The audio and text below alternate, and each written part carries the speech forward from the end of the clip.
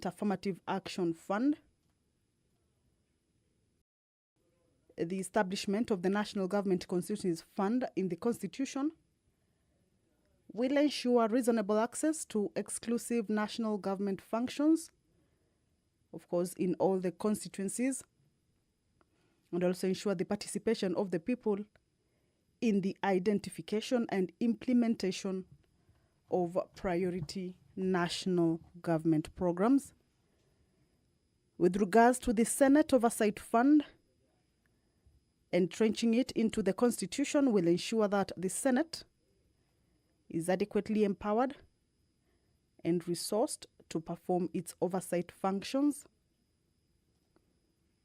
And with regards to the National Government Affirmative Action Fund, entrenching it into the Constitution shall enhance the measures of the national government on affirmative action. This is a bill that this afternoon, as members convene for the plenary sitting, is lined up for consideration, or rather for first reading, before it moves to the next stage, a committee, which also is the public participation stage. That is the National Assembly chamber. Members are already in the chambers. 2:30 is the time allocated for the commencement of the House business or the sitting of the plenary.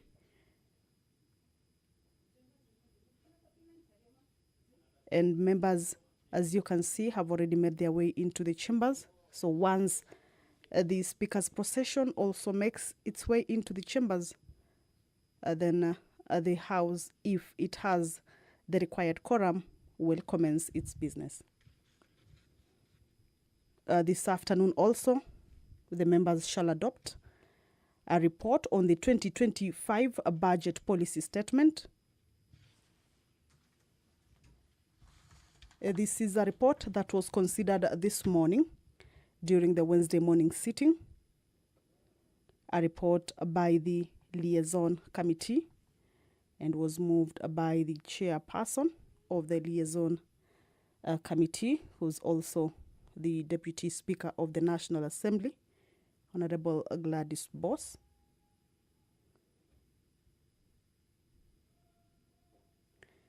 And the budget policy statement, remember, sets the stage for the budget making process. Remember, it's just about 3 months to the end of this particular financial year, 2024-2025, and the commencement of the next financial year, 2025-2026.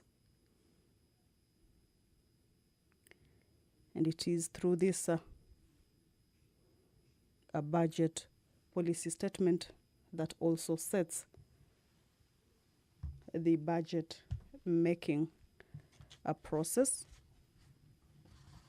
So this morning, members considered this particular motion,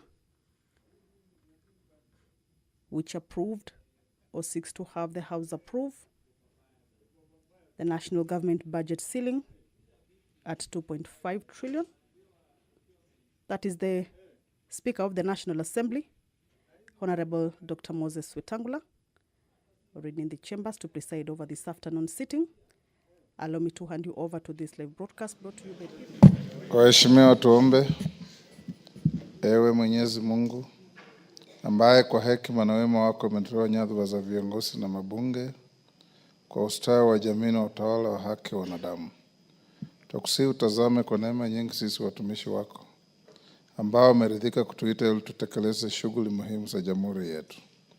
Tunakuomba uteremshie baraka zako sisi tuliokutanika hapa, na utujalie tuyatende na kufikiria mambo yote yatakayofikishwa mbele yetu kwa njia ya haki na uaminifu, ili utukufu na sifa zako siendelezwe, na ili kustawisha amani, ufanisi na heri ya nchi yetu na wale ambao haja zao umezikabidhi mikononi mwetu. Amen.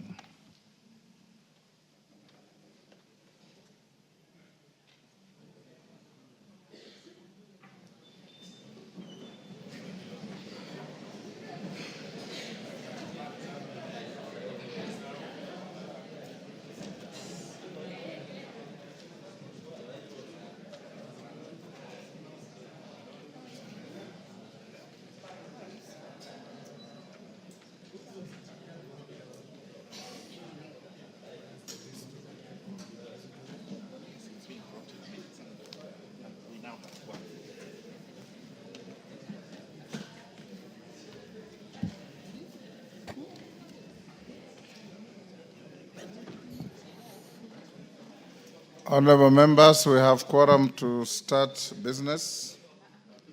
Clerk. Order number 1, administration of oath. Order number 2, communication from the chair. Members, take your seats. Take the nearest seats.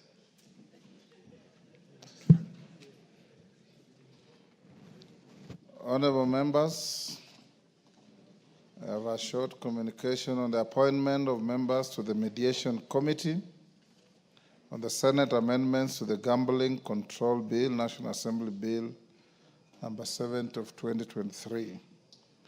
Honorable members, you recall that on Thursday, 16th January 2025, the House rejected the motion on consideration of the Senate amendments to the Gambling Control Bill, National Assembly Bill number 70 of 2023.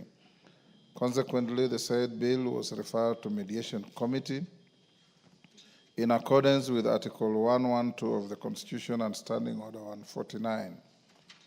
Honorable members, Article 113 of the Constitution requires that wherever a bill is referred to a mediation committee, the speakers of the Houses of Parliament appoint an equal number of members of each House to attempt to develop a version of the bill that Houses will pass.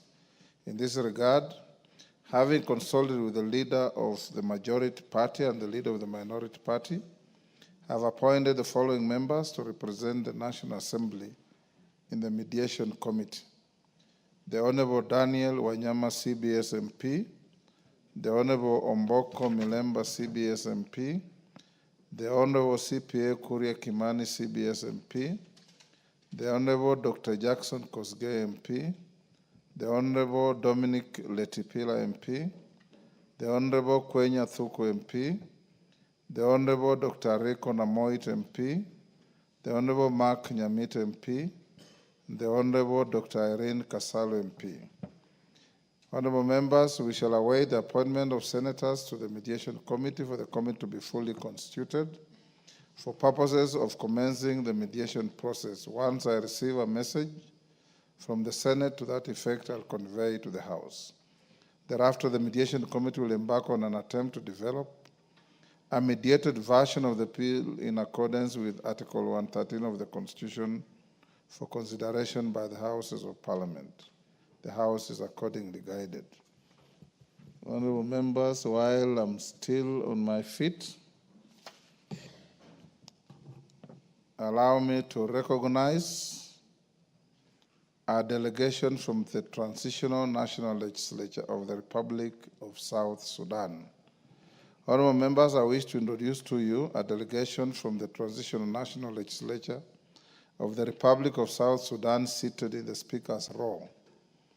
The delegation comprises the following 6 members of the Parliamentary Service Commission, PSC, of the Transitional National Legislature of South Sudan. 1, Honorable Stephen Ajong Akol, MP, Commissioner and leader of the delegation.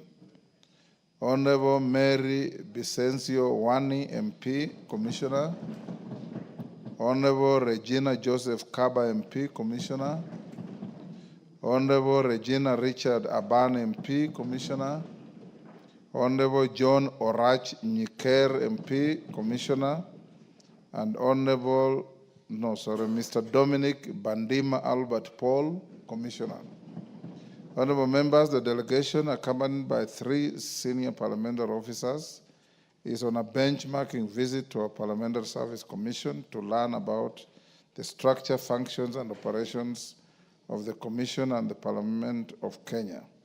Honorable members, on my behalf and that of the National Assembly, I extend a warm welcome to the delegation, which I had the opportunity to meet this morning, accompanied by Commissioner Faith Gitau and the Commissioner Senator Matinga of Nyeri.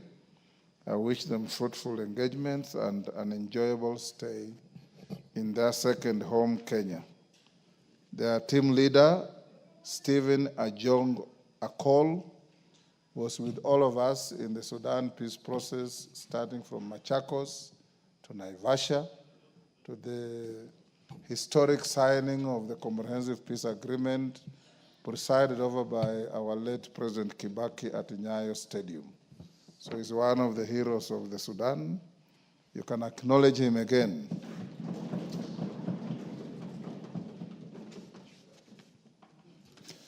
While still on my feet, honorable members, allow me also to recognize a team of Diaspora Technical Working Group. I wish to acknowledge the presence of a delegation of 25 Kenyans from the Diaspora Technical Working Group who are seated in the Speaker's Gallery. You may stand to be acknowledged. Thank you. The Diaspora Technical Working Group, led by Mr. Danson Mukule of the United States of America, is a voluntary patriotic coalition of 100 Kenyan citizens. You may sit. Citizens residing across the Africa, Asia, Oceania. Oceania is Australia, New Zealand, and all those Polynesian islands. Europe, North America, the South America, and the Middle East regions. The delegation is on a visit to the country to engage Parliament, civil society groups, and the executive on critical diaspora electoral reforms. Honorable members, on my own behalf and that of the House, I welcome the delegation to the National Assembly and wish them fruitful engagements. Honorable members, the delegation has met with the Committee on JLAC, that is Murugara's committee, and the Committee on Defense and Foreign Relations. And this morning, they also had an engagement with yours truly, accompanied by Honorable Murugara and Honorable Retired Major Bashir. You are welcome to the House of Parliament. Next. Order number 3, messages. Order number 4, petitions. Order number 5, papers. Majority Leader.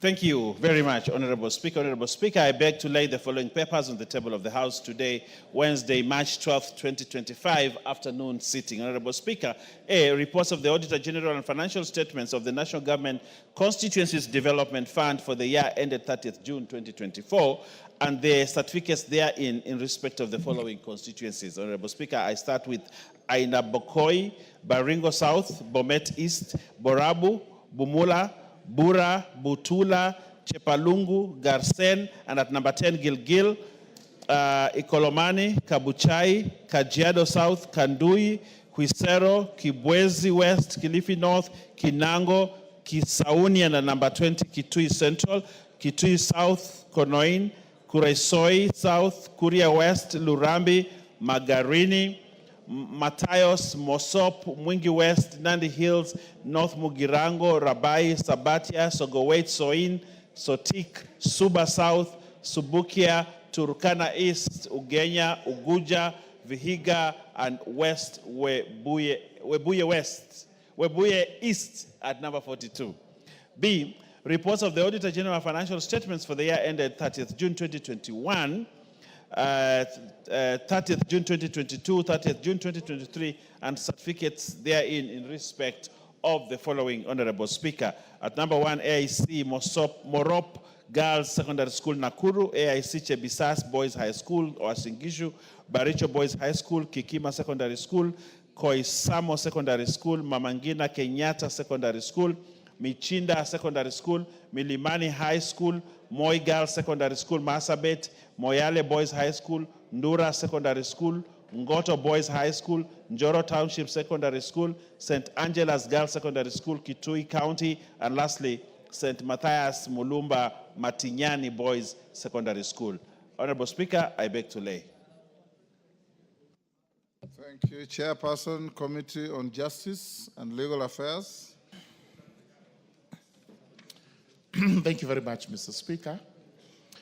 Honorable Speaker, I beg to lay the following paper on the table of the House today, Wednesday, 12th March 2025. Report of the Departmental Committee on Justice and Legal Affairs on its consideration of the Senate amendments to the Houses of Parliament Bicameral Relations Bill, National Assembly Bill number 44 of 2023. I lay. Thank you. Next order.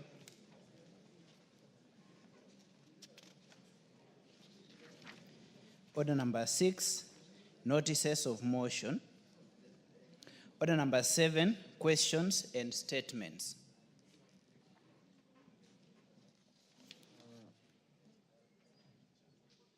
Request for statements. Honorable Mumina Bonaya, Isiolo County.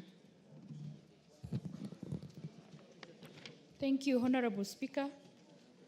Honorable Speaker, I rise to request for a statement regarding delayed operationalization of administrative units in Isiolo County. Honorable Speaker, pursuant to the provision of Standing Order 44-2C, I wish to request for a statement from the chairperson of the Committee on Administration and Internal Security regarding operationalization of administrative units in Isiolo County. Honorable Speaker, administrative units are critical in ensuring essential government services are accessible to the citizenry. On 17th March 2022, the then Cabinet Secretary for Interior and National Administration, via Gazette Notice number 2969, established several administrative units in Isiolo County to enhance the coordination of the functions of national government. The units include Oldonyiro and Sericho sub-counties, Moliti, Jaldesa, Chafes, Checheles, Lafe, Duse, and Kiwanjani locations, and Moliti, Karsa, Kone, and Chafes sub-locations. During his visits to Isiolo County in 2022, 2023, and 2024, the former Cabinet Secretary for Interior and National Administration gave an assurance that the administrative units will be operational by end of 2024. However, this is yet to be done, and residents of Isiolo continue to travel long distances to access government services. The operationalization of these units will provide an opportunity for socio-economic development through recruitment opportunities for the youth, institutions such as Kenya Defense Forces, National Police Service, Kenya Forest Service, Kenya Wildlife Service, and other government departments. Honorable Speaker, it is against this backdrop that a request for a statement from the chairperson of the Departmental Committee on Administration and Internal Security on the following. 1. Status update on the operationalization of newly created administrative units in Isiolo County that were gazetted in March 2022. And 2, measures the ministry is taking to fast-track the process, including a clear timeline for their operationalization. Thank you, Honorable Speaker. Thank you. Yes, Julius Sunguli, on the same issue. Go ahead. Julius, next to you. Mr. Speaker, I just want to joyride on the statement, on the request for statement, and ask that when the chairman stands to address the issue, kindly not to limit himself to Isiolo, because this is a matter that is affecting many parts of Kenya, including my own constituency, so that we would like to have clear timelines. Some people read these things sometimes in different ways, but I think it's good for the statement to come out clearly that operationalization is due to some aspects that the ministry knows. Because if you limit itself to Isiolo, it may not bring the picture to the whole country. Yes, Bowen.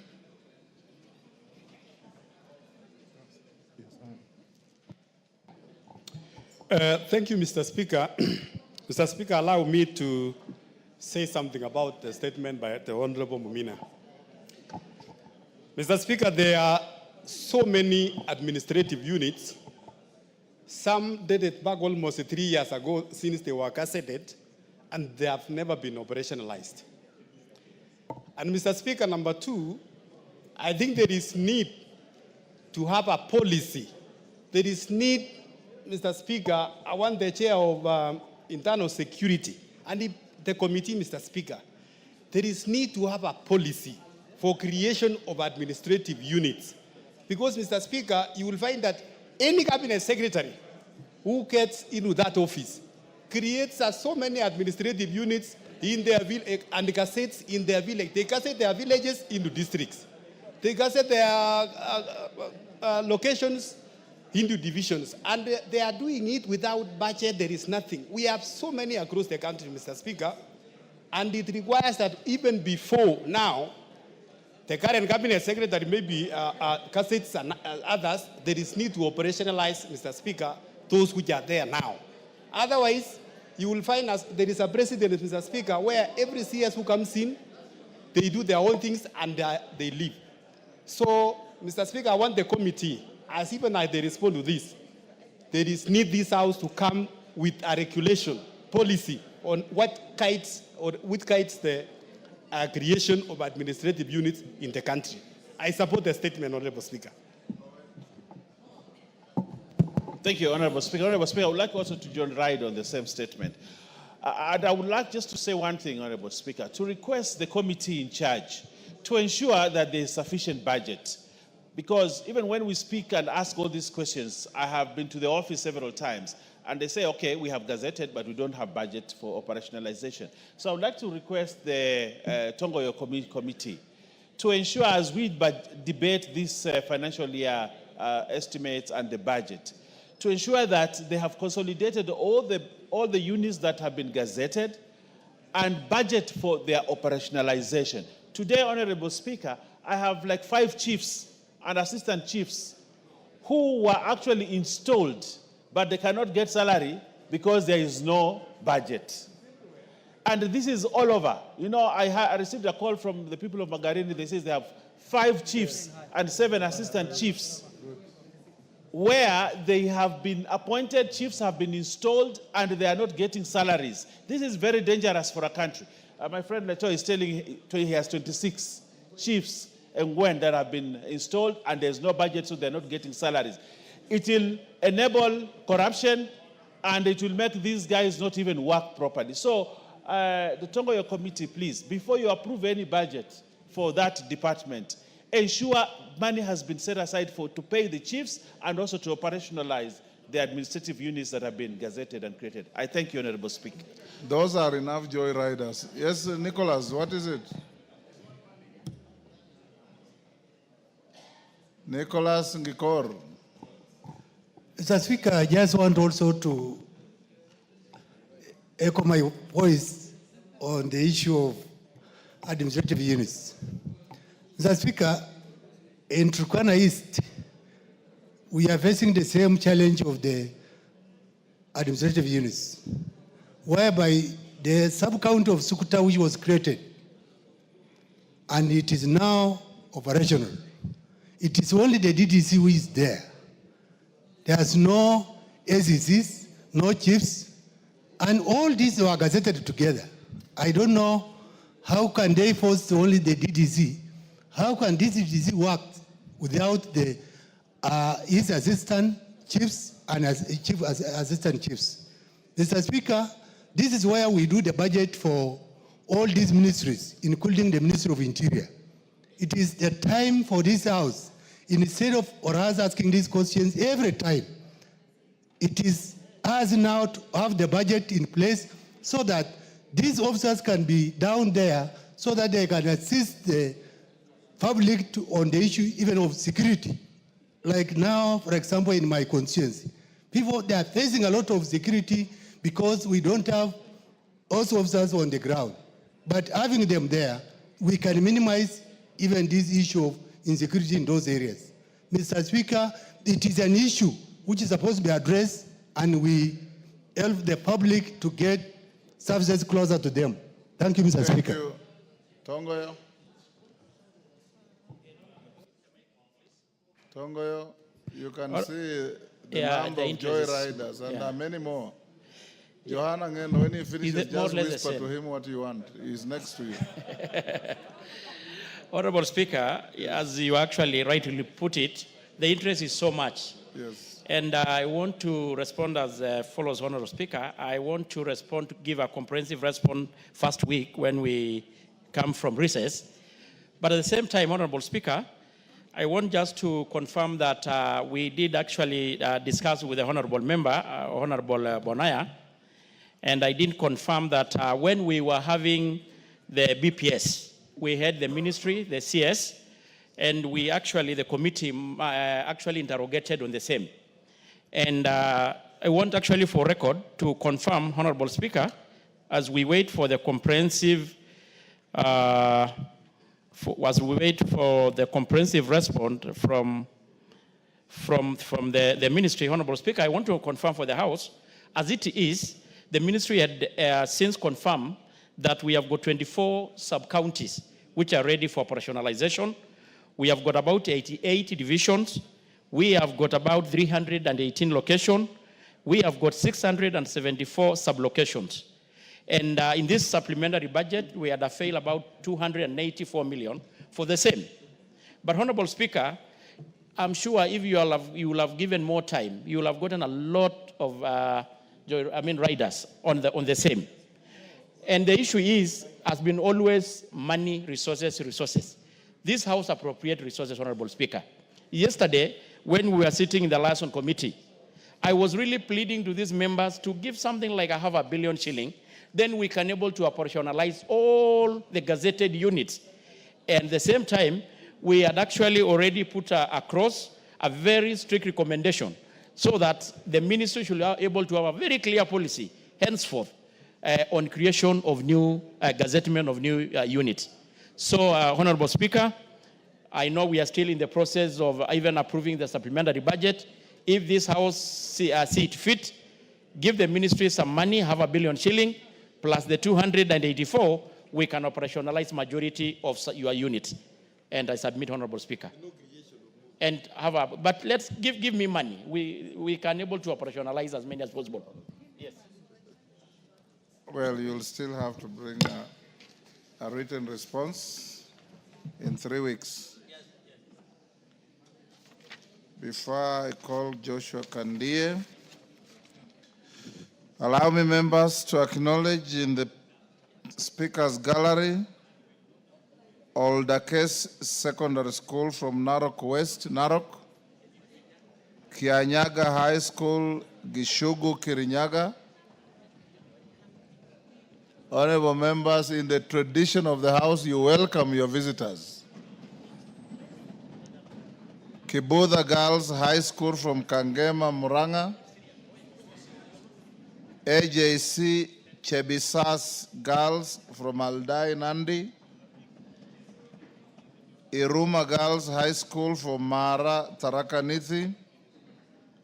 Young Aspiring Leaders Association from Nambale, Busia. I've been asked by the member for Aldai to welcome the school from her constituency. On behalf of the House, welcome all the visitors.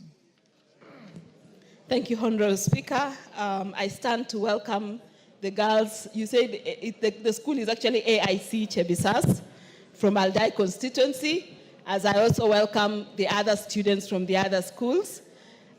Today we are down here with the red seats and they're up there watching us. We want to tell them that they work very hard, they work smart, because tomorrow either one of them could be seated where we are seated here today. So we want to encourage them and tell them that they need to work hard and work smart in school. Welcome to Nairobi. Welcome to the Parliament of Kenya.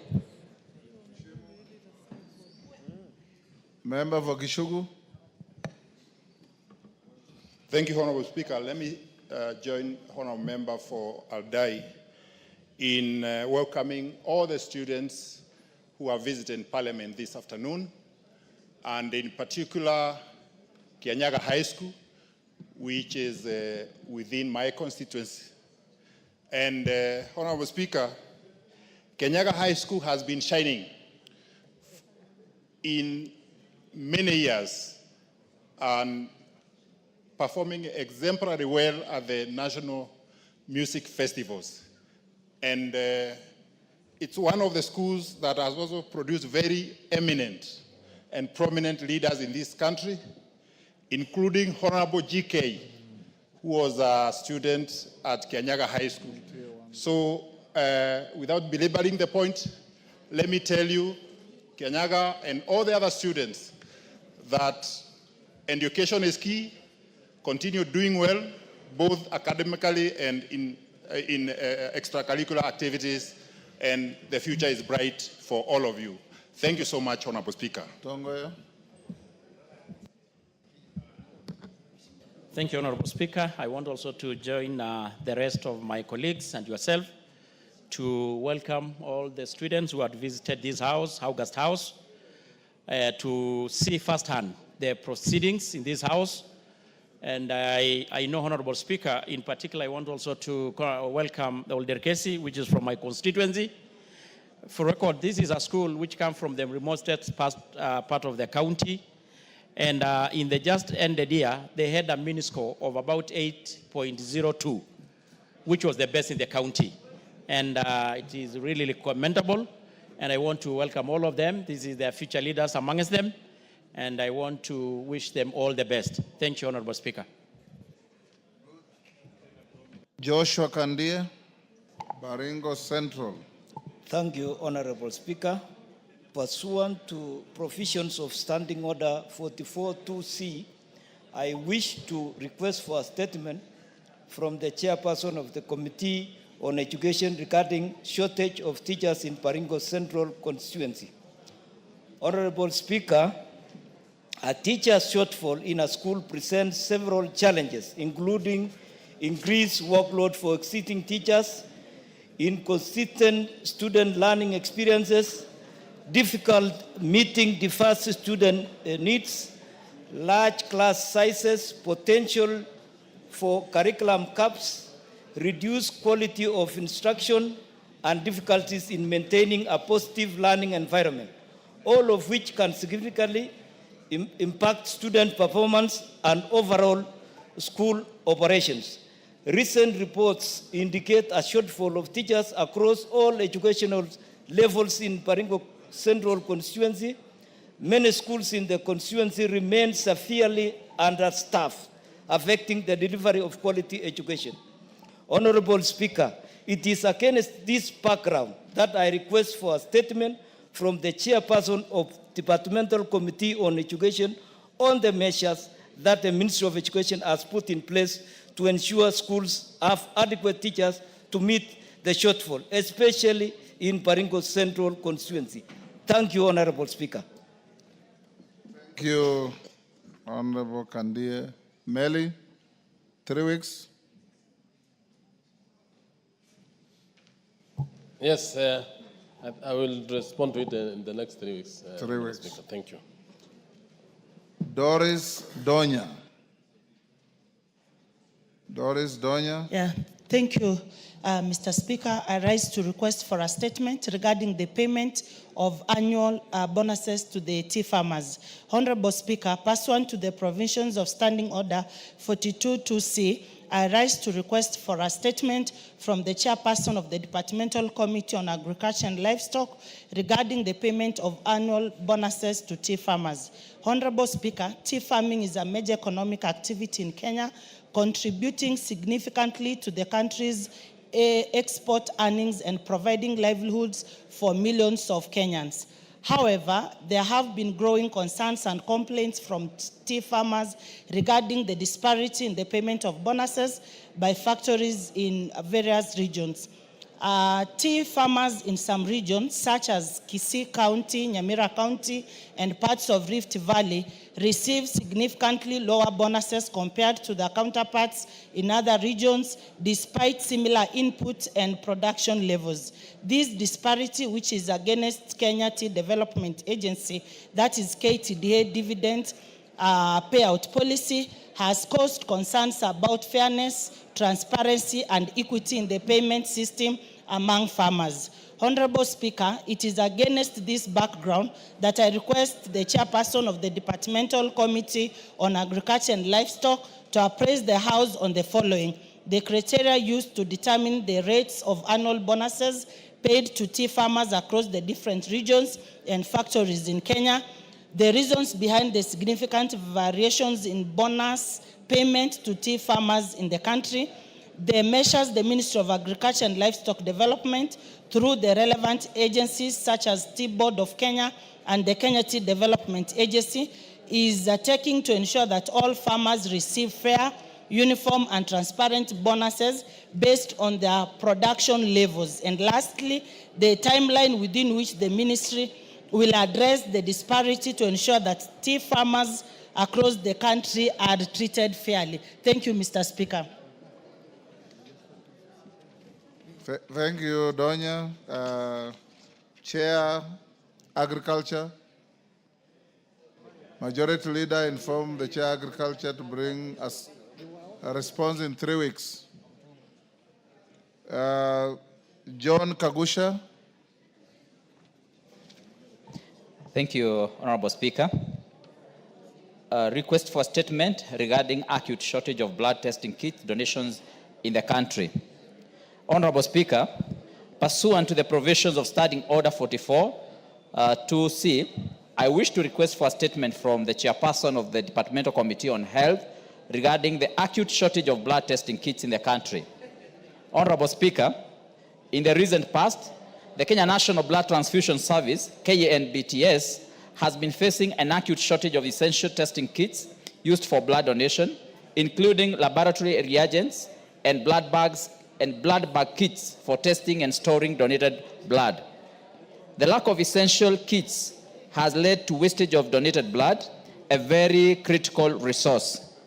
The crisis, which has led to the shortage of supply of screened blood in the country, if not resolved, could lead to increased cases of death of patients in need of blood transfusion. I dare say, Honorable Speaker, the issue of blood bank depletion is a national security concern.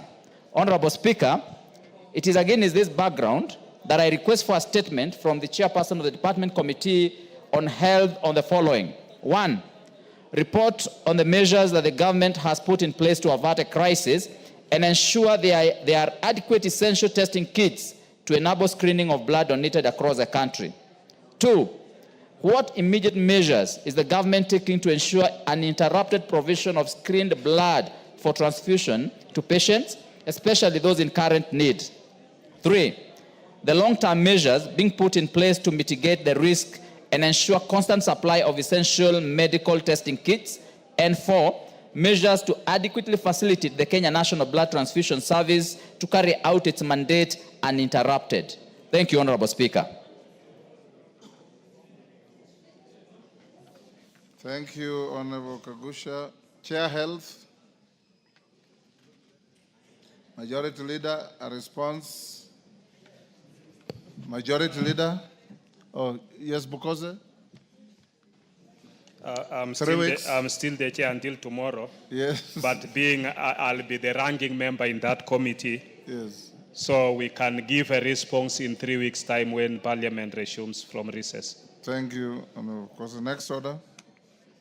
No, sorry. Deputy Speaker. Deputy Speaker. Yes, hold on, Deputy Speaker. Yes. Honorable Speaker, Yes, I tend to disagree a little with the Honorable Chair on the number of weeks that he has given. Since this is a very sensitive issue, an issue of health, Honorable Speaker, by the time we are done with 3 weeks, we'll have lost so many patients in the country. Honorable Speaker, I propose that he gives the response as early as this Friday, Honorable Speaker, if you allow. From what he has said, Honorable Kagusha, he sees as being the chairman of that committee tonight. Tomorrow? He says tomorrow. And the committee has to elect a chairman or a chair. And we are going on recess on Friday after the morning sitting. So you'll just have to bear with us and I direct that a response be brought on day 1 after the recess. The recess is only 2 weeks. We can bear with that. Are you okay with that? Honorable Speaker, I think because the committee is a going concern, the incoming chair can take up the matter immediately he is elected tomorrow, so that we ensure that we put a bit of pressure as a parliament to executive to ensure that members of this nation are accessing blood services because of the sensitivity of the issue, Honorable Speaker. No problem, Honorable Pukose, whoever you'll elect chair, ask, yes, Pukose?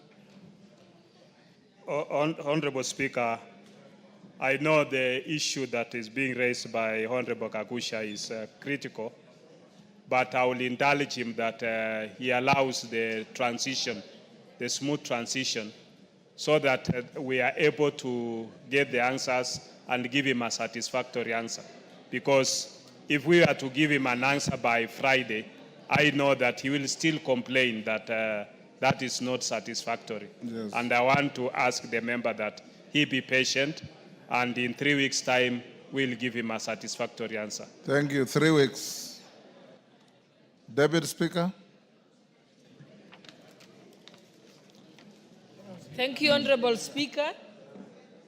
Honorable Speaker, pursuant to Standing Order 259D, I wish to make a statement on the remarkable achievements of the Kenya's national women's sevens rugby team, popularly known as the Lionesses, in the recently concluded first and second round of the World Sevens Rugby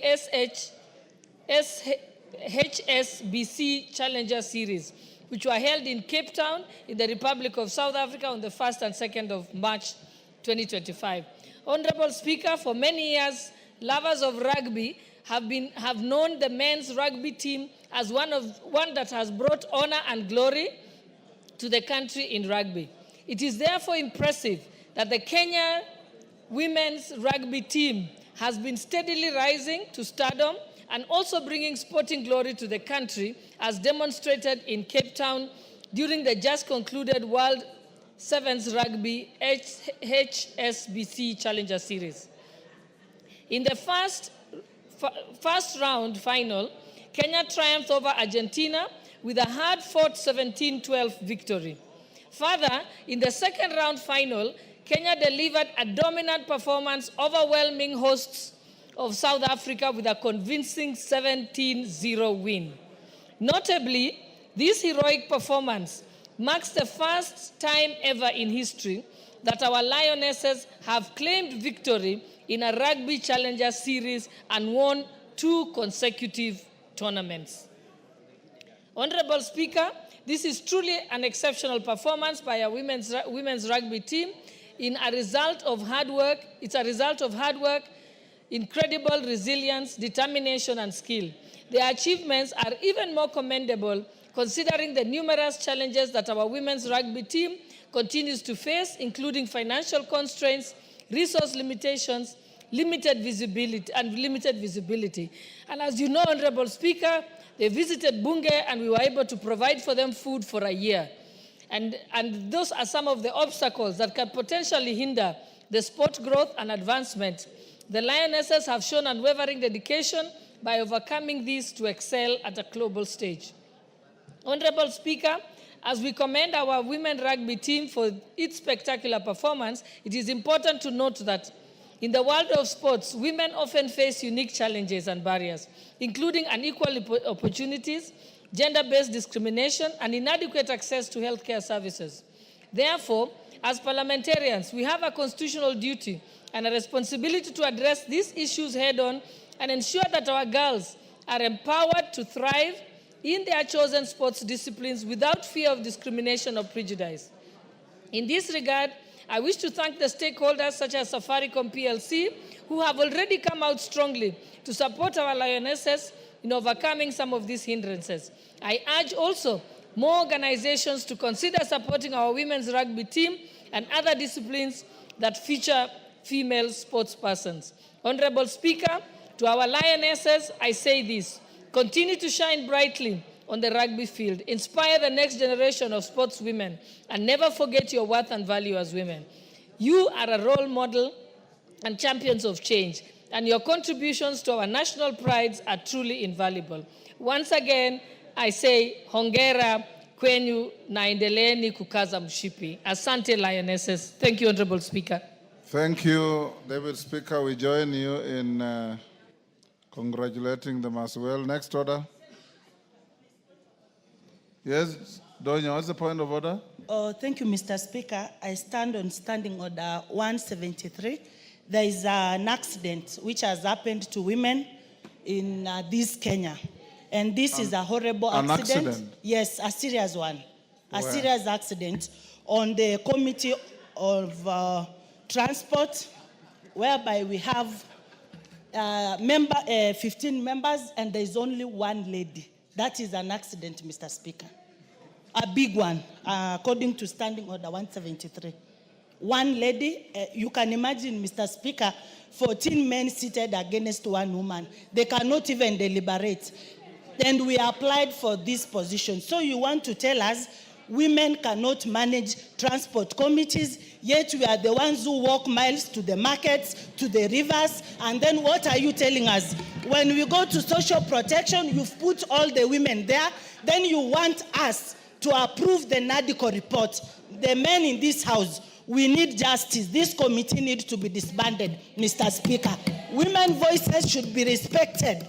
Yeah? That's why even they are allocating women reps who are serving 4 to 10 constituencies, same allocation of operations as a single member of parliament, Mr. Speaker.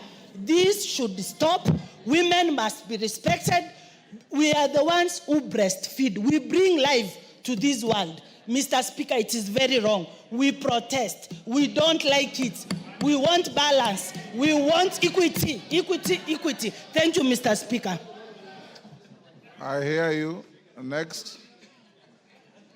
I hear you, Donya.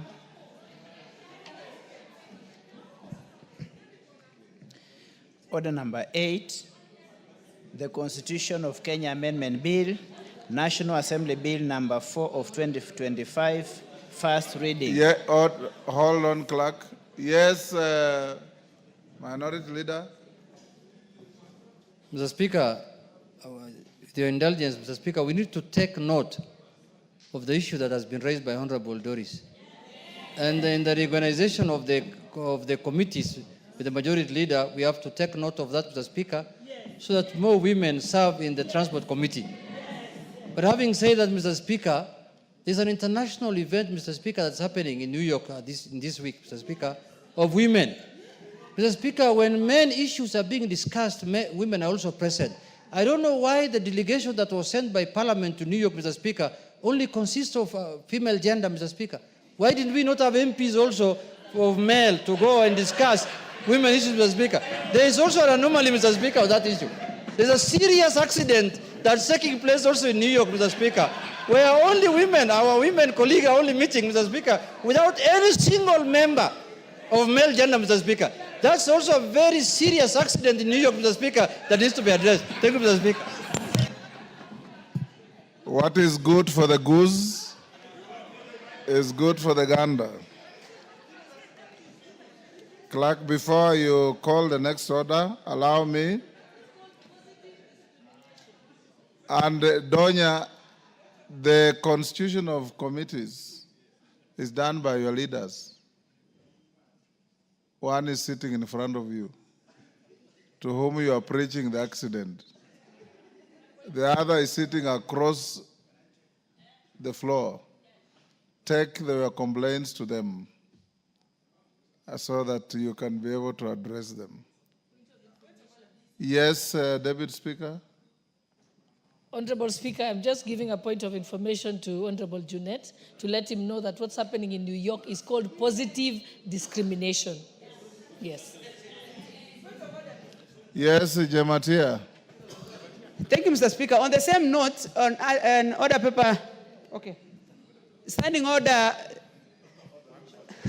173, on what Donya said, it is also replica in Committee of Finance, Mr. Speaker. The same thing And when you talk about CSW is a meeting that is done for women agendas and women affairs, but this is a committee that deals with resources, deals with issues, policies of government, and it does not mean that women can be isolated because it is a gender, and I mean men cannot. Yes, Janet. No, I do not, Mr. Speaker. Mr. Speaker. Order, Yamatia. Address the Speaker. Mr. Speaker. Yes. Majority Leader, we have acknowledged the anomalies in the committees, and we have to address them, Mr. Speaker.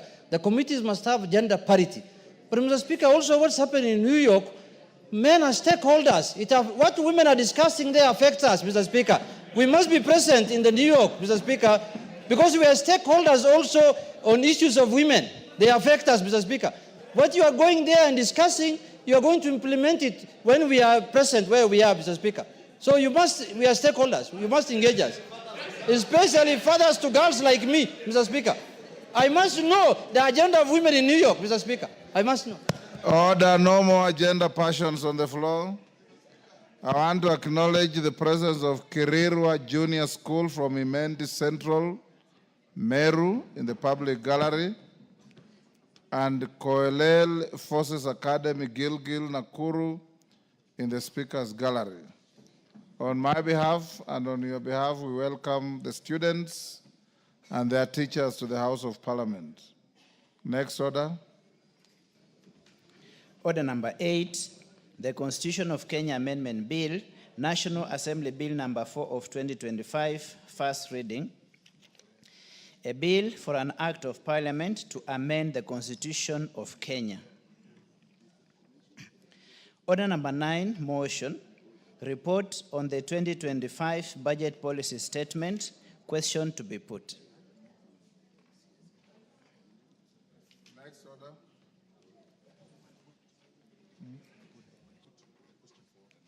Order number 9. Sorry, I was... Take your seat first. Members on their feet, take your seats. DK, take your seat.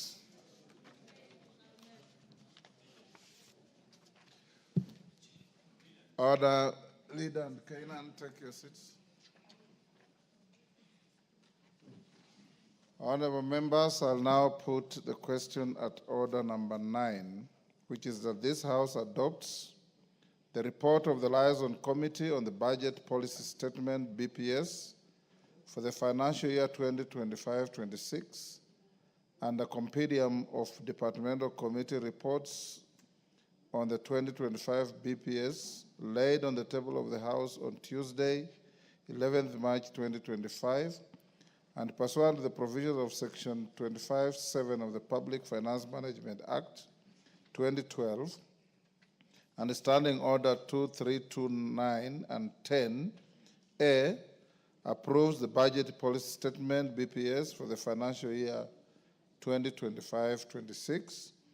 B, makes the following financial resolutions with respect to the BPS: that the national government budget ceiling be approved at 2,523,774,081,480,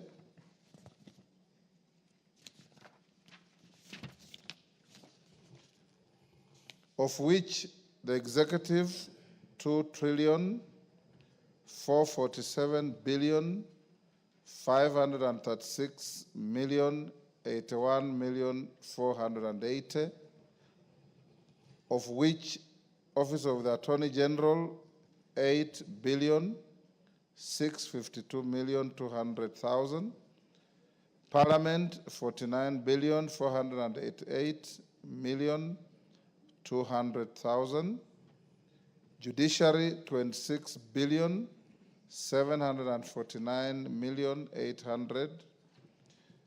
2, that the allocation of county government equitable share be approved at Kenya shillings 405,069,000,000 420 and 197, that consistent with the latest audited and approved revenue for financial year 2020-21, amounting to Kenya shillings 1,570,562,945.14 shillings. The allocation to the equalization fund be set at 7,852,814,725. That the arrears of the equalization fund be set at 2,747,185,275. That the allocation for the county government additional allocations be approved at 69,802,409,623 as per the third schedule, which shall form the basis for the county government additional allocations bill for the financial year 2025-26. That the allocation for the public participation initiatives be approved at Kenya shillings 3 billion. C, resolved that the first and second schedules form the basis for the ceilings for the financial year 2025-2026 budget estimates. D, resolved that once approved by the House, these recommendations shall form the basis for the financial year 2025-2026 budget estimates. E, resolves that consistent with the resolution of the House on the 2025 medium-term debt strategy, the fiscal deficit is maintained at 4.3% of the GDP. F, orders that the first schedule to the order paper forms the basis for the ceilings for the financial year 2025-26 budget estimates. G, makes policy resolutions contained in the second schedule to the order paper non-financial recommendations relating to the budget policy statement for the financial year 2025-26, and H, makes the necessary adjustments to the schedules. As many as of that opinion say aye. Aye. Will those of the contrary opinion say nay? The ayes have it. Order number 10, the County Government's Additional Allocations Bill, National Assembly Bill number 2 of 2025, second reading. Mover to reply. Majority Leader. Thank you, Honorable Speaker. Allow me, Honorable Speaker, to reply to the County Government Additional Allocations Bill, National Assembly Bill number 2 of 2025. And first, to begin by thanking all the members who contributed to the debate on this bill. Honorable Speaker, as I said in moving, and as many members did observe during debate on this bill, this is a second attempt on the additional county allocations bill after the failed attempt to pass this legislation in the last session of 2024. Honorable Speaker, as many members did allude to, the RMLF funds that were in the bill are not in this published bill. Honorable Speaker, for very good reasons, and that's why we are pleading on the Senate and the Council of Governors to see the logic in allowing this bill to progress as it is, so that our county governments are able to access the tens of billions of additional money that is going to our county governments and to offer services, especially in critical areas like water and sanitation, healthcare, and even to an extent in urban development, especially in the area of sewerage and road infrastructure.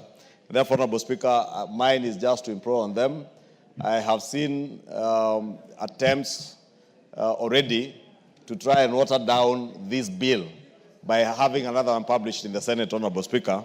But I would really urge them, since this is a money bill, to allow this one to progress into the Senate and allow governors to access money that will help our constituents and the area ward representatives. Honorable Speaker, I was shocked yesterday or the day before. I was watching a clip on social media where an MCA, I think from Honorable Mburu Kahangara's constituency in Lari, is shedding tears in front of the governor, pleading for resources to be allocated to her ward to at least maintain roads that are impassable.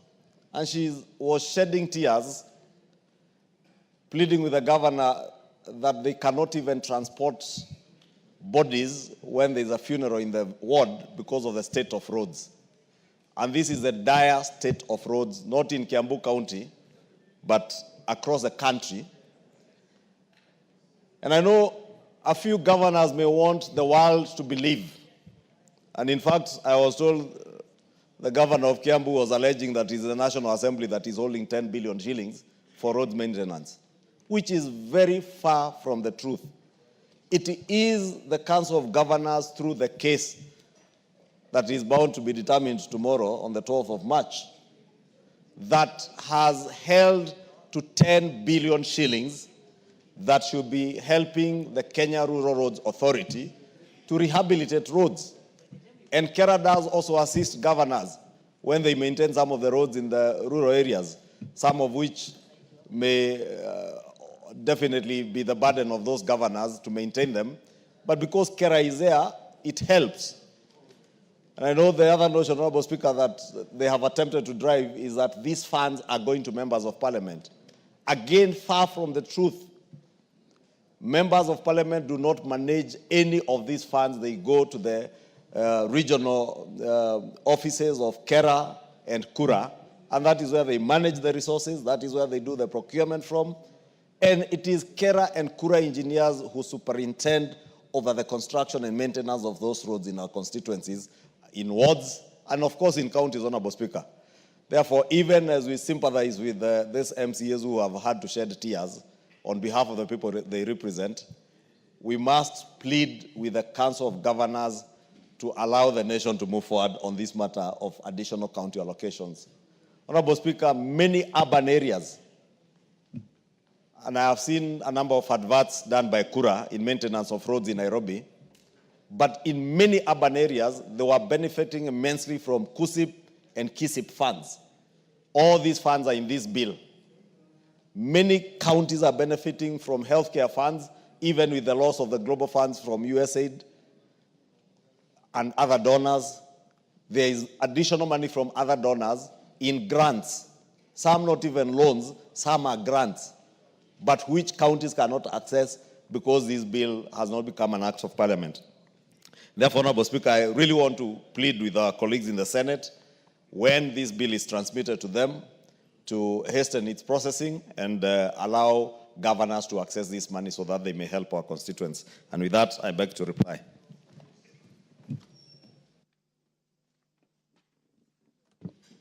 Take your seat, Honorable Member. Honorable members, I now put the question at order number 10, which is that County Government's Additional Allocations Bill, National Assembly Bill number 2 of 2025, be now read a second time. As members of that opinion say aye. Aye. Will those of the contrary opinion say nay? The ayes have it. A bill for an act of parliament to provide for the additional allocations to county governments for the financial year 2024-2025, the responsibilities of national government and county governments pursuant to such allocation and for connected purposes. Thank you. Take your seat for a minute. Honorable members, I have been requested by the member for Nambale that I acknowledge the group from his constituency before they came to the public gallery. And this is Young Aspiring Leaders Association from Nambale, Busia. I give you 1 minute to acknowledge their presence. Thank you, Mr. Speaker, for giving me the opportunity to welcome the young aspiring leaders from Nambale constituency in this August House. Mr. Speaker, this is a group of young people who have decided to come together with a common goal of aspiring on how to offer leadership in future. As they say, Mr. Speaker, youth are the future leaders and drivers of innovation expected to drive economic growth of a nation. And if they don't move closer to other leaders so that they can learn how leadership is carried out, they may not understand the difficulties and duties that are expected to be performed as a leader.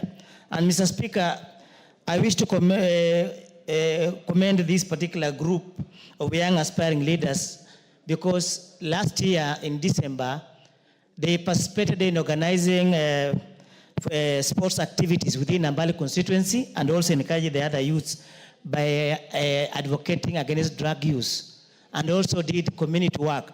So, Mr. Speaker, and fellow members, allow me to welcome them in this particular parliament and encourage them to ensure that they always think creatively and develop solutions that can drive progress in various fields. Thank you, Mr. Speaker. Honorable members, at order number 11, Majority Leader, I'm advised that the schedule to order number 11 is very long and is still being prepared.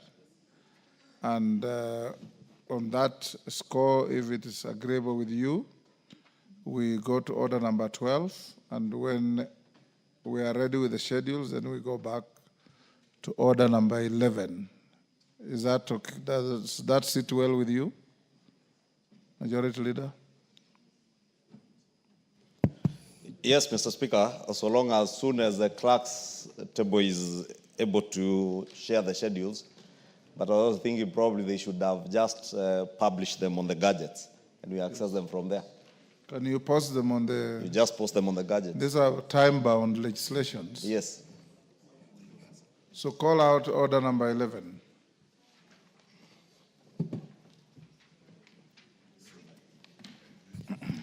Order number 11, motion, consideration of the second supplementary estimates for the financial year 2024-2025. Chairman Liaison Committee, David Speaker.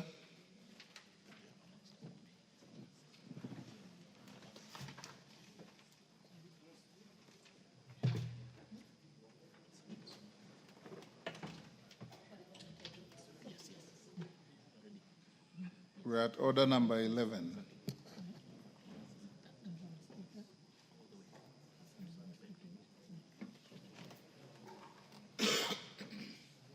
Apologies, Honorable Speaker.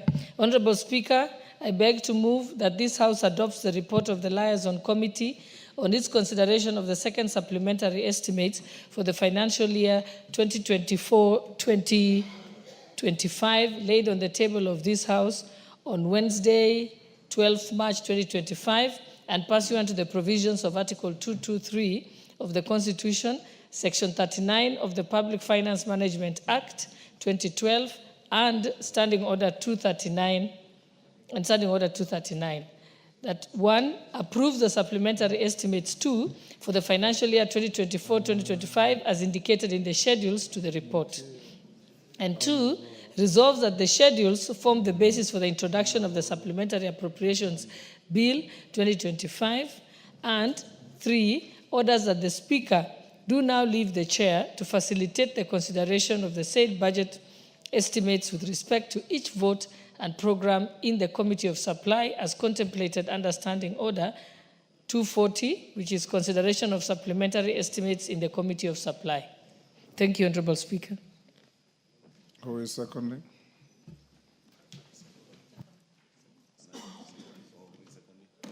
Who is seconding you?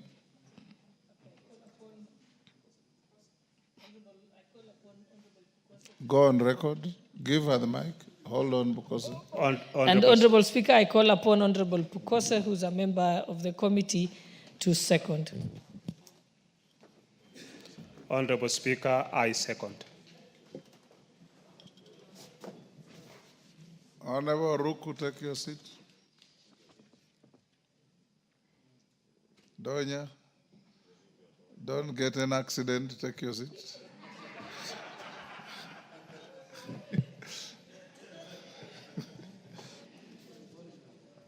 Honorable members, I now propose the question at order number 11, which is that this House adopts the report of the Liaison Committee on its consideration of the second supplementary estimates for the financial year 2024-25, laid on the table of the House on Wednesday, 12th March 2025, and pursuant to the provisions of Article 223 of the Constitution, Section 39 of the Public Finance Management Act 2012 and Standing Order 239, 1, approves the supplementary estimates 2 for financial year 2024-25 as indicated in the schedules to the order paper.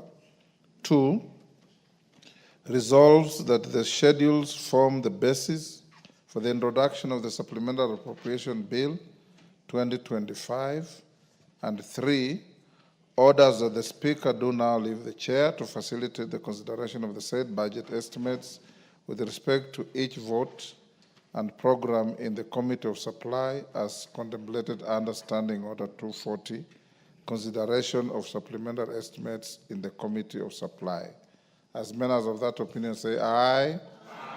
Will those of the contrary opinion say nay? The ayes have it.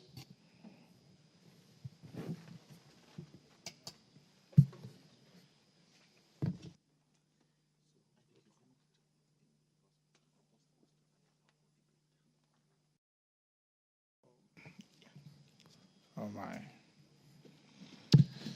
I jumped the gun. The clerk tells me I should have allowed the debate. Yes, but why were you saying aye without? I'm sorry, I was proposing the question. Let me rewind. Sorry. No, you cannot praise that. I now propose the question and retract and remove from the Hansard the transaction immediately preceding this.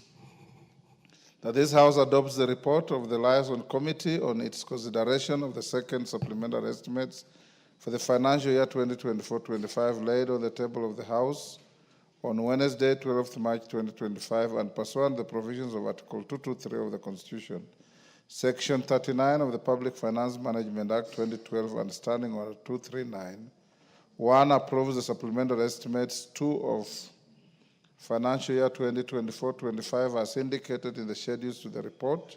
2, resolves that the schedules form the basis for the introduction of the Supplementary Appropriation Bill 2025. And 3, orders that the Speaker do now leave the chair, and I suspect that's what made me put the question, to facilitate the consideration of the said budget estimates with respect to each vote and program in the Committee of Supply as contemplated under Standing Order 240, consideration of supplementary estimates in the Committee of Supply. Yes, Majority Leader. Thank you, Honorable Speaker. Honorable Speaker, rise to support this motion on the second. As Majority Leader speaks, I want to believe that those on the screen are queuing for this debate. If you are not, log out so that we follow the list on the screen. Yes, Makalimul, what's the point of order? Yeah, thank you very much, Honorable Speaker. Honorable Speaker, I don't know whether I'm right, but has even this report been moved and seconded before we debate it? Because I thought the committee should have moved the report. It was moved by the Deputy Speaker, who is the chair of the Liaison Committee, and seconded by the Honorable Distinguished Member for Endebess. This afternoon? A few minutes ago. Okay. Honorable Speaker. I noticed you are busy reading something. No. You know, the thing is, anyway, let me not question the moving and the seconding, but let me just continue. What is the problem? You know, Honorable Speaker, what I thought was such an important report, earlier you did indicate to us that even the schedule is not here. I thought the mover should have taken a bit of time to educate the House in terms of what are the highlights of this supplementary budget, what are the recommendations of the Liaison Committee, just as through the budget policy statement. Honorable Speaker, in the morning, we were debating the budget policy statement with very good moving and seconding, where the issues were highlighted and seconded. Now this one, that's what I'm saying, I don't want to question the moving. But I thought for such an important report, would have been important that we get the highlights in terms of what is changing, Honorable Speaker, in terms of total figures, and then we'll be able to Honorable debate. Makalimul, as far as the Speaker is concerned, motion has been moved and seconded. Get ready to debate it. Yes. Majority Leader, go ahead. Thank you, Honorable Speaker. I was saying, Honorable Speaker, I rise to support this motion for consideration of the second supplementary estimates for this financial year as ably moved by the Deputy Speaker and seconded by the Honorable Pokose. I know Honorable Makali Mulu, being an economist, would have wanted more details, but I believe he was also very busy reading the same report. That's why he did not hear the Deputy Speaker and Honorable Pokose move and second. But Honorable Speaker, this second supplementary comes in the backdrop of a period where the nation, as I said earlier when we were discussing the budget policy statement, our economy is stabilizing and increasingly becoming better than the position that we were in. Two, Honorable Speaker, it comes in the backdrop of a situation where we found ourselves in with a loss of almost 6 months without a finance bill following the events of June last year and eventual rejection of the finance bill. Honorable Speaker, many people may take it for granted that there was no impact on our budget process by the events of June 2024. But Kenyans across the country can bear witness that there was a real impact of the disruptions that came with the rejection of the finance bill in 2024. Many Kenyans around the country have been agitating for rehabilitation of roads that have had no money to rehabilitate. You have seen many actors in the labor movement, right from doctors, teachers, professionals in the teaching fraternity, those in our universities, agitating for implementation of collective bargaining agreements, which were supposed to be funded out of the monies or revenues that were to be raised by the finance bill of 2024. But, Honorable Speaker, allow me to take this opportunity to thank the House and thank the many Kenyans who in October last year joined the Finance and National Planning Committee during public participation to reconsider many of the proposals that were there in the finance bill. And therefore, we may need to understand that this supplementary too comes in that backdrop of reduced revenues out of the events of June 2024, the belated mobilization of revenues because we did not have a finance bill to mobilize resources as was expected by the 1st of July 2024. It wasn't until the end of December, because the bills that we passed on the 4th of December commenced to mobilize revenues from the 27th of December. And therefore, we have only mobilized resources for about 2 months, the whole of January and now February. This is only the 2.5 month when we have had the tax measures that we put mobilizing resources. And it is in the backdrop of that, Honorable Speaker, that the National Treasury has had to review the budget of the financial year 2024-2025 so that they're in tandem with the revenues and the reality of the time, because the revenues that were projected at the time we were doing the budget last year were projected with having in mind that we'd have a finance bill that would collect revenues from the 1st of July to the 30th of June this year. But as the case may be, we have only, as I said, been able to collect revenues from January to date. And therefore, we have now to review the revenue projections. And with the revision of revenue projections, we also have to review the expenditure projections, Honorable Speaker. And I'm glad the National Treasury has factored in all this in the revision of the expenditure and in an effort to continue with the fiscal consolidation that I was speaking about earlier in the morning, to ensure that we close this financial year with a supplementary budget that is as close to reality as possible, Honorable Speaker. Honorable Speaker, if you look at the proposed reallocations and additional allocations that are contained in this report and the schedules that are being printed and which members will be able to access from the tablets shortly,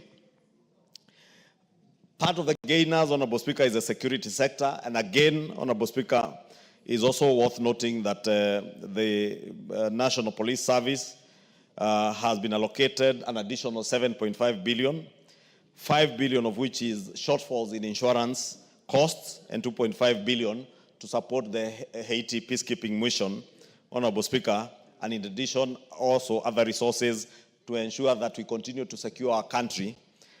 Honorable Speaker, you know, I heard many people recently fault the policy proposal to allow Kenyans from all corners of the country to be able to access ID cards fairly and in an equitable way without discrimination. And some of the resources you see here, Honorable Speaker, going to the National Intelligence Service is to ensure that security measures in the country are enhanced so that even as you issue out identity cards to Kenyans, we make sure that it is only Kenyans who are accessing our identity cards. Honorable Speaker, there has been also a problem of pending bills. And our economy has slowed down largely because many people, many business people across the country have bills that they delivered goods and services to the government, the national government and our county governments, and have not been paid. And part of the culprits has been the Ministry of Defense.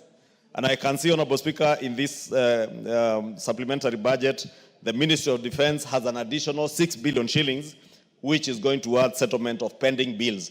And I do hope that the Principal Secretary and the accounting officers in the Ministry of Defense will be able to settle, especially the small, micro and MSMEs who have delivered goods and services to the Ministry of Defense, many of who suffer and some are closing down their businesses because they are not being paid. And I want to plead with them to prioritize the small people before they go to the very big suppliers who may have a little bit more muscle with the banks. Honorable Speaker, as I said, we have had issues with collective bargaining agreements. With the Teacher Service Commission, you've had teachers complain about the health services that they are getting through the scheme that they have. And we have an additional 18 billion shillings that are going to the Teacher Service Commission again to cater for insurance shortfalls, teacher promotion and personnel emoluments, shortfalls that were there at the TSC. And therefore, those teachers who are not able to be promoted because of budget shortfalls can now smile all the way to TSC as they seek their promotions. To Honorable Speaker, the State Department of University Education is a major beneficiary. You can see some 16 billion shillings going to the university education, to, among other things, 4.2 billion to implement the university's collective bargaining agreement, the CBA. As I said, you have seen UASU and other university dons even coming to petition Parliament at the gates of Parliament and demonstrating in town, agitating for implementation of the CBA agreement. Therefore, there is that 4.2 billion shillings to ensure that the State Department for University Education honors the CBA agreement that they entered into. There are also upward revisions that mostly relate to A&A. And Honorable Speaker, it's important to note because, again, many people have criticized the digitization of government services through eCitizen. If you skim through the schedules and the committee's report, you see a lot of revisions of A&A, appropriations in aid. And these to a total, my colleague is reminding me, almost 19 billion. These are resources that have not been factored in the budget, but are now realizable, and this has come out of the digitization of government services through eCitizen. And through this digitization, Honorable Speaker, many institutions of government, many agencies of government, ministries and departments are now able to get more resources in A&A. And this is the upward mobility, you say, of A&A in the State Department of Universities and others, Honorable Speaker. Honorable Speaker, again, in healthcare, Kenyatta National Hospital is getting additional resources. Kenyatta University Teaching and Referral Hospital, MTRH, and I don't want to get into the figures, and KEMSA, Honorable Speaker. And this again speaks to the need, Honorable Speaker, of ensuring that both our national referral hospitals are adequately resourced to be able to offer services to Kenyans when they need them, and especially under the Social Health Insurance Fund, or SHA. Honorable Speaker, there is an additional 3 billion shillings that is going for the Emergency, Chronic and Critical Illnesses Fund, 1.5 billion shillings, stipend for healthcare professional interns, and 600 million for operationalizing the primary healthcare networks. Honorable Speaker, this speaks to a great extent to the issues that you remember during the members' retreat in Naivasha, when the Social Health Insurance Authority appeared before us in Naivasha, and you did ask the Committee on Health to sit and look into the issues that are bedeviling the implementation of SHA. Honorable Speaker, part of the issues and the challenges that were identified is the low funding that went into the primary healthcare fund and the Emergency, Chronic and Critical Illnesses Fund. Honorable Speaker, it's important for Kenyans to appreciate that the more members who enlist onto SHA and make contributions, the more efficient and effective SHA will become in terms of being able to cater for needs of their customers or needs of patients who walk into hospitals. For instance, Honorable Speaker, the Primary Healthcare Fund is meant to ensure that any Kenyan who is registered under SHA or Taifa Care, if they walk into a level 1, level 2, level 3 hospital, they see a doctor, they get a prescription, they get treated, and they go home without being asked for a coin. So long as that primary healthcare facility, whether it is a private healthcare facility or a public healthcare facility, is enlisted under the Social Health Authority. Honorable Speaker, it's sad that in some counties, and I think it was Trans Nzoia County that I was able to learn, many hospitals are not enlisted in the Social Health Authority. And therefore, anyone who walks into a public health facility in Trans Nzoia County, for instance, if that hospital is not enlisted by the county government in SHA, they will not get services by SHA. And that is why you hear a lot of negativity, people saying, including some of those governors claiming, oh, SHA is not working. It cannot work if the hospital is not enlisted in SHA. It will not work for you if you are not registered as a member and a paid-up member. And therefore, Honorable Speaker, the first bit of the universal health coverage, or the first pillar that we deliberated on when we passed these bills 2 years ago, about a year and a half ago, when we passed the 4 health laws, was to make sure that primary health care in the country becomes free of charge in the level 1, level 2, level 3 hospitals, Honorable Speaker. But the resourcing of those healthcare facilities must come from exchequer money, which is what now we are doing, giving them an additional 3 billion shillings, plus more resources that will come from members' subscriptions or member premiums for those who enlist. And therefore, I want to use this opportunity, Honorable Speaker, to encourage Kenyans to continue enlisting. Yesterday, I had an occasion to meet a good friend of mine, a reverend, who has been very critical of this program. But he told me in my office he had come to tell me that indeed this SHA is working, because his mom has had her bill catered for to the tune of 800,000 shillings at Kenyatta University Teaching and Referral Hospital. And Honorable Speaker, this money that we are appropriating today, not just for the primary health care fund, but also for the chronic, critical, and emergencies fund. I had occasion of a border rider, Honorable Speaker, who registered for SHA, never paid up for his premiums, and got into an accident. And under the health laws that we passed for SHA, when you have a critical emergency, an accident, or chronic and critical illnesses, those should be catered for not by the primary health care fund, but the chronic, emergency, and critical illnesses fund. That is a fund that you see, again, we are giving another 3 billion shillings, Honorable Speaker, to ensure that if you are registered in SHA and you get into an accident, you get into a hospital, whether you be referred to Kenyatta National Hospital or to KU Teaching and Referral, MTRH, Kisii Referral Hospital, whichever hospital, whether it's level 4, level 5, level 6, you will get treated and your bills will be catered for by SHA. And Honorable Speaker, those are some of the things. Honorable Speaker, because I can see I'm running out of time, it's also important to mention the question of the use of Article 223 of the Constitution, Honorable Speaker. And we have deliberated on this matter at length. I am happy to note, Honorable Speaker, as much as we have requests of almost 80, I think it was 86 billion for use under Article 223.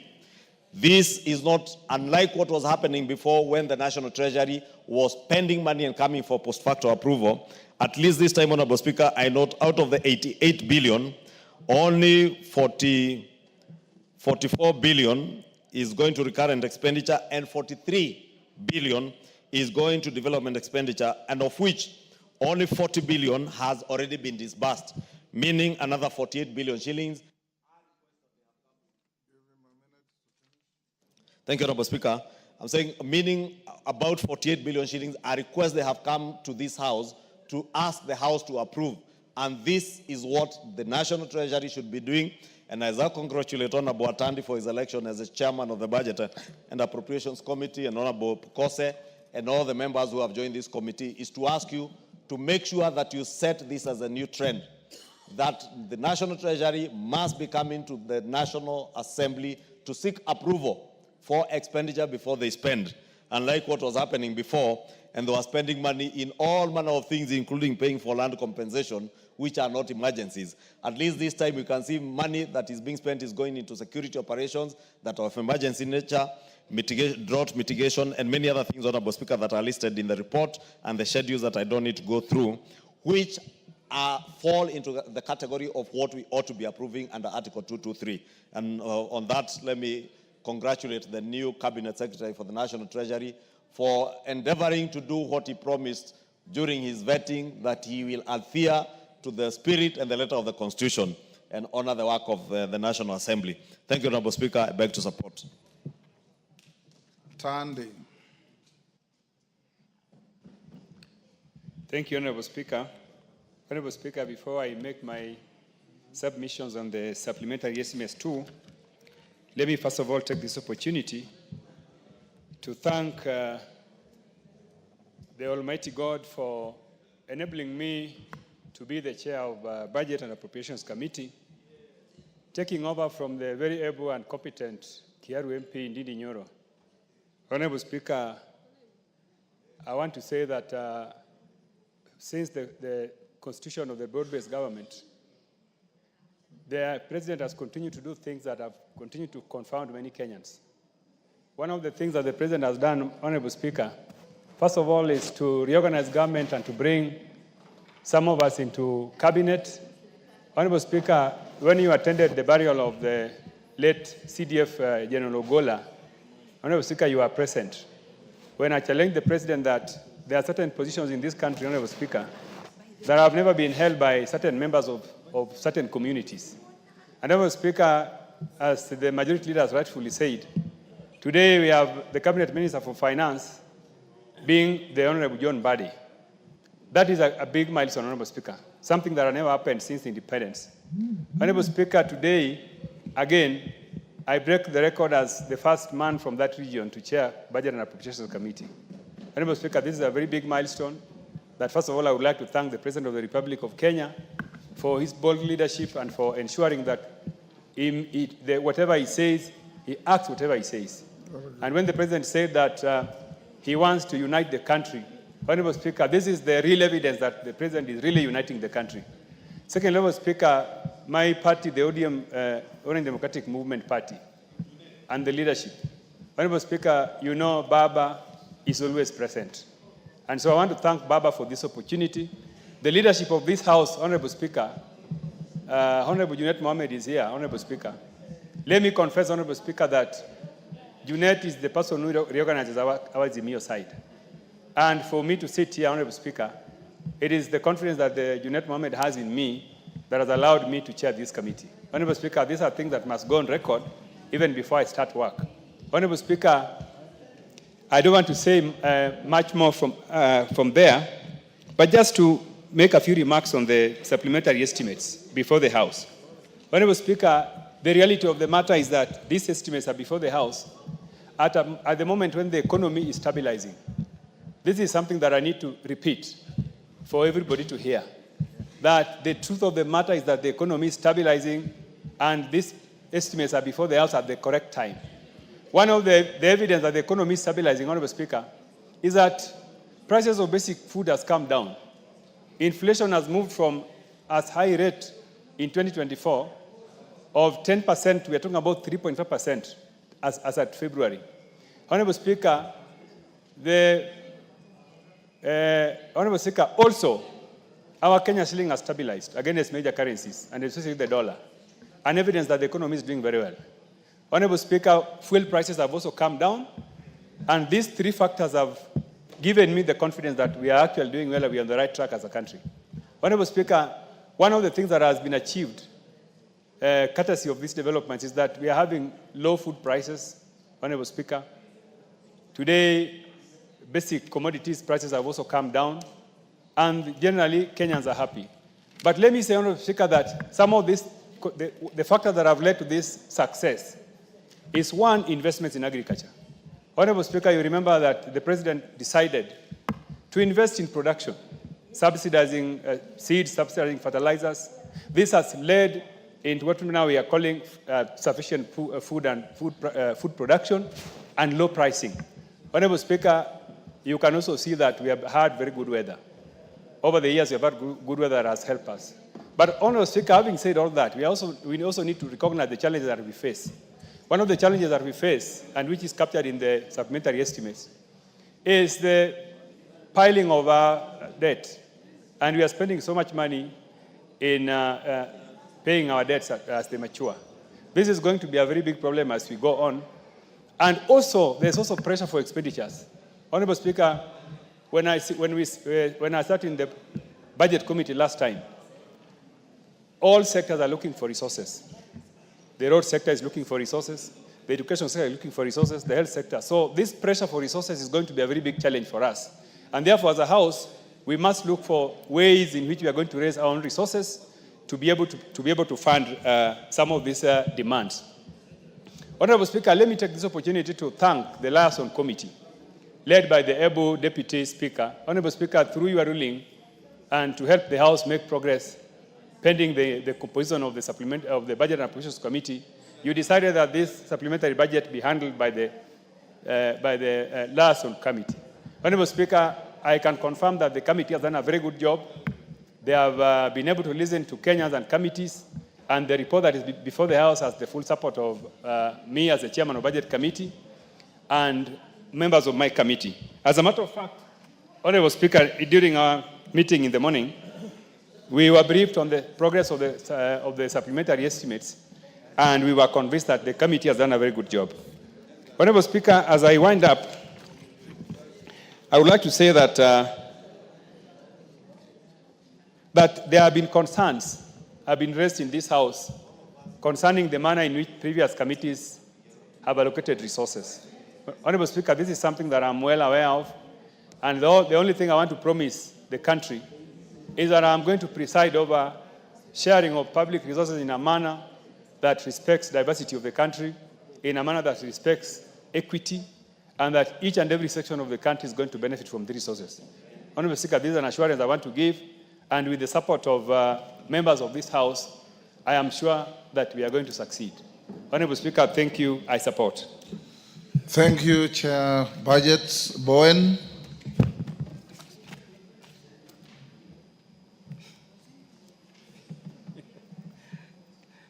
Give Honorable Bowen the mic.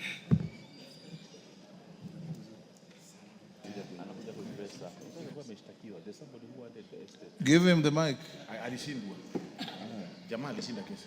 You are giving. Thank you, Mr. Speaker, for giving me this opportunity to support the supplementary budget estimate number 2 of 2024-25, Honorable Speaker. Honorable Speaker, budgets are projections. That's why quarterly we review, because based on the the revenue performance, on how the KRA are collecting, and that's why we keep on revising our programs and the budgets. And this is where we are. That we are at this budget, supplementary budget, Honorable Speaker, to provide resources to run the government for the next 3 months. Mr. Speaker, I'm a member of the Liaison Committee, and we deliberated on this supplementary too. And Mr. Speaker, you will find that, Mr. Speaker, as a country, we are operating at a very difficult time, given especially when the finance bill, when we lost the finance bill, Honorable Speaker, through the Gen Z demonstrations and all what we experienced in the country. Having said that, Mr. Speaker, we prioritized our key areas in this supplementary. Mr. Speaker, we prioritized the education sector because of the teachers which the government even employed. Some of them, they were interns, and in the past we were not able to absorb all of them. Mr. Speaker, there were also some bargaining agreements between the government and the various actors in education. Like what we saw in the More University, there was the government had an agreement with those tutors, and so we had to allocate some resources. So another area, Mr. Speaker, is the security sector, which also we prioritized as a committee. So we have a mission in IT. There is also some quite a number of operations, police operations going on across the country in the North Rift areas of Turkana, Elgeyo Marakwet. Because of the banditry there is some resources which were allocated, and also to our military, because those are the important sectors, Mr. Speaker, because if we don't have a peace in the country, so the economy we are talking about and all that comes with it, it is not possible.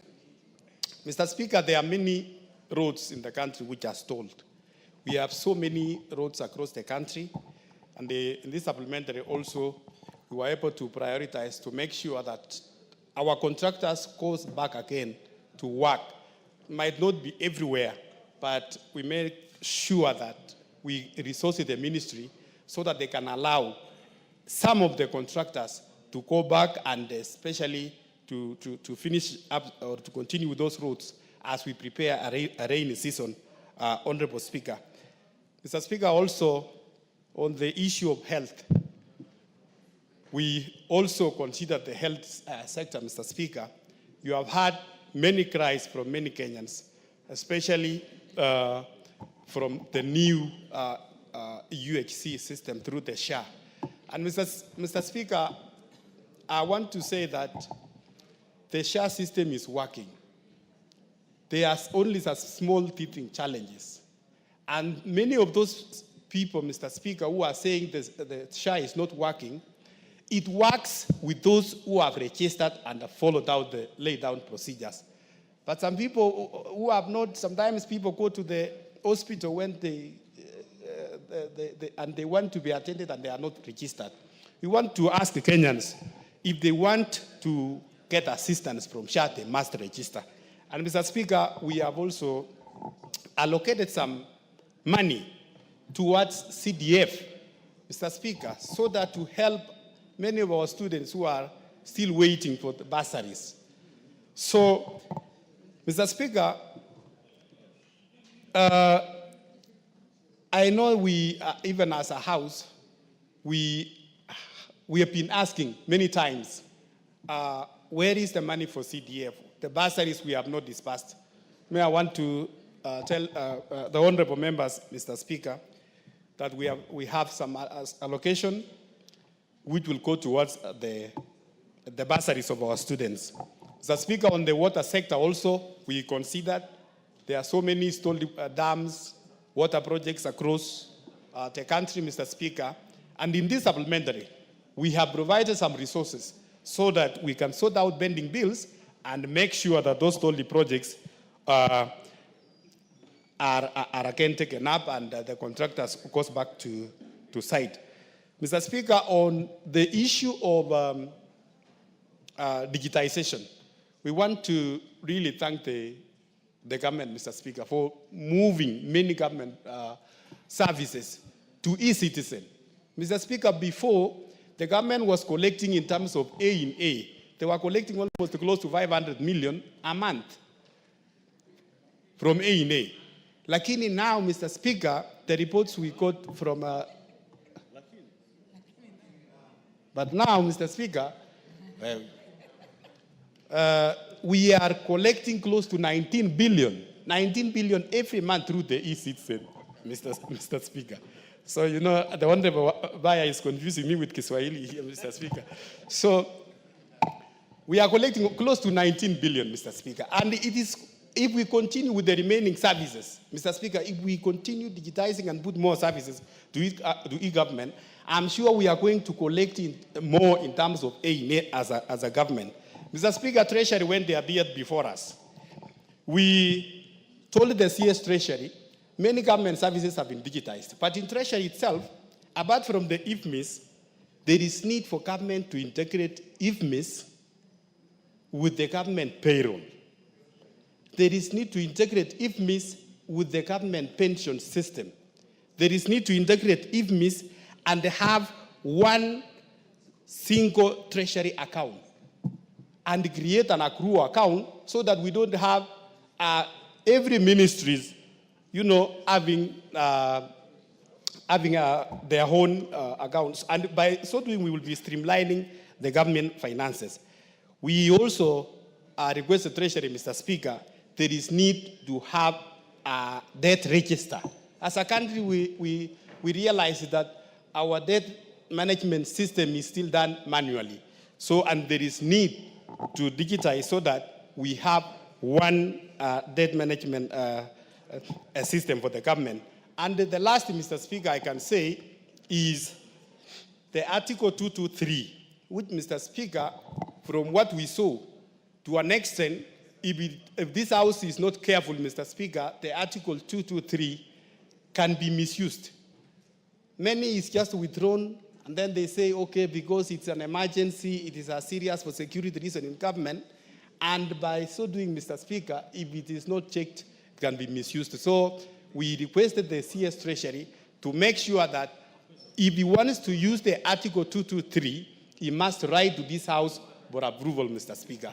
So, Mr. Speaker, with those many remarks, I want to ask colleagues that we support this supplementary budget too, so that we can resource our ministries, we can resource our government in the next remaining months of the year. Asante. Thank you, Mr. Speaker.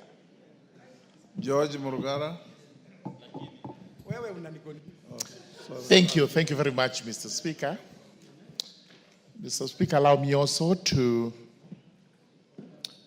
join members of the House in supporting the supplementary estimates too, which the Liaison Committee went through, burnt the midnight oil to ensure that we have this report ready, and we are able to approve the same for purposes of running the country for the next couple of months.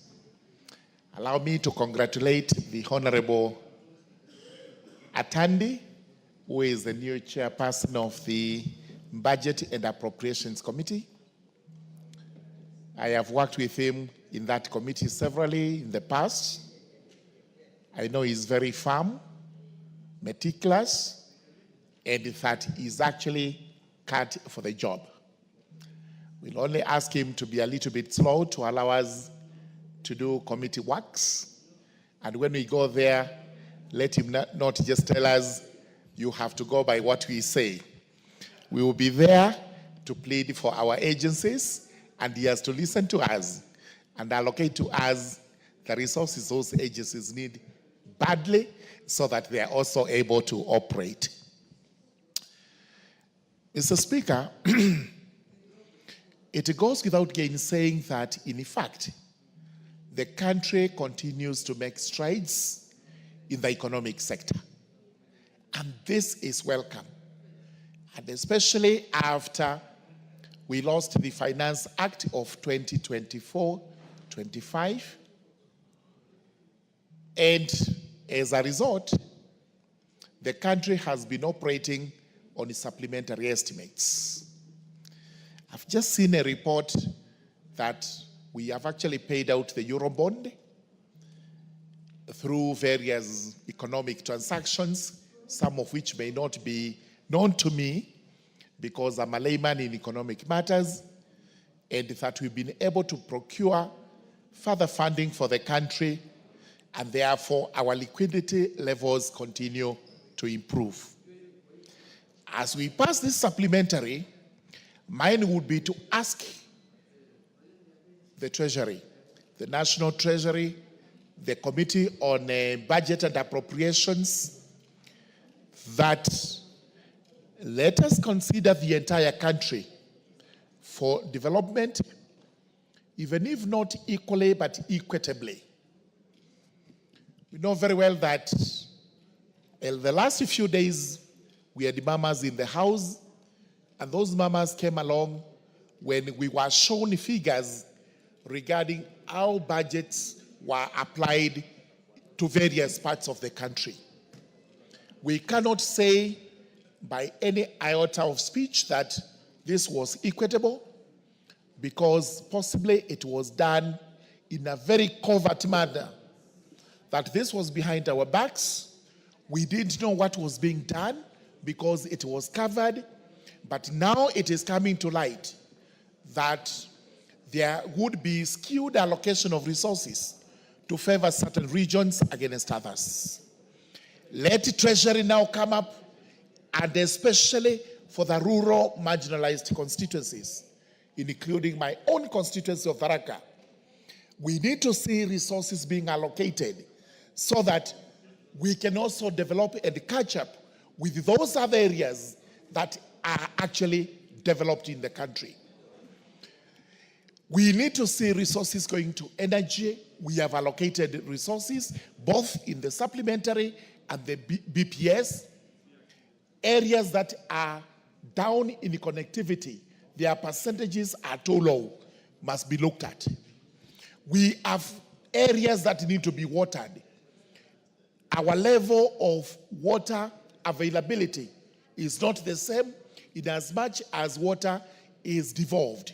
The policy of water, the budgeting for water is actually done by the national government, and it should reign on even county governments to ensure there is equity when it comes to water supply in the various areas.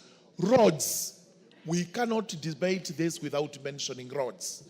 That it cannot be that only certain areas would be developed in terms of road network when others are left behind.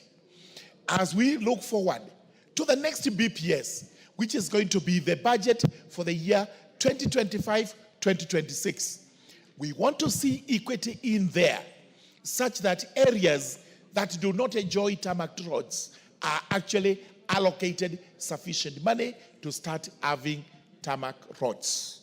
Because it is not fair to see areas almost 100% networked with tarmac and other areas with almost zero.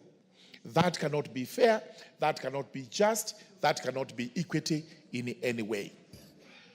Allow me to speak for some of the agencies that are under justice and legal affairs, including the judiciary, which is an arm of the government. I wish to thank the Liaison Committee because it has made certain provisions out of the way to ensure that judiciary is well funded, both in this supplementary and in the BPS. This is because judiciary has always been making complaints that as Parliament, we do not take care of them sufficiently. That the lion's share of the budget goes to the executive, then it is followed by this House, and they say we are a little bit selfish when we are allocating ourselves that money, and we give them what they consider to be paltry, insufficient. Thank you, Liaison, because of the provisions you have made in this supplementary for the judiciary. Thank you, Liaison, for the provisions you've made in the BPS, which we urge the Treasury to sustain, because there has been additional funding to ensure that the judiciary, which must succeed itself from time to time, we require new judges, we require new magistrates, we require new staff. This is why we have made those provisions. We also require courthouses in all constituencies in the country. It is the high time that people are served from where they are. You do not have to walk long distances to acquire legal services or judicial services or court services. Let services for the courts go as near as they can to the people. And this was across all the other agencies, including some in the state law department, others like the DPP, the ESCC, and even the witness protection. They talked a lot about devolution, going to the counties so that they are also visible there, so that they are also able to actually render services there. So with those remarks, I do support the supplementary estimates too, and I urge the House to actually pass the motion. Thank you very much, Mr. Speaker. Makali Mulu.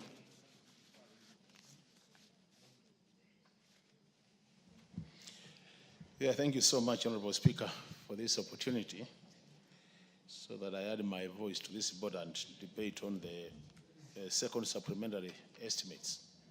Honorable Speaker, I want to start by appreciating the work which has been done by the Liaison Committee in terms of processing these supplementary estimates. Honorable Speaker, I'm very happy that the Liaison Committee got a chance to do this processing, because in the past, when they have appeared, when the chairs have appeared before the committee, they have always complained that it's a committee which reduces their budgets. I'm sure now they will not be saying it's a committee which is reducing their budgets, because they have seen what it takes to process a budget. You procedurally look at the bigger picture, not the departmental picture, which my friend Honorable Murogaru is focusing on. But I'm very happy that you have managed to go through this. But even as I say that, Honorable Speaker, I just want to make the following observations. If you look at Article 223 of the Constitution, is where the issues of supplementary estimates are anchored. And normally, there are two key areas which you consider when you are dealing with the supplementary budget. The reason why we have supplementary budget, Honorable Speaker, is to address issues of unplanned activities, which are critical for nation building. The second one, Honorable Speaker, is issues of emergencies.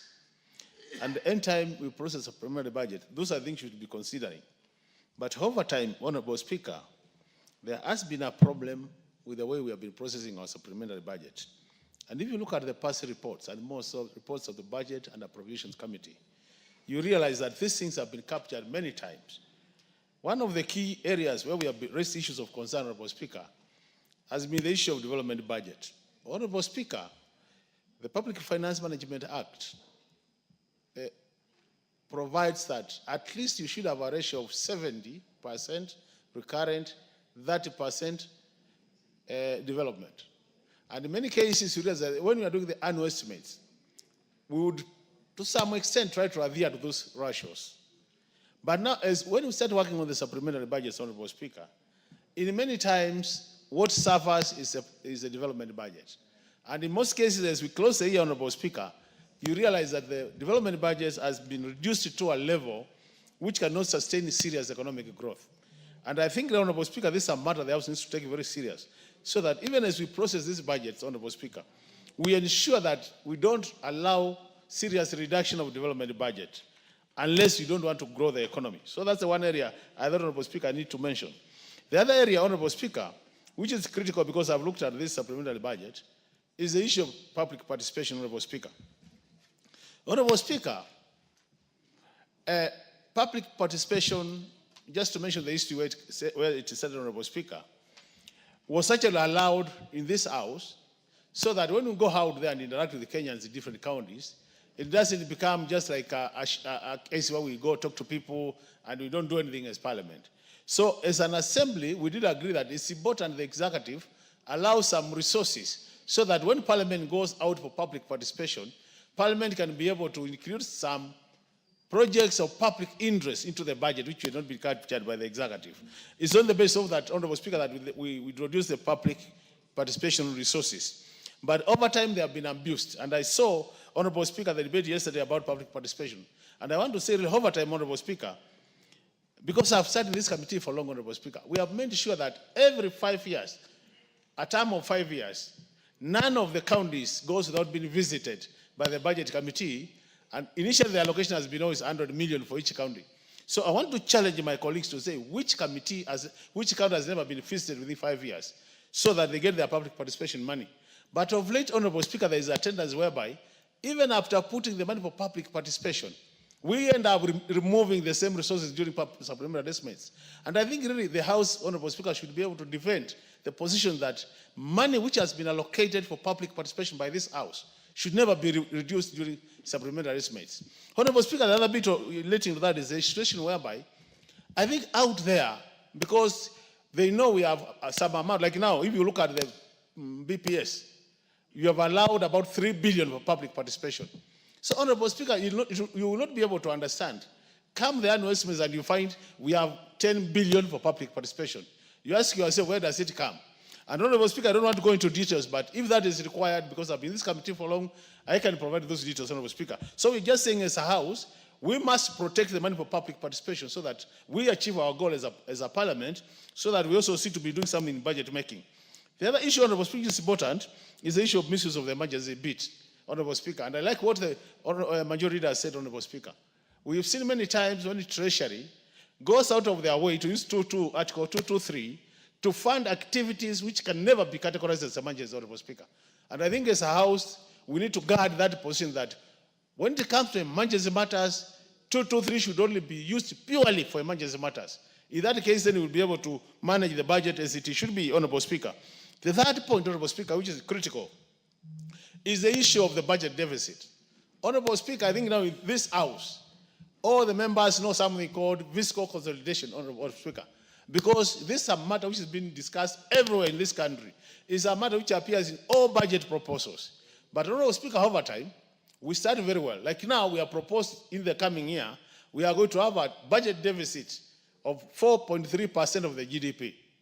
But I can tell you for sure, Honorable Speaker, by the time we close the year, you find we are around 6% or 5.something%, meaning that we are using the supplementary budgets to widen the budget deficit.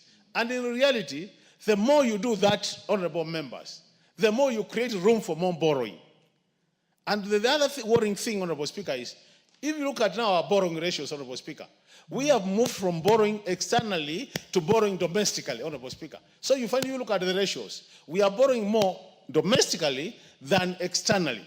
And what that does to our economy is that domestic borrowing, you pay higher interest rates, and you have a shorter repayment period. So the loans become very expensive. And that's why you see most of our recurrent demand now, our revenue is going to servicing interest payments. So, Honorable Speaker, as a House, we must guard a situation where we say now, like now I've seen we have proposed that 65%, that 5%. 65 should be external, that 5 internal. But the way I look at it, Honorable Speaker, once we take that position as a House, can we stick to it as a House so that we don't allow this flexibility which allows changing these ratios? Because they have serious implications to the economy when you allow them to be changed. So while I agree that this is important, even as we approve this supplementary budget, it is important we analyze what do these additional figures do to our budget deficit in terms of the ratios we approved the other time. The other thing, Honorable Speaker, is the issue of privatization of expenditure. Honorable Speaker, this is something which worries me a lot. And I want to speak as an economist, Honorable Speaker. Honorable Speaker, in an economy, it is important we get priorities in terms of where do we spend our money, in terms of where do we spend our money as a country, public expenditure. And in most cases, you find that, Honorable Speaker, you analyze this, you will not be surprised to find that we are pushing additional resources for recurrent expenditure and not development expenditure. How I wish as a House, we could start saying that enough is enough, Honorable Speaker, and we want to see more resources being channeled to development as opposed to recurrent. In that case, we will grow our cake, and the more the cake becomes bigger, Honorable Speaker, the more we can all share this cake and end up everybody getting a part of the cake. So the issue of prioritization of expenditure, Honorable Speaker, is a matter which has been addressed for many, many years. The years have been this House, Honorable Speaker, and I think really we need to be very firm as a House, so that when the Budget Committee says this is where we need to be, members will support that position, and then we are able to get these supplementary budgets helping the country as opposed to making the things worse for the country. I'm happy, Honorable Speaker, when I hear that the revenue status is changing, because what the majority has said is that we are now collecting more than we had projected, although really, when you look at the statistics from the Kenya Revenue Authority, Honorable Speaker, I think we are still underperforming in most revenue streams. We are not performing as expected. So I wish that we also ensure that we don't have any leakages as when it comes to revenue collection.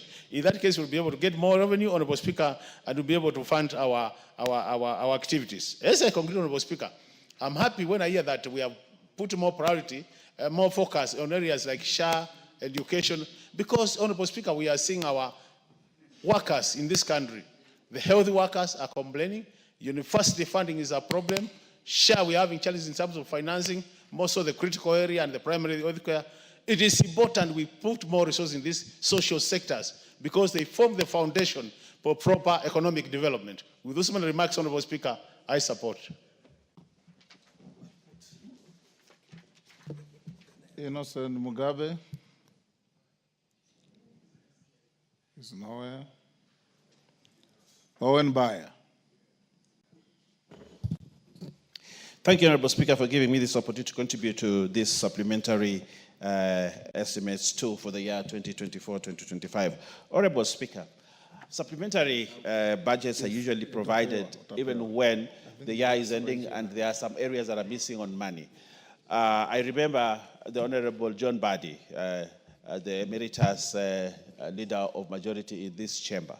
When he took office as the CS in charge of Treasury, he said very clearly that he will not use 223, yes, for government expenditure. But again, here we are seeing it. Looks like we can't run away from it, Honorable Speaker. But anyway, we must speak to it and actually provide money. And one of the things I want to say, one of the things that we must do is to ensure that as a country, we make money available for salaries and allowances for constitutional and independent officers. Honorable Speaker, in the budget, there were shortfalls. And because these shortfalls were there, then we have to supply money and make sure that the salaries are given. Another important component, Honorable Speaker, of this supplementary estimate is that it was observed by the committee that pension payments under CFS will remain unchanged at 2 to 3.15 billion, including ordinary pensions of that. Commuted pension, 845. Honorable Speaker, I want to say that many Kenyans who are suffering because they have never received their pension after retirement. There are many teachers out there, they have retired, they have not received their pension. There are many public servants, there are chiefs and assistant chiefs who are out there, who are crying out loud because they have not received their pension. Honorable Speaker, if this supplementary budget is going to make available funds to ensure that we give money to chiefs in terms of and other public servants, we give them money to ensure that we pay their salaries, then this will do what is required to be done. Honorable Speaker, one important component is the health insurance, Honorable Speaker. The Social Health Authority has registered over 20.2 million Kenyans. There are many stories that it doesn't work, but there are also very good stories that it is working. And I want to tell this House that SHA is working. And there are many Kenyans that are benefiting from it. What we need to do is to ensure that we have provided money for it. So, Honorable Speaker, we are providing more money to ensure that primary health care fund and the emergency chronic and critical fund has been allocated additional 6 billion in the supplementary budget number 2. This, Honorable Speaker, is a step forward to ensure that we reach at universal health care for this country. Honorable Speaker, again, what is very important to me is issues of tourism. The creation of the Wildlife Conservation Trust Fund is in progress, with the necessary funds already deposited. However, an additional 50 million is required for resource mobilization, recruitment, and staff maintenance and other operational activities. Honorable Speaker, it is important that this important heritage that we have, especially wildlife conservation, continues as an important heritage for this country. And therefore, an additional fund to ensure that we run the Wildlife Conservation Trust is a step in the right direction. Honorable Speaker, I would like to speak about the blue economy. The State Department for Water and Sanitation has faced a significant budget cut, with its gross estimates reduced by 22 billion, while there is slight increase of Kenya shillings 87.2 for recurrent expenditure. The development expenditure has been slashed by 22.9 billion. This makes me sad, Honorable Speaker, coming from an area where blue economy is key. And when we speak, Honorable Speaker, in this parliament and say that blue economy or any other part of government, we say blue economy is important, it must actually be seen in the budget. You cannot be saying that blue economy is important. We cannot be saying that we want to invest in blue economy and then we cut it by that magnitude of funds. Honorable Speaker, I would like to say that blue economy is important. We need to resuscitate the fishing industry. We need to ensure that all matters that are blue economy are properly done. But we cannot do it if we cut the budget by 22.9 billion. I have several landing sites that need to be built in Kilifi North or in Kilifi County, several of them, to ensure that fishermen have money to have areas where they can store their fish, where they can process their fish. But when we cut the blue economy expenditure by 22 billion, that hurts the economy at the coast, and that hurts the economy that we all depend on, Honorable Speaker. So, Honorable Speaker, I note the cut, and I want to request the State Department to ensure that we put in more money there. Honorable Speaker, one of the important things that we need to take care of using this supplementary budget are these very many collective bargaining agreements. We have seen a proliferation of strikes in this country, a lot of industrial unrest in this country, a lot of labor issues because of money and all that. But what I'm happy about is that this budget is actually able to this supplementary budget is able to take care of that. One of the most important things here is there are certain universities that are almost at the brink of collapse. One of them is Moi, and the other one is Egerton. These universities require urgent measures to ensure that they stay afloat. And one of the things that I have noted here, Honorable Speaker, is that there is some little money that has been put aside to help Moi and to help Egerton University. I think that is a very good positive. And I think the people in those areas and the professors there, I want to give them the good news that this government has set aside money to rescue Moi University and to also rescue Egerton University. Good universities that some of us, I went to one of the most prestigious universities in this country, but those who went to Moi, those who went to Egerton, those alumni who are now ashamed of those universities because they look like ramshackles now, I want to give them the good news. The good news that those small universities of yours are going to get money. They're going to get money so that we can rescue them, Honorable Speaker. And I think that is very good news. You know, some of us went to very good universities in this country, not Moi or Egerton. Honorable Speaker. Honorable Speaker.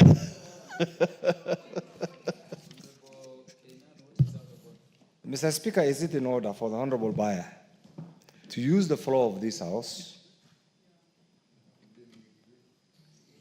to demean and downgrade critical national institutions like Moi University, Egerton University, while our role as the representative of the people of Kenya is to boost the image and pride of those institutions? Because if any non-Kenyans today listens to what the Deputy Leader of Majority has said, it's like you will believe Moi University is not. It's a small university. No, Moi University. I'm an alumni of Moi University.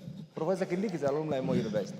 Honorable Duale is an alumni of Moi University. It was the second best university. The fact that somebody reckless, individuals who lack vision, have run down that individual, does not in any way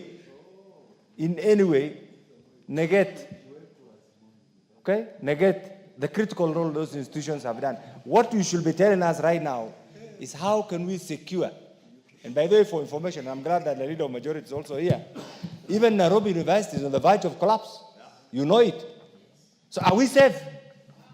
Where is our education? Just a minute, my friend. Okay. You're the one who started this topic. Honorable Kenan, Is it in order? Are you on a point of argument or a point of order? Okay. My point of order is this, Mr. Speaker. Our education sector is going through a very serious crisis. Man-made crisis, financial crisis, mismanagement crisis, perceptional crisis. My friend Kimani Chunga, once upon a time when he was, now you know he's a big man, when he was my vice chair and the pick, he used to say, I am a product of the university. That university is no more. We have lost more university because of mismanagement. So I expect the good leader, deputy leader majority to say, we are doing this to resuscitate those good institutions, good former institutions, to their former original, so that these young Kenyans who are now still going to colleges can get the taste and the pride of those institutions. Thank you very much, Honorable Speaker. I want to thank you. Actually, that's the reason why we are putting in money to resuscitate those small universities, so they can become big like the University of Nairobi or the famous Kenyatta University. That's what we are doing, so that they come to that level, Honorable Speaker. So stay put. We are resuscitating your university, Moi and Egerton, and that's very good news for this country. These universities need to come back to their feet so that they can continue to produce Adan Kainan and other people. Honorable Speaker. Honorable Speaker, I want to add this. On internal security, Honorable Speaker, I think there was need to fund certain projects to make money available, Honorable Speaker, so that some of the projects that had been abandoned be resuscitated and moved. So this supplementary budget, Honorable Speaker, does that. And I can see some money. Yeah, Honorable Kainan took 2 minutes from the Honorable and I give him 2 minutes. So we are putting more money in administration and internal security, Honorable Speaker, so that we can, those areas that had seemed to be underfunded are given an opportunity. Honorable Speaker, one other important thing is energy. If there is not enough energy, you cannot run this economy. We cannot run factories. We cannot be manufacturing. We cannot produce as expected of ourselves, Honorable Speaker. And because there had been underfunding in the energy sector, there was a very noble idea, Honorable Speaker. I don't know why, that every constituency gets 50 million for rural electrification, which came in the previous budget. But of course, the Gen Z issues happened and we lost that money. But I would have wanted that this money be put back in this supplementary budget. And I want to rally members of this House that what we can do in this supplementary budget, the only amendment that we need to make is to ensure we put back the 50 million per constituency for rural electrification, so that those areas that do not have electricity get electricity at least this financial. That dream was a noble dream. The dream to have 50 million per constituency for rural electrification would have equalized this country. But that was taken away during this time. But this supplementary budget should have done that, Honorable Speaker. They should have reinstated that 50 million times 290. And we are the budget-making house. And I would like to request members here to stand up to move an amendment to put back that money, the 50 million per constituency, so that the people of Kilifi North can also see power in the villages that we have, and the people of other areas in this country can see power. There's actually a skewed distribution of power, Honorable Speaker, in this country. But we can use the 50 million that was intended to rectify that error that was there, Honorable Speaker. So I want to request members of this House, as we pass this supplementary budget, I will move an amendment to put in the money back, the 50 million per constituency, so that we can get electricity in our areas. I want to thank you, Honorable Speaker.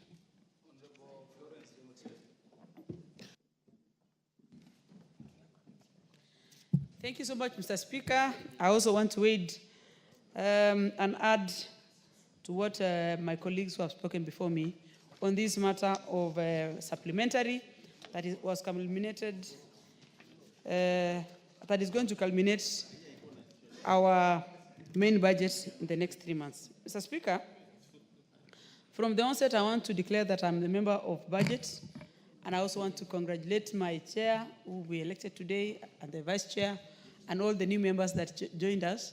Yesterday, some of us were called remnants, but we are here to serve the people.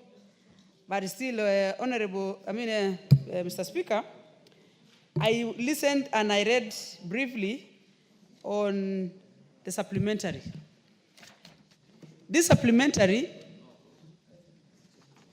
is done to recorrect most of the injustices that was done during the lack of passing of the finance bill.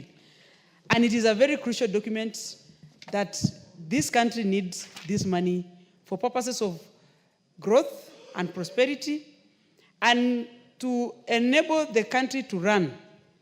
And therefore, even as we debate, we are only emphasizing on the areas that is needed to be given more monies so that the country runs smoothly.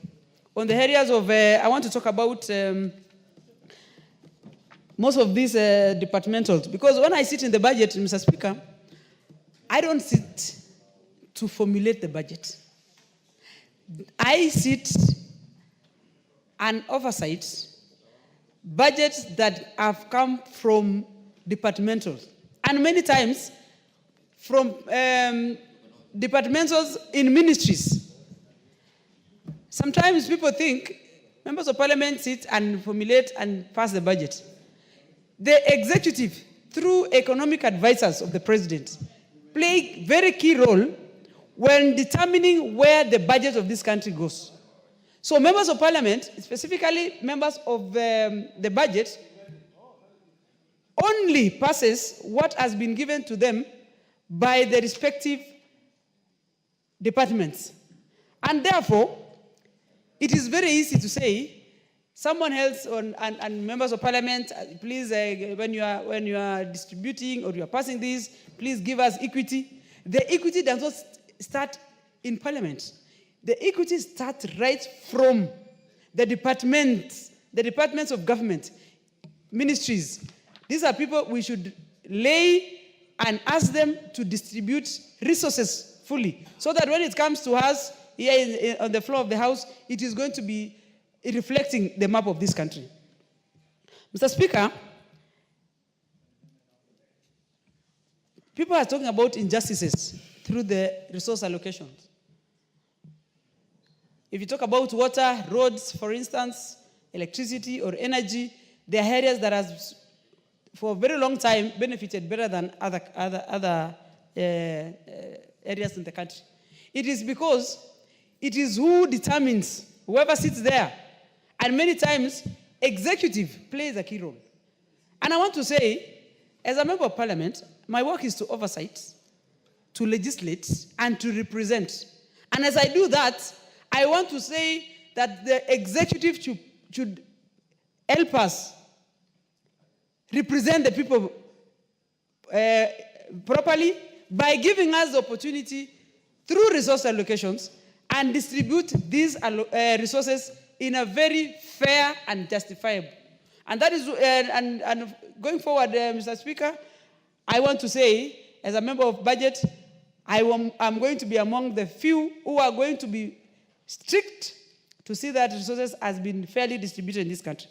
On matters of health, which is a consideration in this supplementary, when we introduce the Taifa Care in replacement of NHIF, apart from the teething problem that people say that we are still having, the whole program is working, but we must have the consistency, not only through government programs, but even the registration of Kenyans. They should learn that services can only be given to them when they adhere to the rules and policies that are given by government, so that we have the flow. But on the other side, Mr. Speaker, I have a problem. On these matters, universal, on SHA, and I can see the chair, the newly appointed chair of proposed chair for health department committee is looking at me. I want to say the biggest problem I have is the claim that is done in hospitals. Patients will go to the hospital and they get treated, courtesy of SHA. They will go home and say and proclaim that SHA is working. But when the hospitals are not given or given, they are not given their claims in time, the tendencies are, if the same patient as much as is registered, goes back to the same hospital, he might not find that hospital. Because when you don't pay claims in time, you lose the hospital in terms of the infrastructure. I mean, people will lose jobs. There will be no proper way of sustaining the hospital. So giving the services through SHA is one, but also make sure that claims are done in good time. And officers within the ministry should be able to know at what time, if it is a given hospital, like let's say Nairobi Women, which is a very critical hospital. And it has been a lot of claims that these hospitals have been closed because patients go there, they get all their services, they go home happy, but because the hospital is not reimbursed in good time, they end up closing the hospital. Means that when the same patient or other patients comes, they don't find same treatment and same services. That is a very key component in this SHA. And while we put money, those are the things that we need to consider. These are the things that we need to put in consideration so that it doesn't look like some people are benefiting and we have only a few people who are appreciating, while the bigger picture is actually lost. Mr. Speaker, I also want to talk about education. Members before me have spoken about universities, the new model and the dilapidation of good education programs that used to be there. I think as the time goes, people lose the first and the original track in terms of academic. But the more so, Mr. Speaker, as much as we allocate this money, we need proper management. But who is mandated to oversee management in government? If I'm giving money to university and vice chancellors and team, or primary schools and secondary schools, and we don't have people who follow up and to make sure that the same money are properly used for the intended purposes, it means we'll be just doing budgeting every year and every year. Because I want to take, for example, if you go to rural schools, even in urban areas nowadays, most of the schools, public schools, secondary and primary, are all in bad shape. But you'll always realize members of parliament through CDF inject money through the same schools, but management right from the teachers, because it's a public school, no one cares. Today, you buy desks to school, you equip the school with the laptops.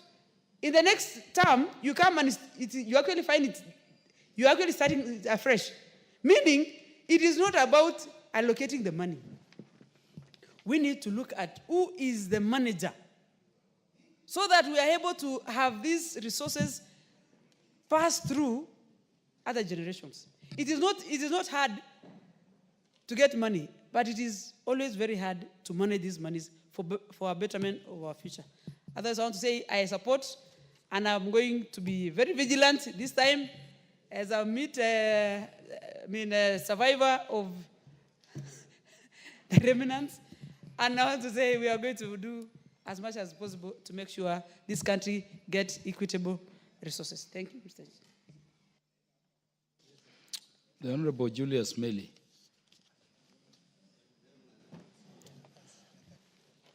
Thank you, Mr. Speaker. Mr. Speaker, I rise up to support the supplementary. Honorable Julius Meli, after you, I'll give preference to our Muslim brothers and sisters for known reasons.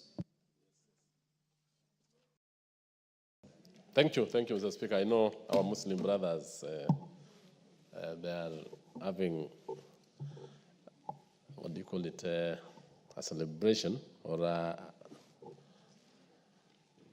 you call it iftar, yes. Thank you for informing me that. Honorable Speaker, I rise to support this bill. This is a supplementary appropriation bill, supplementary bill 2. And more importantly, Honorable Speaker, I want to say that this bill takes into consideration the debt management strategy, in the sense that it ensured that the spending is actually brought down and does not go against the management of debt in the country. There are several issues that I want to point out, more importantly, on what the supplementary budget took into consideration. Issues that are of importance, Honorable Speaker, are issues that touches on pensions of retirees. I want to say that as much as the retirees serve this country with dignity, with commitment, and with dedication, many of them are actually having problems in their retirement. They are not able to pay for medical bills. They cannot even pay for their school fees and assist their family members. They cannot even afford to buy bread and put food on the table. Yet they have served this country for 30, 40 years. Honorable Speaker, this is the time that we need to have pensions to be the first charge in all our payments.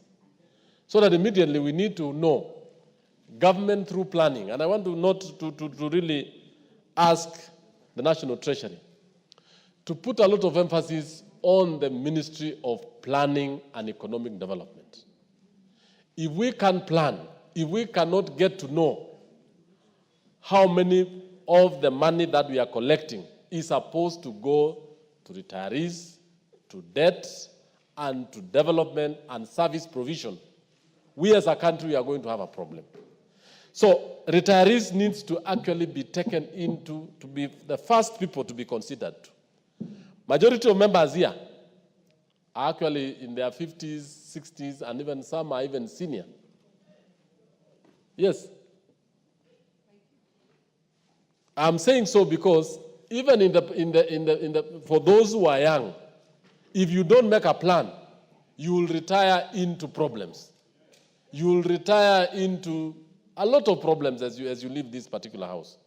So I want to call the National Treasury that as they are preparing this budget, as we are preparing the supplementary budget, every other time, critical considerations have to come into play so that we do not make or put into place cuts that injure certain programs, certain projects, certain government services. Two, Honorable Speaker, I want also to say that the budget speaks of a number of cuts. We have several cuts which at times will also injure the growth, the overall growth of the economy. We also need to look into to put into consideration areas where we need to know why are we cutting. Let me put into consideration the issue of pending bills. Pending bills and contracts that have been signed. And let me put an example in the TVET sector. 17 TVET projects, the government signed contracts, they awarded them, and the money is not provided in this particular supplementary budget. This means that the government will, first of all, get into court litigations, will get a lot of interest, and in fact, because they have actually gone against contractual obligations, the government will lose a lot. So in trying to develop a supplementary budget, we really need to know what are we bringing supplementary budget for. If we have the 52 TVET institutions without money, yet the ministry awarded the contracts for them, what will the contractors do? These contractors owe suppliers. They have workers. They have individuals they depend on. If this money is paid to them, it will spur the economy of that particular area and therefore enable the young people who could have worked in these particular projects to have the ability to purchase and buy and use resources. So, Honorable Speaker, I want to say that the issue of having a budget cut, which is not strategic or which is not informed, is quite wrong.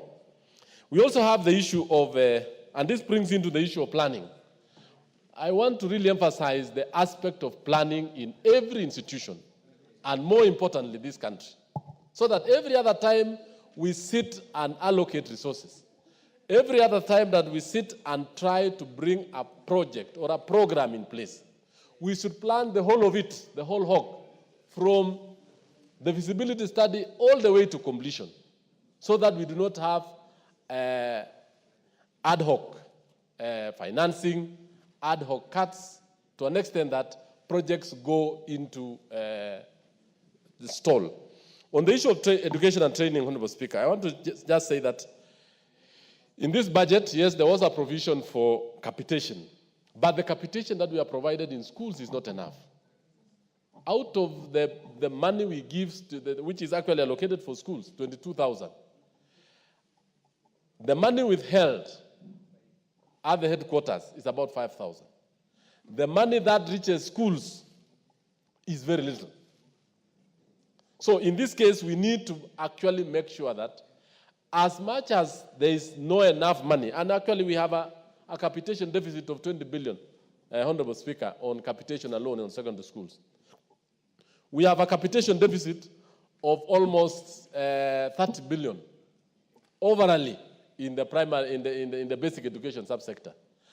That means even the schools, the principals, have a problem in running those schools, because they use this money to pay the BOM teachers.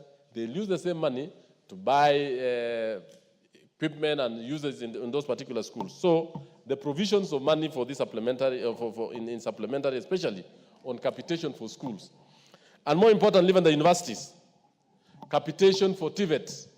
The universities, I know, have issues, especially on the issue of the funding formula. We did talk to the Ministry and Higher Education, more importantly, on the issue of coming up and looking at the issues that were raised by the courts, addressing those particular issues, and making sure that the funding formula and the students get the money. The biggest problem that we have in this particular supplementary is the university stalled projects. We have over 80 stalled projects in the universities, and none of them, I think about 2 of them were only funded. This raises a lot of questions now on the use, the rot that will be occasioned by the rain, the pending bills that will attract penalties for the government, and even more, that the students have their hostels or their administration blocks are not in use, the laboratories and all this.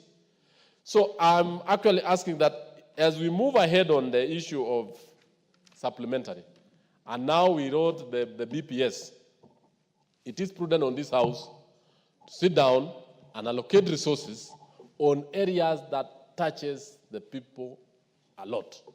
I want to support the issue of SHA. It has been allocated 6 billion shillings. These resources will actually go a long way in assisting our people. That particular resource, I want to ask the new chair and congratulate him, because he's a renowned medic, to make sure that the program runs down. And the teething problem that we have in SHA is a very good program. Those particular small teething issues, set up a team of experts, both in administration, in ICT, and in management, so that as we move along, those particular issues are corrected, and the Kenyans are able to walk into a hospital, be treated, and get to his or her home without any problem. This issue of a number of complaints being raised every other time should not arise. It is a management issue. It is an ICT issue. It is an issue that needs to be addressed, our chair health. And I want to ask honorable members that we move across after those particular issues. And I want to ask Honorable Nyekal, who was a very respectable member of this House, that would be even good that those particular issues that had been raised, you bring it to speed to members, tell us how you've handled them, how we can assist the government to publicize it out there in our constituencies and run out so that every Kenyan is able to benefit from this. Apart from that, we have the youth programs. This bill, this supplementary has addressed a number of youth programs, a number of water programs, and more importantly, the roads. I want to say that if the issues that has been raised especially the payment of pending bills on roads, Honorable Speaker, will actually be addressed, then you'll see that most of the issues that we have, especially on circulation of money in the country, from the contractors, from the water contractors, from the road contractors, and from the contractors in schools, will actually be a thing of the past. Lastly is the issue of CDF. I've seen we've allocated resources on CDF. CDF is a very pivotal fund in this country. And I want to ask that let this fund be disbursed as early as possible, because it affects every home in this country. Bursaries is 90% funded by CDF. Construction of schools. I think if we are to do a comparative study on how much or how some funds have assisted this country, CDF have seen the development of hundreds or thousands of schools across Kenya, has seen a number of students who are not able, who could have otherwise not been able to go through school, benefit from CDF scholarship. I've seen in my constituency where most orphans, students from orphan background, are able to get school fees and go through from in secondary schools. I also want to say that the issue that we need to put a lot of emphasis is the issue of in diaspora and foreign markets and foreign labor. This is the time that we need to look at what other nations have done. I think we've seen what the migrant laborers from our sister countries like India and the Southeast Asia have done, even in the Middle East. This is the time we need to study what they've done, how we can do, and how we can do it better. So, Honorable Speaker, I rise to support this and ask my colleagues to support this supplementary estimates 2 of 2025-26. Thank you, Honorable Speaker. Honorable Adan Kinan. Thank you, sir. Mr. Speaker, by definition, supplementary is used to address unexpected and avoidable circumstances. Because people are questioning, because a government is a system. In fact, in some jurisdictions, some of these developed countries, they have supplementary estimates almost every month. So it's not a surprise, it's not out of place that we have this is supplementary to almost 3 months or 4 months to the end of the financial year 2024-2025. So it's not unexpected. And the other bit, Mr. Speaker, that supplementaries are used actually to address also, to adjust the budget realities with the framework, the fiscal framework. Equally, supplementaries are also expected to cater for any carryovers from the previous financial years. So in our context, this second supplementary is in line with the PMF Act. It's not again out of the blue. I've had people talk about it.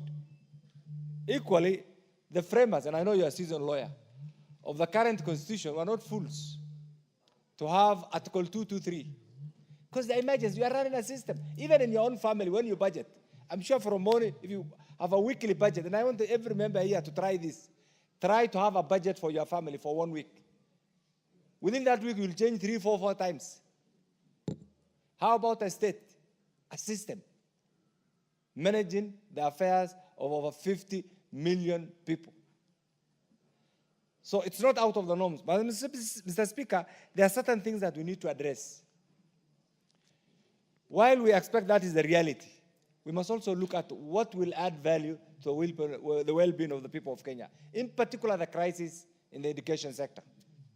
Is it because of lack of funding? Is it because of inadequate funding? Is it because of mismanagement? Is it because of the decay in our society that today some of the key critical institutions like Nairobi University, Moi University, Egerton University are almost struggling? If you go to Moi University, Mr. Speaker, Moi University has some of the best infrastructure, educational infrastructure an institution is supposed to have. I am told during our days in the late early 90s or late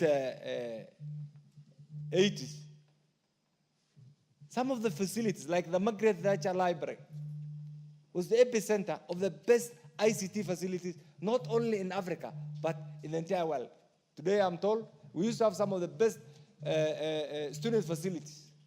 Even the administration. I'm told the whole infrastructure is dilapidated. Students are running away. We can only blame ourselves. That road needs to be cured. Nairobi University in ICU, and I'm sure many of you, your colleagues here, have gone to Nairobi University simply because of the tussle, the power struggle between the management and the council. Can that not be cured? Egerton University is going through the same. As much as we invest in CPC, we must also be prepared to protect those critical institutions that are supposed to take over. You know, look at the stages in our education system. You have gone through CPC. Ultimately, you want to go to a university. That university is being destroyed. Mr. Speaker, I want to urge colleagues, and I know the chairman, our able chairman of the education is here. Please don't fear. We need to support our institutions. I know you have done something about Mo University after 8 years, because of that rock VC. I'm sorry to say this. But equally, look at Nairobi University here. Mr. Speaker, the other bit is the issue of bending bills, both at the national and the county government. Somebody has rightly put it here. Unless we have a thriving business environment for entrepreneurs, because state avenues or business with the state is supposed to be the most lucrative business for any will-be business person. But instead, because there's comfort, there's predictability, there's also certainty when you trade with business with governments, and that's all over the world. But here in the Kenya system here, Mr. Speaker, you do business with the national government, you are not paid. You have a loan, you have other commitments, so we are destroying the sector. The same thing applies to the county government. Mr. Speaker, I want to urge the leadership to put a program together to sort out the bending bills once and for all, if truly our desire is to have a meaningful economic growth and expansion of our capital base. Mr. Speaker, doing business right now is becoming a very risky venture. Mr. Speaker, as we go through this, in the next supplementary or in the next budget, priorities should be given to the business community. Because once we have a thriving business community, I can assure you, you will have a thriving economic growth. Mr. Speaker, this country on the face of it, we are supposed to be the epicenter of commerce and civilization. I'll not use the other one. And East, South, and Central Africa. But if you compare ourselves right now with the neighboring countries, Tanzania, Uganda, Ethiopia, look at their GDP growth. Why are we stagnant and why are they growing? Yet we are in the same environment, the same ecosystem called the East African Community. It's simply because of our management styles. Mr. Speaker, if you look at the news right now, every day, and I'm sure you are an analyst, and open the first page of all the leading newspapers, it is negative news. It's as if Kenya is coming to an end. It's as if everybody wants to run away from Kenya. This country is about us. And we are the leadership. I want to urge also the owners and the media practitioners to be fair to this country. We do not have a second country. This is the only country. Maybe Kenyans are lucky. We have never gone through militarism. We have never gone through a civil war. You need to find out from those who have gone. Some of us have relatives in Ethiopia and Somalia, Mr. Speaker, and we have gone through hell. So can we be responsible in what we do, even as we criticize the government, even as we criticize ourselves? Let's be objective. That will not destroy anybody. Mr. Speaker, coming to this, I know right now, under the leadership of the Honorable Body, this particular department actually is being properly managed, but the realities. When he was being vetted, he talked about the use or not using of Article 223. It's just like when you want to marry, you know it, all the sweet things that you want to use. But when the reality that will come is once you affirm that commitment, there are certain things that change in your modus operandi. So Article 223 will forever be there for any government. You can have it under different names. And that is why right now it's a reality. Mr. Speaker, the other bit is there are regions that have been left behind. Mr. Speaker, you know this. Equalization is a critical component under the current constitution. The sunset period is coming to an end. yet the benefits are almost zero. Almost zero. And the original intention was to have these regions that have been neglected over the years. Actually, we crafted it along the lines of the Marshall Plan of the end of the Second World War. But today, there's nothing that I can comfortably say is a product of equalization. Two, one, because of the many cases the governors have staged. Two, because of the bureaucratic nature of our system. Mr. Speaker, I want to urge the leadership to prioritize this, address all the lacunas, and ensure that equalization benefits as it was intended. Mr. Speaker, the other bit is something that I've heard you comment about. This country is about us. I come from Northern Kenya. I did not choose to be born in Northern Kenya. Not if you remove Northern Kenya from the map of the Republic of Kenya, you will not have a country. That map of Kenya will be very ugly. Yet the people that I represent are entitled to the same developmental needs like somebody from the mount. We do not have first class or second class citizens. We have Kenyan citizens. Meaning, therefore, there must be equity, there must be fairness in the distribution of the national resource. That is the only way we can collectively pride ourselves and say we are citizens of the Republic of Kenya, equal before God and equal before the law. So that we can all submit to the will of God through this constitution. The will of the people through this constitution, because it's God that ordains everything. And Mr. Speaker, the framers of the current constitution were not also fools. In the opening chapter, when they equated representation to our sovereignty. This must be reflected in the budget-making process. And that's why, Mr. Speaker, again, the framers of the current constitution in the past, the budget-making process was a preserve of the executive. Luckily, this morning, we have passed the budget policy statement. It's a precursor to the budget-making process. Today, we are doing supplementary too. So I want us to look at this holistically so that when my region that has been disadvantaged gets a small benefit, it should be the pride for every Kenyan citizen. When the people of the lake who have been neglected over the years get certain benefits out of, right now, the broad-based arrangement, that should attract celebrations, not condemnations. And this is what will give us a country. So in conclusion, this is good. It's an eye-opener. And I want to urge the leadership to be fair in the distribution of our national cake. I support this, Mr. Speaker. Thank you. The Honorable Gabriel Tongoya. Thank you so much, Honorable Speaker, for giving me an opportunity also to add my voice on this very important matter on the consideration of the second supplementary estimate for the financial year 2024-2025.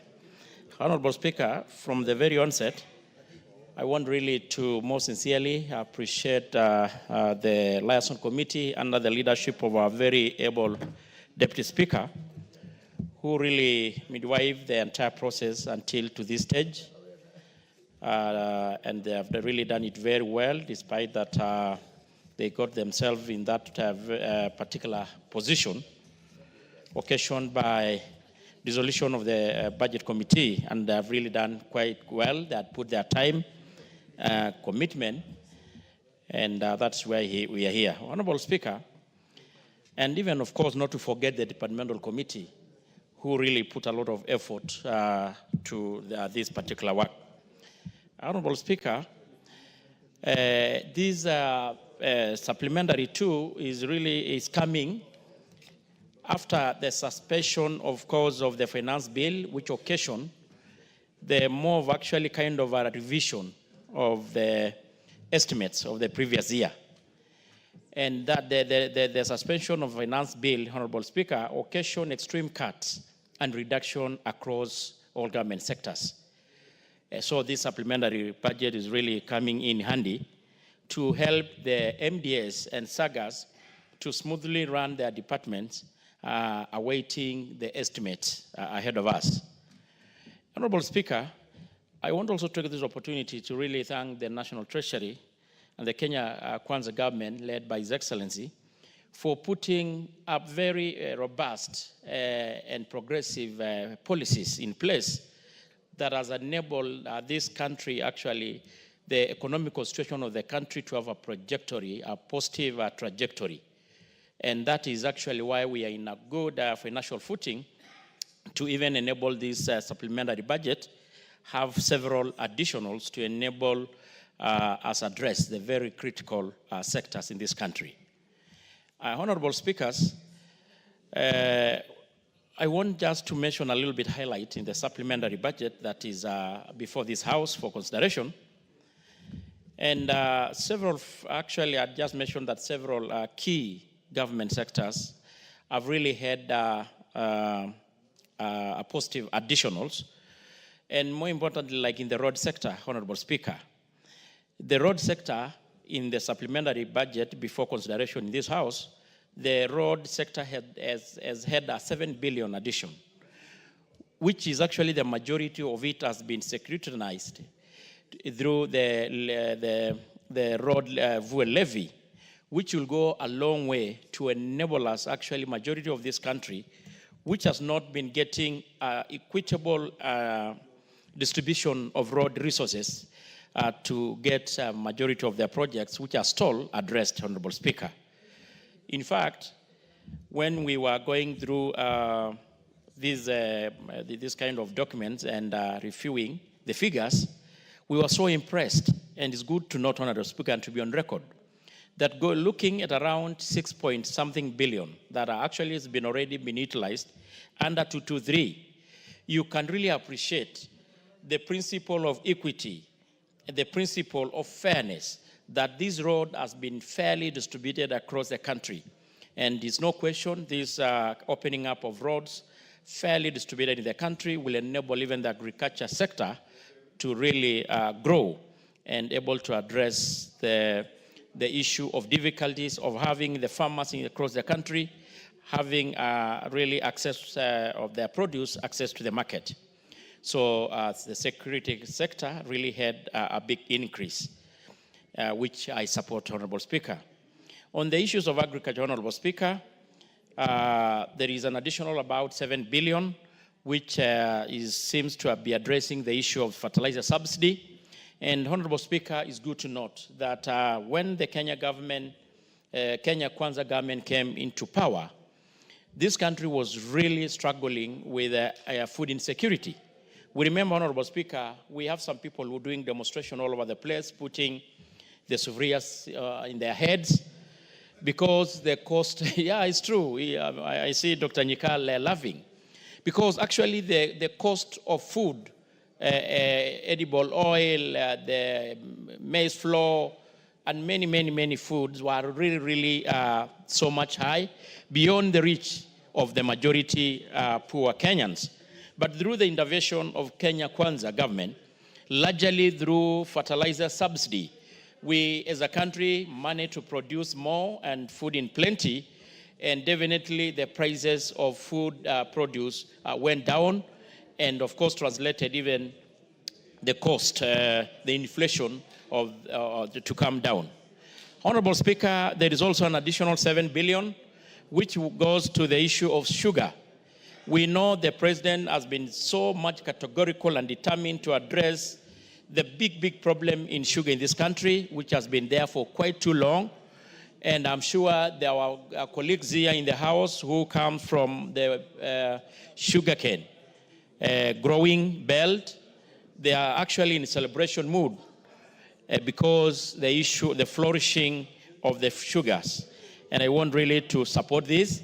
I know it's no doubt is going really to enable this sector, very crucial sector in this country, to continue grow happy, having an upward growth. Honorable Speaker, more importantly also, the issue in the milk sector. In the budget, there is an additional 2 billion shilling, which the majority of the pastoralist community and members here, where some of us come from, there is an additional 2 billion, which I think will actually enable some farmers and communities to have the milk coolers, which has been promised by His Excellency the President. And I want also to appreciate that the issue of the milk coolers, coming at a time even the cost of milk per liter is been now at 50 shillings, will be able really to spark growth and able to help a great deal. Honorable Speaker, I want also to mention the critical sector, security sector. In the supplementary budget before us for consideration, Honorable Speaker, it's good to appreciate that there is a 2.5 billion Kenya shilling for police modernization. Honorable Speaker, you remember, because we sit in the same committee, the Kenya Kwanza government embarked on modernization of our security sector, mostly the national police and security organs. And in the first financial year, there was a 6.5 billion.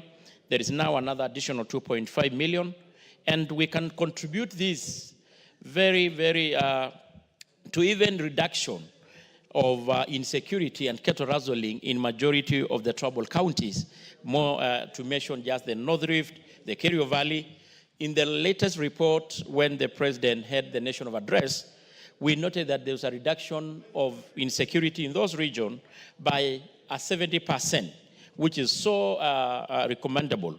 And to a big extent, this could be attributed to the issue of modernization of our police officers who are helping us to maintain peace in those regions. So the continued adding resources to this modernization program is so much welcomed, and is no doubt is going to help our police officers who are making sure that this country is safe to enable them carry on their duty with ease. In the same sector, Honorable Speaker, it's good to appreciate that the insurance, there's a 5 billion for the insurance of our police officers that will able to add the already existing 3 billion. But again, it's good to note that there will still be a deficit of about 6 billion, Honorable Speaker. But it's no doubt this is much welcomed. We know how important roles and the danger, or kind of how they're vulnerable our security officers are. So the issue of insurance is extremely critical and important for them. And this is really very, very encouraging. Honorable Speaker, we also note in the same supplementary about a 500 million in the DCI, which is in the form of A&A, more importantly in the sector of good conduct, AFIS certificate. And I want to tell Kenyans that this is a very important critical consideration, because we all know that at some times when Kenyans apply for these very important documents, they have to wait a little bit long, because at times we go manual, at times maybe actually the certificate expires. So enabling the DCI to have an A&A will enable them to really produce the good conduct certificate in real time. Actually, they were telling the committee when they appeared that they can be able to be doing it in less than 3-4 days. So this is very much appreciated and supported. Honorable Speaker, in the same sector, there is a 5 billion Kenya shilling that goes to really in the issue of e-citizens and ITA. ITA is electronic, sorry? What is out of order? It is out of order. Mr. Speaker, it is very unfair when the chairs of the committees who sits in the liaison committee already discussed the supplementary budget. It is very fair to give other members to discuss it. It is very unfair. They are wasting time, Chair. They have done what they have done. Yes, their own thing, their own baby. Honorable. Yes. Order. Order. Order. Please, Honorable Wario, take your seat. The Honorable Chairs, Honorable Wamboka.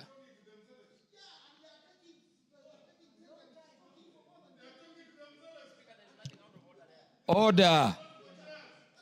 Yeah, could you proceed, Honorable Tongoyo? Thank you, Honorable Speaker, let us not raise protecting me. points of order when it is not necessary to do so. No, get it. Sit down. Thank you, Speaker. All members have equal right to speak. And I'm giving members of parliament the opportunity to speak as members of parliament, not as chairs of committees. Proceed. Thank you. Honorable Kindly Togoy. protect me, Speaker. Protect me, Speaker. Let me caution Honorable Wamboka. Honorable Wamboka, let me caution that the standing orders also speak to disorderly conduct when you unnecessarily raise points of orders. I want this debate to proceed. Yes, Honorable Tongoyo, proceed. I'm actually even Honorable about Wamboka, just approach to the wind. Speaker.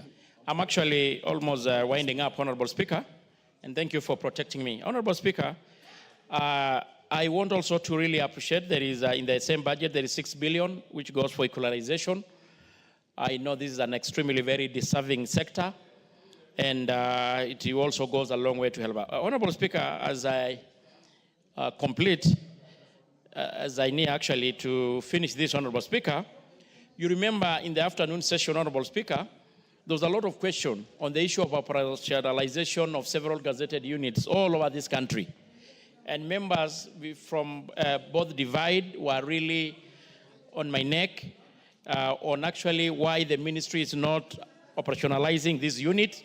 And in the same budget, Honorable Speaker, it's good to appreciate there is an allocation of about 280 million, which will enable us to operationalize a few units, though the sector still needs a lot of resources to have all of actually our gazetted units operationalized.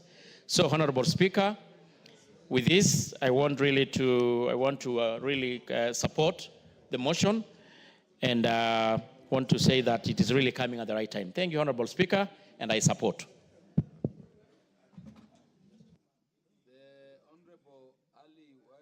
Guyo.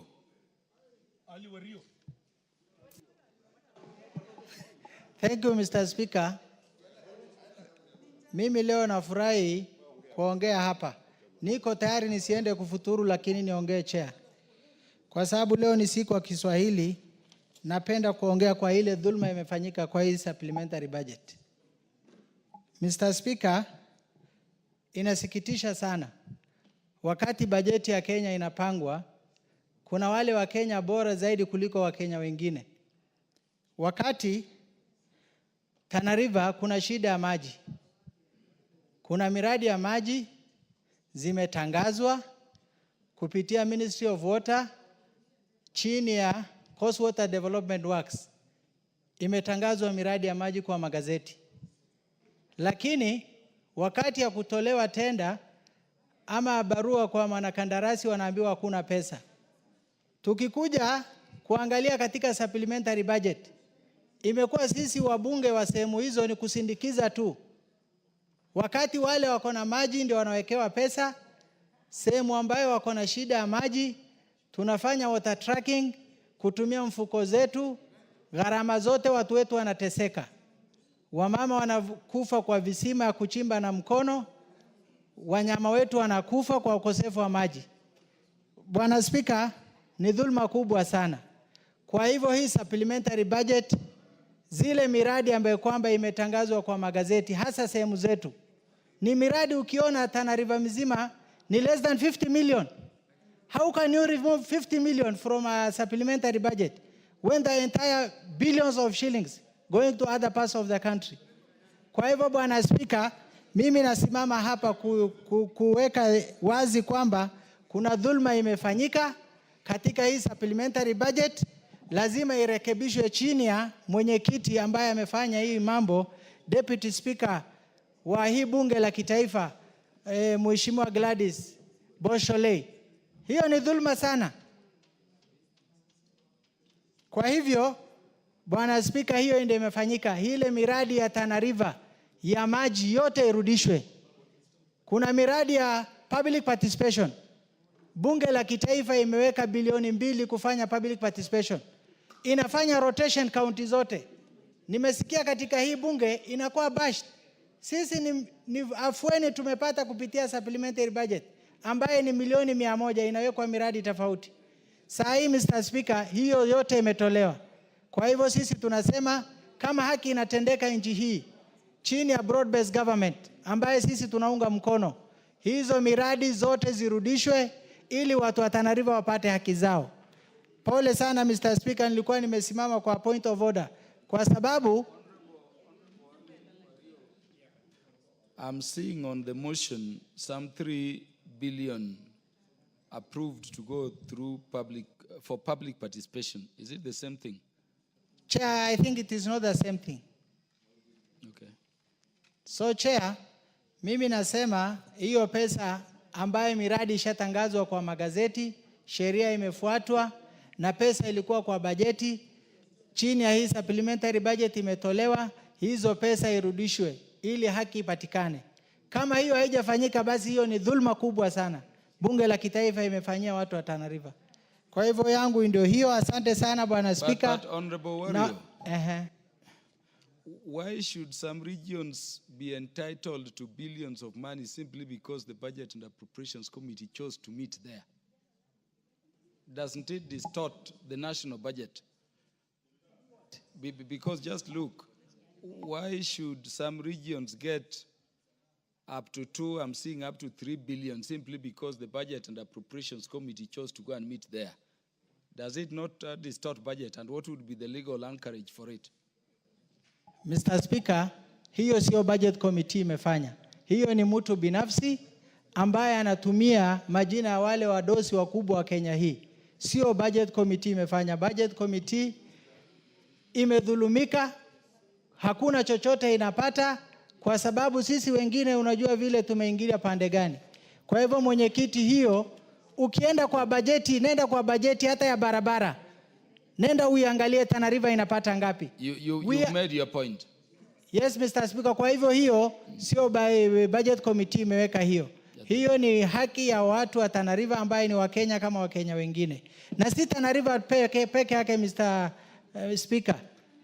Wakenya wengine wengi wanaumia sana kwa sababu ya hii dhulma ya kihistoria. Kwa hivyo tunasema hiyo pesa irudishwe ndio Wakenya wengi wapate haki yao. Asante sana. The Honorable Yusuf Mohamed.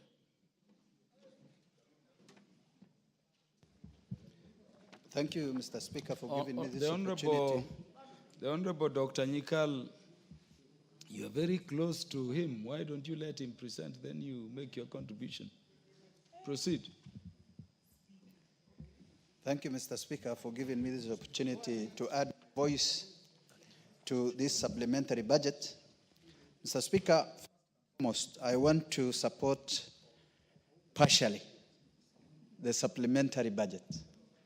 I am saying partially because it is better than before, but it is not still showing the face of Kenya. Mr. Speaker, the supplementary budget is brought to cure certain issues or gaps that has been seen in the main budget. Mr. Speaker, it is very unfortunate this country budgets for certain projects, advertises, procures, and awards contractors to go to site. But unfortunately, after the award, then the government of Kenya, the executive comes up with a supplementary budget proposal that again removes the same projects from the list of the supplementary budget. Mr. Speaker, in that event, creates more bending bills in this country. We have bending bills in each and every sector and department in this country, Mr. Speaker. That puts the entrepreneurs, the contractors, the business people into problems by not doing business at all, or some of them even becoming bankrupt, Mr. Speaker. Mr. Speaker, the activates, 22 of them that was advertised, awarded, and contractors were sent to site. But unfortunately, to my dismay, it is not reflected in this supplementary budget. What do you expect of the same contractor who was sent to site to construct, activate somewhere in Harado, but with no budget? What will he do? He has put his money there. It was in the main budget, but not now. And probably the next budget, we will not find it. How do we cure the problems that the department are prioritizing new projects over the ongoing projects? This House needs to come up with a mechanism. Although the bending bill is the first charge of the first charge of each department, but the problem is it has not been implemented. How do we force the department to implement that before they procure new projects, they must clear the pending bills? Mr. Speaker, I am in the department, I'm in the Committee of Agriculture and Livestock. We know agriculture and livestock is the backbone of this country. If we invest in agriculture, if we invest in livestock, I'm sure this country will be in a better place today. We will see our youth employed. We will see more revenues coming back. We will see more food on our table and even lean meat on our table. But unfortunately, the government and this House are not prioritizing this sector. And this sector has been neglected completely. Nothing is going on. It was left only for the devolved county government to do agriculture, which even the resources they have might not be enough. Mr. Speaker, it is high time this House to prioritize agriculture and livestock over any other department in this country. If we want to employ our youth, if we want our people to be healthy, if we want our people to get food, if we want our people to progress. But so long we are treating agriculture and livestock like a secondary issue, then we are not going nowhere. Mr. Speaker, we budget for projects. But when we budget, there is always a delay in exchequer that affects the execution of certain projects in all departments. This clearly hinders the development of this country. I want to speak to the Treasury Department headed by our brother CS Honorable Mbadi to fast track the disbursement of all the projects that have been allocated money to, so that timely execution of programs are done. Otherwise, we will continue budgeting, rebudgeting, bringing another supplementary over another supplementary, and piling up the pending bills in this country. Mr. Speaker, I am happy today to see a new budget chair in this parliament. The first one was from Mount Kenya. This one is from Nyanza. And I expect this budget chairman to be rotational, Mr. Speaker, so that each and every part of this country feels the development of this country. It has come to the... Are you suggesting development follows the budget, Chair? Yes, I'm coming to Chair. I'm coming to that point. Yes. Chair, it has come clearly that the budget chair has the prerogative power to allocate billions of money into his constituency or his county.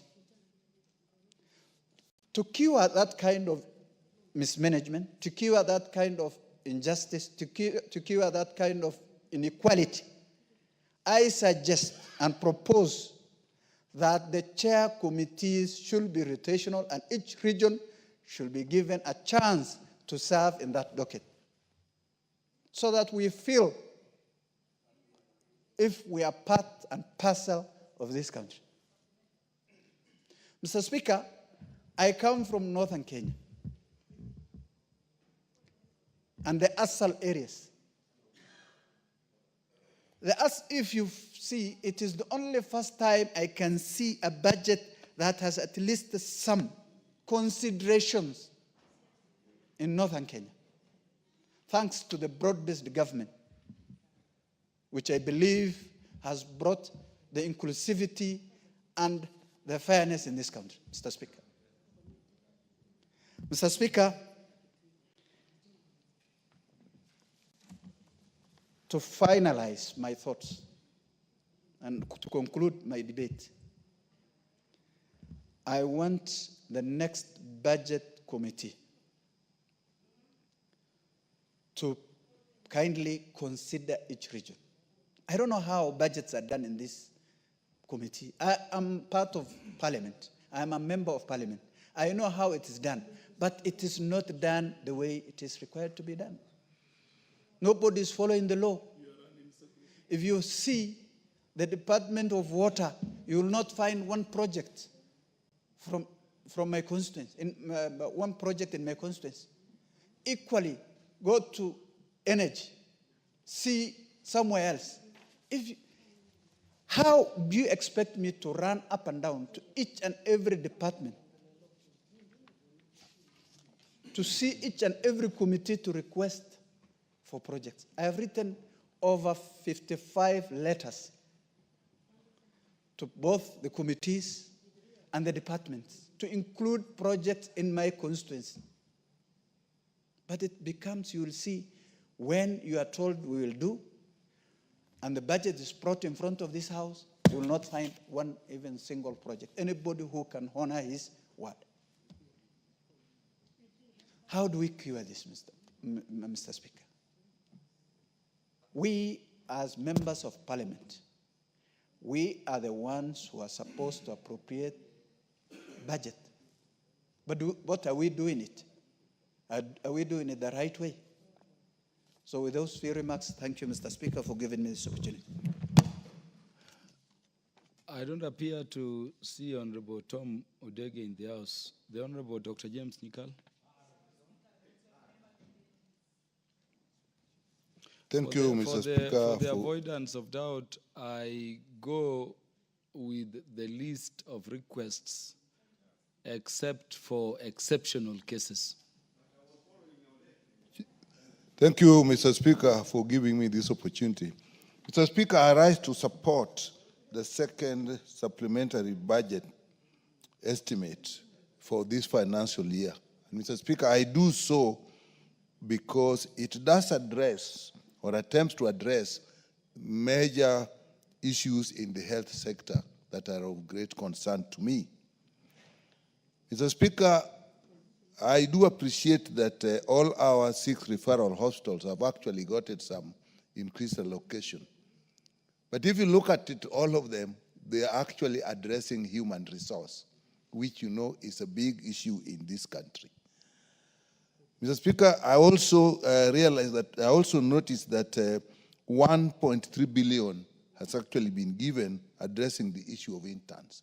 This is a problem we have every year. Even this year we have had a strike, and the issue of the payment of interns, at least this will go a long way in trying to solve it.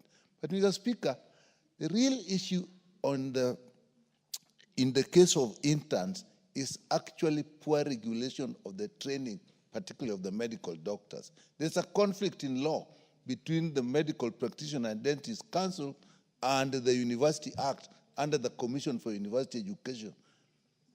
Mr. Speaker, I can tell you in this country now, nobody has the data on how many medical students are being trained.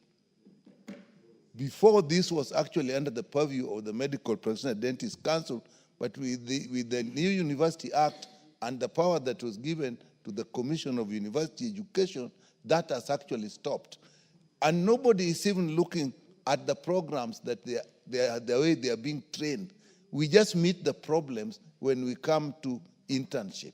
So it's not just a matter of numbers, it's also a matter of quality. And that's something we actually need to address. The honorable member who is the chair of the health education, we have actually looked at this and we'll need to address it so that we must have a system of knowing how many people are being trained, how many doctors are being trained, how many nurses are being trained, so that we actually plan how they are deployed, particularly at internship. We have the issue of universal health care workers that were on a contract. Again, this has not been addressed, but it is an issue with us. We are talking about 8,000 health workers. So this is something that we'll need to issue. So the fact that this supplementary budget has looked at human resource and put 1.3 billion is actually something we can appreciate. The other issue is the issue of KEMSA. Without supplies, without drugs in health facilities, it does not matter what you do to people. If they don't get the drugs, they go to buy them. They don't feel like actually they've been cared for. And we have given about 1.5 billion, and we are saying to recapitalize KEMSA. I have an issue with this, and this is an issue we'll need to address. Because KEMSA is owed about 3 billion by actually the government, the counties, and even the national government, the Ministry of Health. Together they owe KEMSA 3 billion. Now, if you are giving them 1.5 billion to recapitalize them so that they can buy drugs that the counties can get from them, then we are actually killing the whole principle of KEMSA, where it was to be financed once, and now it buys drugs and it sells to the counties and other needs. So we'll then actually be every year just giving KEMSA money to buy drugs and distribute, because the principle that the counties buy must actually be adhered to. And we only do that if the debts are paid. So that's something we need to look at. It's extremely important. Mr. Speaker, it has also addressed the issue of SHA. You know, people say, and very many people say, SHA is not working. And some people, not many, say SHA is working. Do you know both are right? Both are right, because when we register people in SHA now, it is different from when we registered people in NHIF before. Because that time only people who had paid the premium were registered, and therefore they were all entitled to care. And they got the care, even if it was not done properly. But now, when we register people into SHA, there are two registrations. There's a registration, general registration, that everybody gets. And that is because we have in SHA three funds. SHIF, which is similar to NHIF, and Primary Health Care Fund, and Critical and Emergency Care Fund, both of which are supposed to come from the exchequer, from the treasury. Therefore, registering everybody and saying you are entitled to care is also reasonable. But the Primary Health Care Fund, for example, only provides care in level 2 to level 2 and 3. But I don't think this information is there. It's there out in the public. So that is why we have 20 million people have registered in SHA. So all those 20 million people are actually entitled to services at level 2 and 3 because that is being paid for by the government. But only 4 million have paid the premium, which is for a social health insurance fund. So when one of those 4 get the service, he'll say SHA is working. But the other one,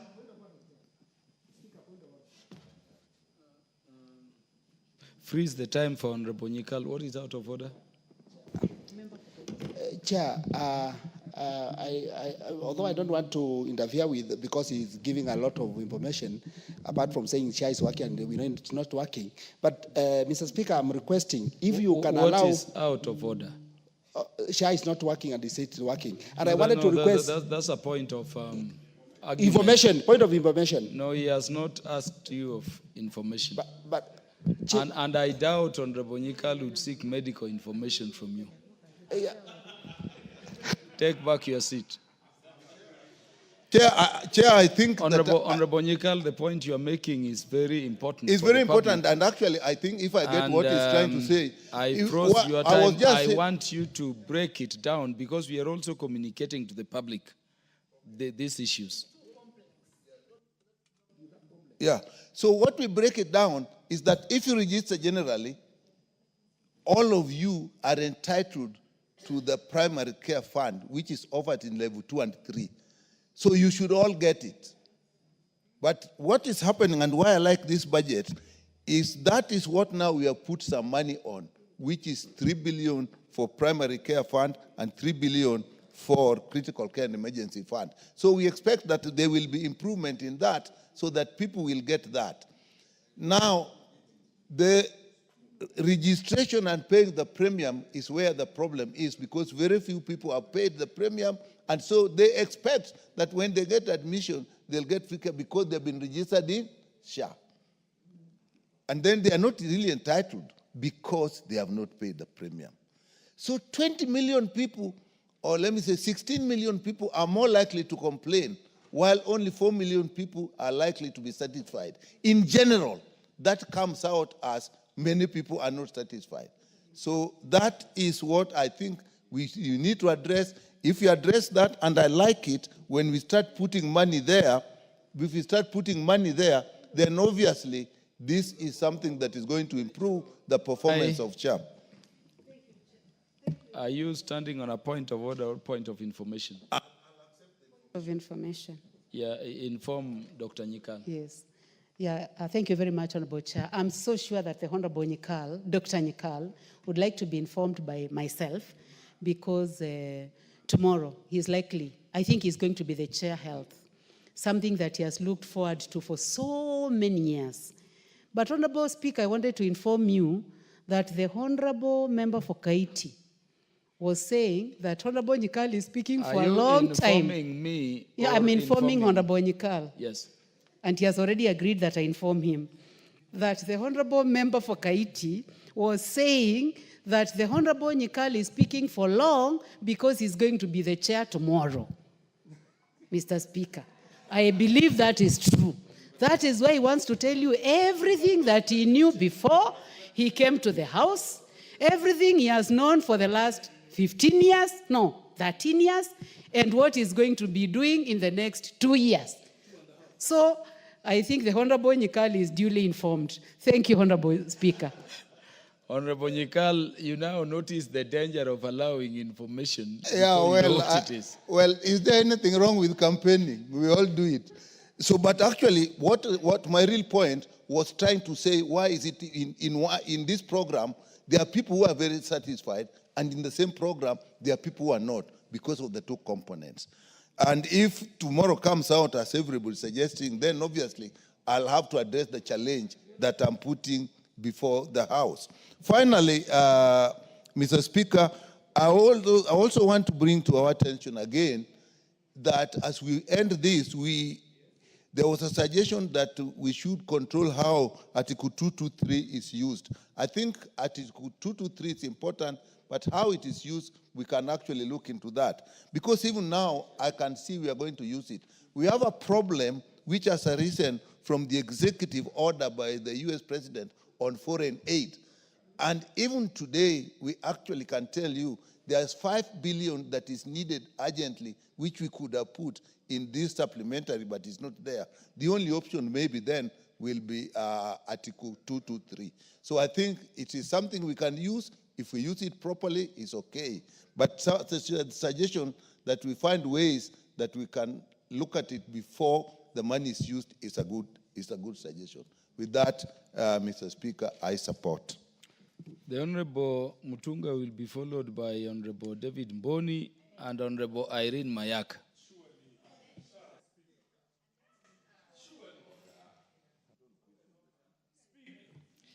Thank you, Honorable Speaker. Honorable Wamboka, I can't even notice you on the screen. Absent the card, you will not speak. Proceed. Honorable Speaker, thank you very much for the opportunity to also contribute to this debate, Honorable Speaker. Honorable Speaker, I stand to support the adoption of the report by the Liaison Committee on the Supplementary 2, 2024-2025. Honorable Speaker, let me say that right from the outset, it was a great opportunity for the Chairman's Committee to actually do the budget for this country. And this opportunity gave us, it was an eye-opener because we were able to inform each other what happens in every department. Honorable Speaker, the learning experience was immense, and we did this budget with a lot of interest to get to know exactly what happens in every sector in this particular country.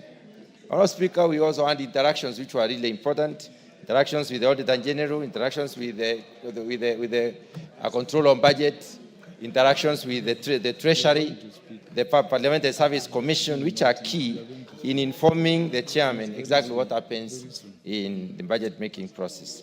Honorable Speaker, the intricacies of the budget are key and notable that as members of this House, we need to understand. And if it were possible to make the committee membership rotational, Honorable Speaker, I think it would be a learning experience for everyone. And I believe, Honorable Speaker, listening to this House today, the broad-based government is actually working. And I'll tell you one of the reasons why I think it is working. Honorable Speaker, utilization of Article 223 has been an abomination in this House. It has been condemned every time. And this time around, everyone is speaking to the wisdom of the utilization of Article 223 in running government matters that are of emergency nature, and also those that are coming up after the budget has been adopted. Honorable Speaker, a revision of the budget itself, the adjustments that have been made are minimal. And the principle was that we need to make almost zero adjustments. And this is the reason why we have not experienced huge changes. Honorable Speaker, if you look at the State Department, the Ministry of Agriculture, I wanted to raise a point of information, but decided not to interrupt my fellow chair of security. Honorable Speaker, agriculture lost 8.8 billion in terms of rationalization, and agriculture gained around 7.5 billion. So at the net loss was close to 2.3 billion.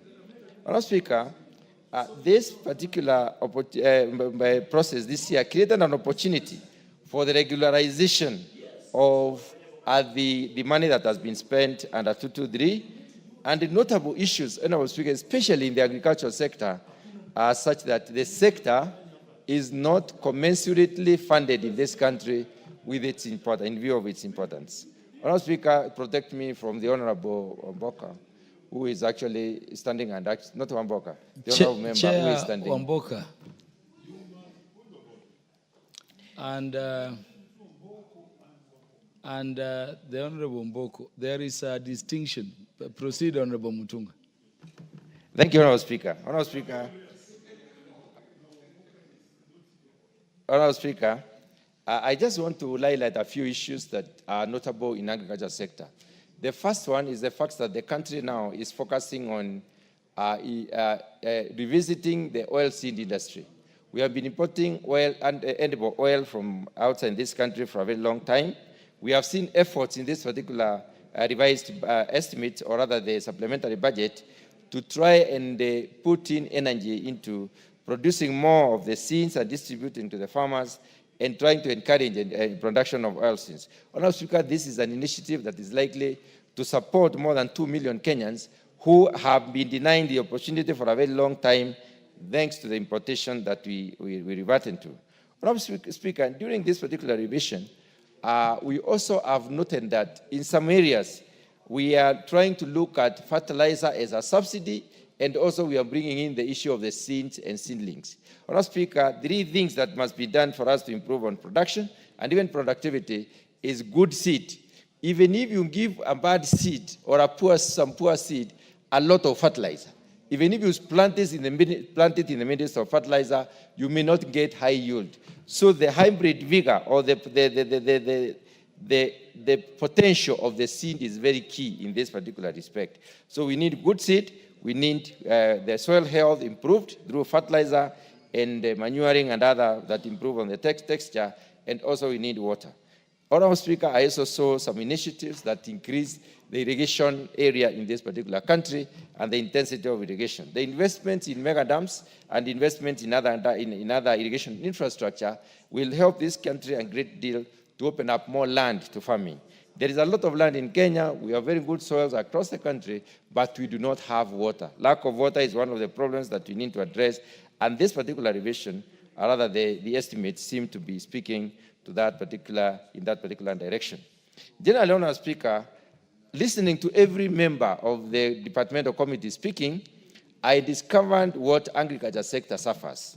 Agriculture sector suffers what we call the choice of the logic. The choice of the logic in this case, Honourable Speaker, is that every sector head or every chairman of the sector supports their sector to make sure that they get more money. There is not a single sector that I thought or a hand them saying that they may have, a little money to share with any other sector. On the other hand, Honourable Speaker, we are talking about historical formation, the historical backgrounding of these sectors. They came from some source and they have developed over time. As they develop, they also develop the needs. So every member spoke to the needs in that particular sector. So, Honourable Speaker, in the retrospect, we need to be asking ourselves as Kenyans, should we be responding to the logic of choice, or should we change the choice of should we have the choice of the logic? In this particular case, Honourable Speaker, we need to ask ourselves, when we look at all sectors as equal, we need to be asking ourselves, where do we have the greatest potential to grow this country? Where do we have the greatest potential to provide the 3 basic needs of human beings? And the first one is food. Honourable Speaker, if one is naked and well-fed, they can still survive under any environment. But unfortunately, we are not responding to this particular important sector. This sector is the one that has the potential to open up industrialization for this country. Industrial revolution has got to do with availability of raw materials. This is the sector where the greatest population is anchored. This is the sector where we have the potential to even export outside this country. Some of the things we realized as we looked through, took a closer look at the sectoral provisions, Honourable Speaker, we realized that even the gatekeeper institutions are not fully supported. So we cannot fail to support an institution that basically authorizes export for Kenya or enables export for Kenya, and I say that we're doing a good thing. Even the germ plasm production institution, or institutions that produce genetic material in this country, they are not seriously or supported. And in this case, Honourable Speaker, we have a problem because we are not generating technologies and innovations that are commensurate to the age, that are commensurate to the stage, that are commensurate to the demand of this country. We need better seed in every variety. We need better animal breeds in every breed of animal that you look at, and we need to invest in those sectors. Once we invest in those sectors, because we are living at an age where we only have about 16% of Kenya, which is arable, therefore it is the age and stage of intensification. Therefore, we need to have the best of breeds so that we can improve on the productivity per unit, and that way we will be able to organize our agriculture in a more productive manner. Therefore, Honourable Speaker, we need to revisit the choice of the logic. That logic of saying that we have sectors that are supposed to be doing this and that, we need to go deeper. We need to have a national conversation on the Kenya we need, the institution or the sectors that will support the economy of this country. And unless we do that, I think we are making the wrong choices. We are putting money in the wrong areas because our priorities are very, very important. Honourable Speaker, one thing that African leadership recognized is that agriculture is not supported. And if I may pause to look even at what happens at the county level. Honourable Speaker, we send money to the counties. The other day we had an opportunity to look at what happens at the county. Some of them fund up to 10%, 8%, 7% of the money they get, they put it in agriculture.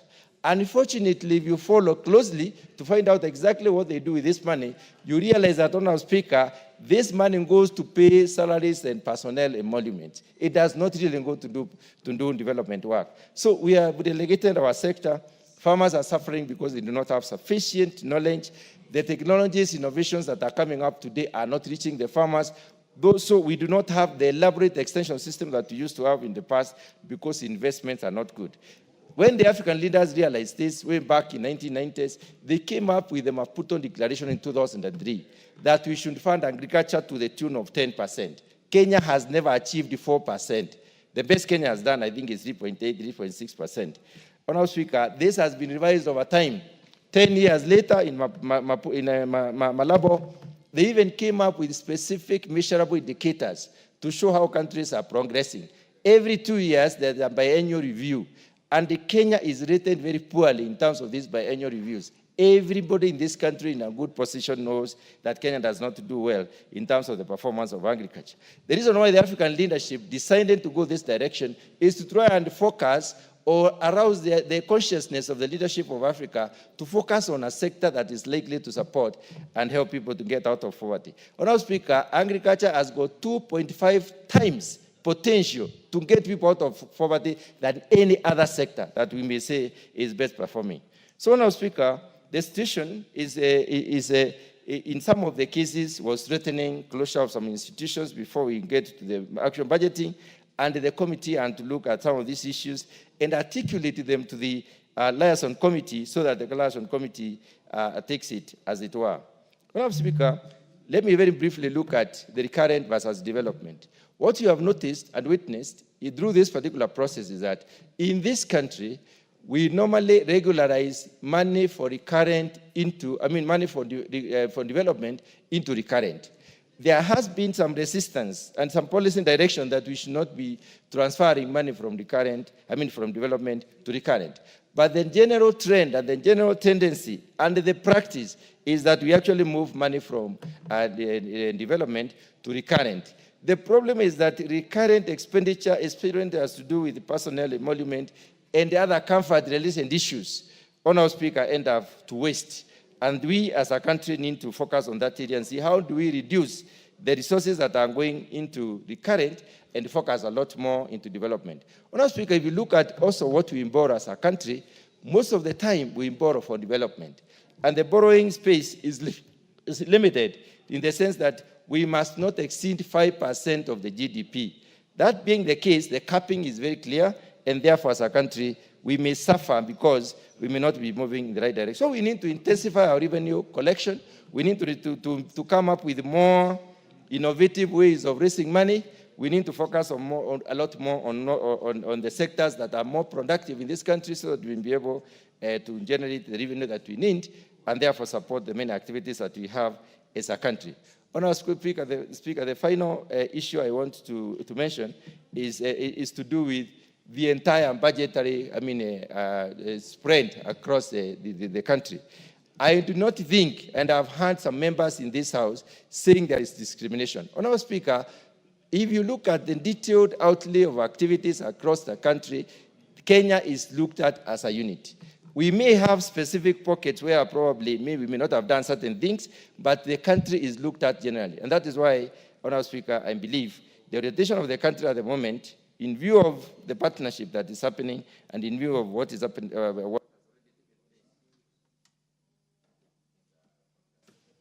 I'd say Honourable David Mboni will be followed by Honourable Irene Mayaka.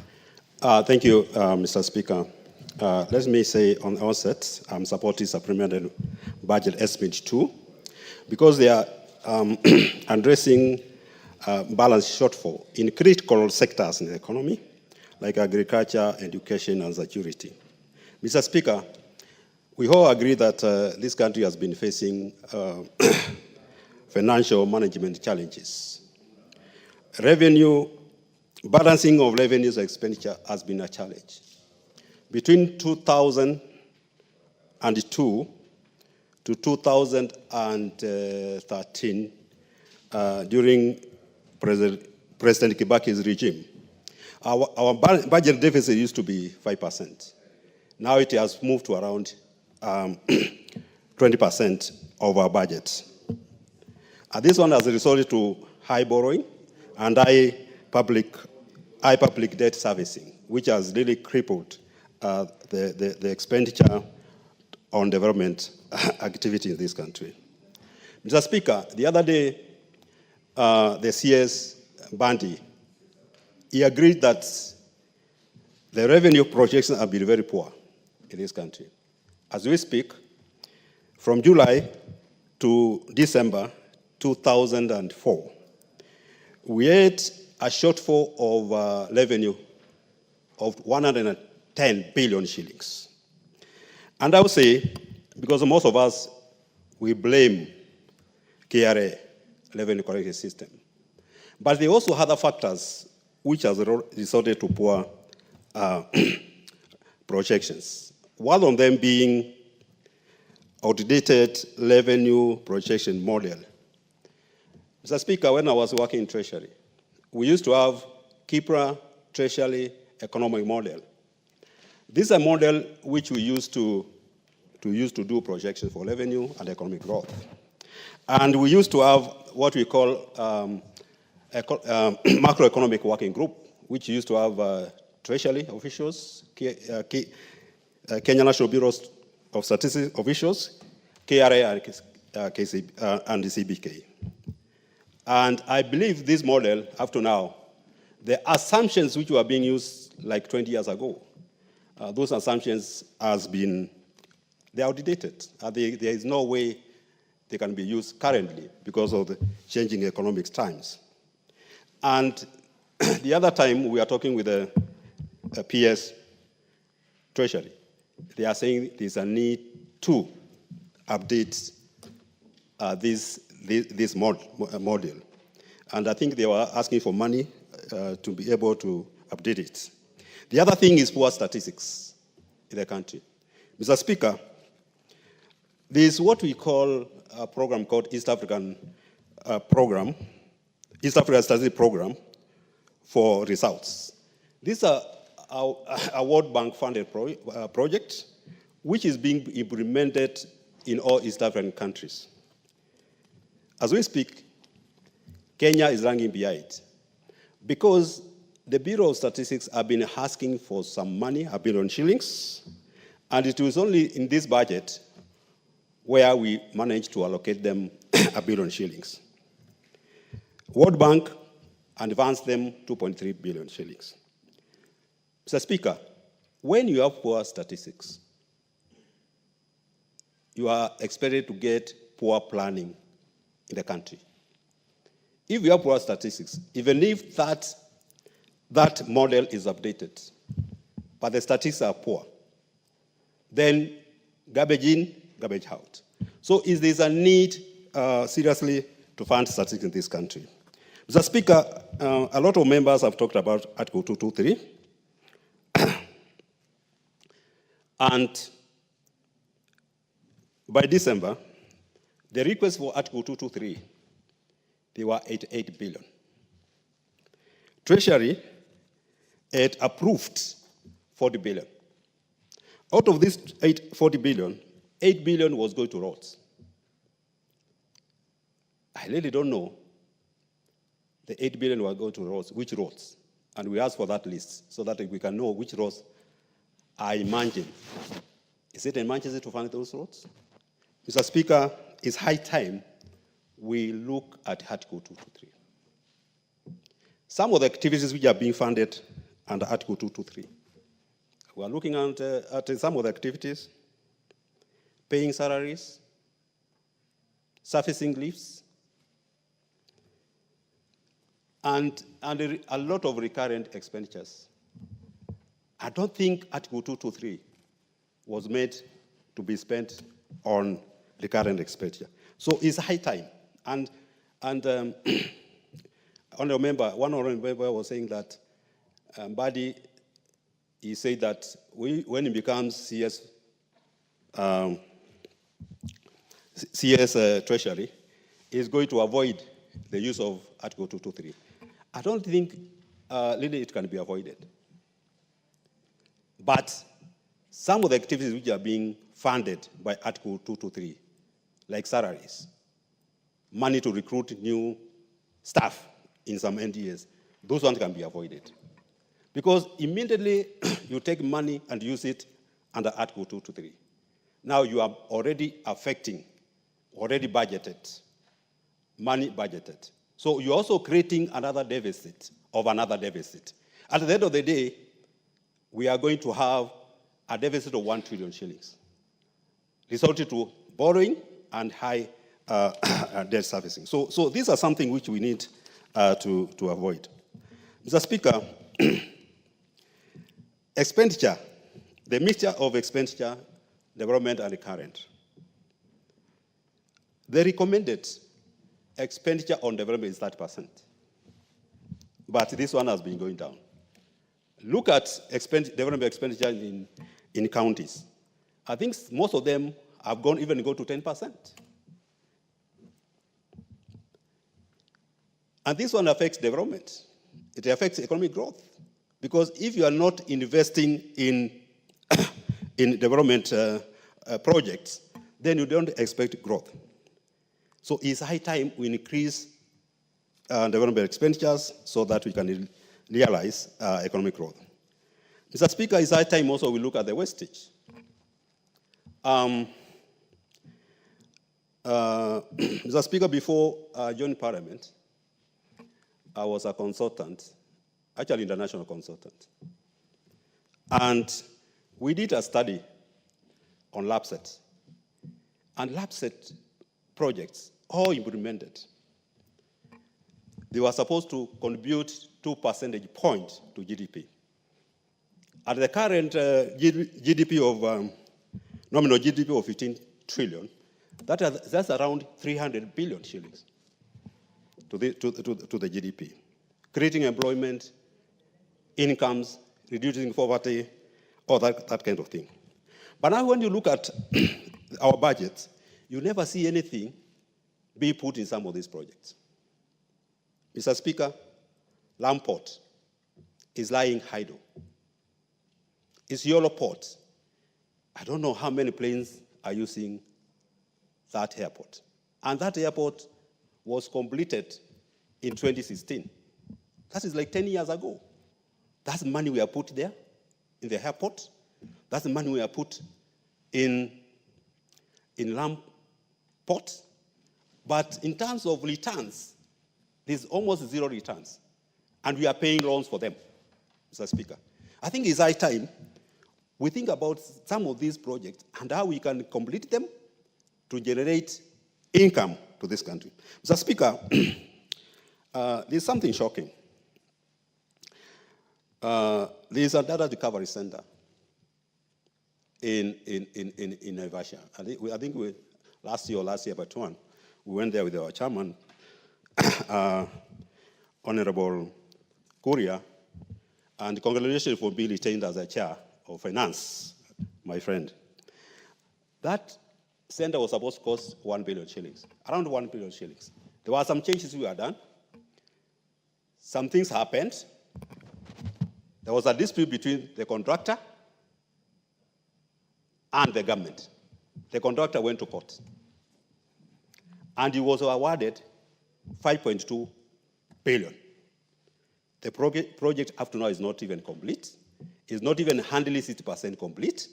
But this person is getting 5.2 billion shillings for nothing. That is a wastage, Mr. Speaker.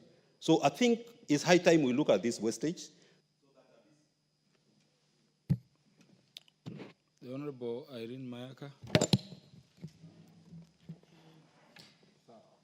Thank you, Honorable Chair, for the opportunity to contribute to this very important motion on the supplementary budget estimates. But Honorable Speaker, before I begin my contribution, I'd just like to single out and congratulate my brother, the Honorable Sam Atandi in absentia, for being elected as the chair of budget. Honorable Atandi and I come from way back. We were first employed in the bank same day. So from one chair to another, I congratulate my brother because, and the reason why I'm singling him out as well is because we are discussing budget, and this is very important. And I just want to express my confidence in his leadership and the entire budget committee. And as for us who are new elected as chairs, we will give them the full support that they require. Honorable Chair, I've looked at the budget estimates that we have received. And for me, some of the things that I just want to express as concern right from the onset is the fact that we need to be very cognizant of fair distribution of resources in this country. Because, Honorable Chair, I come from the great county of Nyamira. The great county of Nyamira right now has 55% estimated electricity coverage. We have very few roads that are tarmacked in that particular county. And so for me, I want to be very keen to ensure that from this particular budget and the estimates for 2025-2026, that there's fair distribution to ensure equality of resource allocation across the whole country, so that all of us benefit and all of us feel like we are part of Kenya. Honorable Speaker, having said that, I also want to talk about, and especially the county revenue allocation that we discussed yesterday, because it's very key and significant to this. And again, being very biased to single out Nyamira County, because I did note that there was indication of money allocated for the industrial park. There was money allocated for value chain, especially in agriculture. Two very important things for us in terms of development. Because yes, we are a very rich agricultural area, but also without value chain addition to the produce that we have, then we will not be able to do as much as we really want to do. The industrial park, which is situated in my home constituency of West Mogirango, for the longest time, we've just been passing that road and looking at its bareness. It's just collecting water there. It's been fenced, but it's doing nothing. So I really hope that finally, now that there's a specific allocation of an estimate of 110 million towards that particular project, that it's going to actually take off. Honorable Speaker, the other thing that I really wanted to comment on in terms of especially this supplementary budget is the issue of pending bills, because we have a lot of issues emanating from the county governments, national government, but especially county government in terms of pending bills. And Honorable Speaker, as one other honorable member did mention, when we do not have money circulating within the counties, we are not helping the counties. And the only way we can ensure that there's progress, there's development, there's growth within the county space, that people are able to have purchasing power, is if we actually pay the people back there. Honorable Speaker, the other day through the Finance Committee, we passed a very important bill that was speaking about ensuring that procurement benefits and procurement resources and resources are actually given first to the counties, especially on county level, before they're given to anyone else outside the county. But Honorable Speaker, even when we are pursuing that and ensuring that our county people actually get the first line of investment, if we do not pay the bills, if we do not pay them for the services that they've rendered, then in essence, we are not doing anything. And therefore, Honorable Speaker, I really hope that this is one of the things that is going to be really considered in this supplementary estimate, and it's going to take first priority. And Honorable Speaker, also just looking at the timelines, because we are in the month of March, we have 3 months, if not less, of ensuring that these monies are actually utilized within the different spaces, both national and county government. And if this is not done quickly and within the specific timelines, then it's not going to help anyone. Honorable Speaker, we've had instances of where we've seen county governments return monies back to national government because of lack of utilization within the specified time. So I really hope that this time we will ensure that this is done within good time.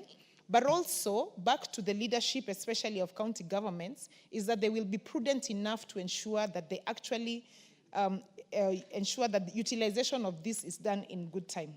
Honorable Speaker, having said that, still though, it's the issue of monitoring and evaluation and checking on proper utilization of funds, which, Honorable Speaker, in my view, I don't think we do a very good job of that. We have the specific bodies that are charged with all this monitoring and evaluation, but still, we still have issues of where resource allocation is not being utilized prudently. And Honorable Speaker, this is something that we really, really need as a House to take that into consideration. I don't understand, for example, Honorable Speaker, why we don't name and shame counties that are not utilizing resources properly. Why we do not name and shame, even in the space of national government, where resource allocation is not properly utilized. Because that is one of the purposes of this particular House and the Senate as well. We really need to ensure that the resources that are actually contributed and generated from the taxes that Kenyans pay, that they're going to good, for good purpose. Honorable Speaker, another thing that I really want to single out is the issue of resource allocation, especially where issues related to affirmative action are concerned. Issues related to women, issues related to girls. Honorable Speaker, the women representatives have been complaining for the longest time that resource allocation, especially to things like sanitary pads, is not being done in an adequate and regular manner. It's not being done on time. And Honorable Speaker, sanitary pads is a basic need for a young girl in this country. And some of these things, Honorable Speaker, should actually take precedence in terms of resource allocation and ensuring that they are well financed. Honorable Speaker, when you look at ICT, which is my previous committee, there has been resource allocation for youth-based training activities, especially in the ICT space, because, Honorable Speaker, right now we are in a world where our young people are extremely IT and technologically savvy, and they really need to be trained in that particular space. And I've seen there's allocation for youth development. We have the Ajira, we have the presidential digital program that are very, very good programs that we need to allocate. Honorable Speaker, I've also seen, and not to anticipate debate, but I've seen in the 2025-2026 estimates, we have talked about allocation for resources on communication and how the services that are provided by SHA are going to be properly communicated and properly utilized within our spaces. Honorable Speaker, that is the other one thing that I really want to encourage us to all ensure that this is properly done and that those resources go in the right direction. Because, Honorable Speaker, if we have decided that SHA is here with us, that this is the new norm in our health space, then we must ensure that there's proper communication, there's proper feedback channeling from the Mwananchi who are utilizing this back to the government and the other way around, if this is going to work. And Honorable Speaker, having said that, I also want to speak about the issue of the housing levy, because that is another matter that is still a thorn in terms of discussion with the people of this country. But Honorable Speaker, in anything that we do, if there's no proper communication, if there's no proper channel of ensuring that you're telling Mwananchi how these things are being done, then you will not be able to address it appropriately. Honorable Speaker, I have seen that we do have what we call government delivery. But that government delivery channel needs to be expanded to the local Mwananchi. It needs to be utilized, and it needs to go even to the local radio stations, so that even my grandmother back there in Wogichora Ward in Nyamira is able to understand that this is actually beneficial to them. So, Honorable Speaker, having said that and with all the comments, yes, I do support the supplementary.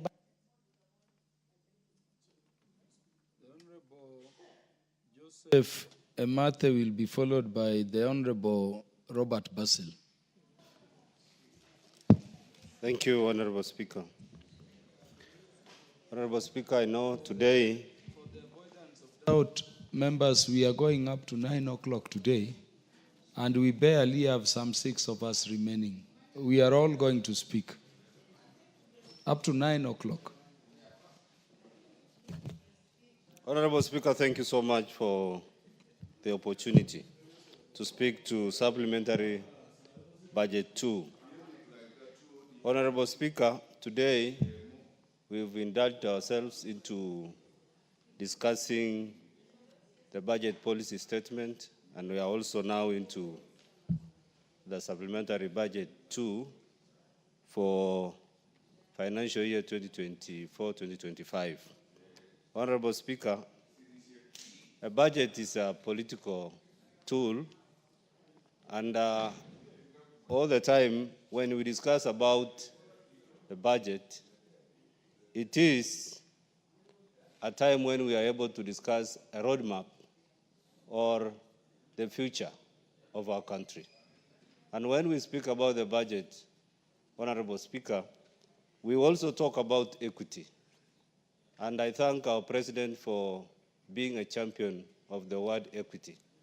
And this budget, supplementary budget 2, Honorable Speaker, must be able to tell us how the word equity in distribution of our resources is going to be realized, Honorable Speaker.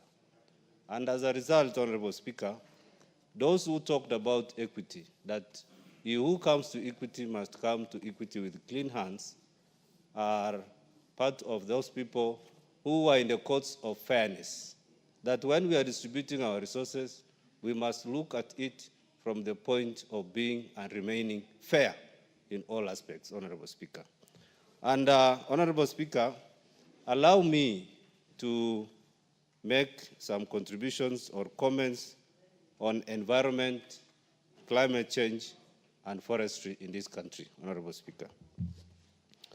I have looked at the supplementary budget, and environment has been allocated 6.4 billion Kenya shillings, and forestry has been awarded or allocated 16.3 billion Kenya shillings. Honorable Speaker, it is a time for us as a country to discuss issues on climate change, especially carbon credit and resource mobilization, Honorable Speaker. I am very particular on what we are able to receive on carbon credit. And therefore, how is our country prepared for carbon markets, Honorable Speaker? Still on the same sphere, Honorable Speaker, we need to discuss about our legal framework on the same. How will we be able to roll out? Do we have the right regulations to speak to carbon credit? Because, Honorable Speaker, for me, we have to discuss our GDP, even as we provide this budget. And therefore, how much will we be able to discuss as a contribution from the carbon bonds, or what they call the green bonds, Honorable Speaker? And therefore, this ministry or State Department on Environment, Climate Change must be able to let us know how much are we going to venture into the carbon credit markets. And also, this State Department on Forestry should also be able to explain to us how much are we getting from forestry in terms of the GDP. It is high time, because this is a new venture, that as we have been able to live moratorium on logging of our trees or forests, Honorable Speaker, we must be able to understand how much is this, or how much are we receiving, and how much is it going to measure or to contribute to our GDP, Honorable Speaker. And therefore, the aid in appropriation must be directly explained for us to understand all that we are receiving under this as part of our basket in terms of revenue. Honorable Speaker, allow me to speak to the blue economy. Blue economy and fisheries, Honorable Speaker, has been allocated 6.6 billion. Fisheries alone is receiving 6 billion. Honorable Speaker, I want to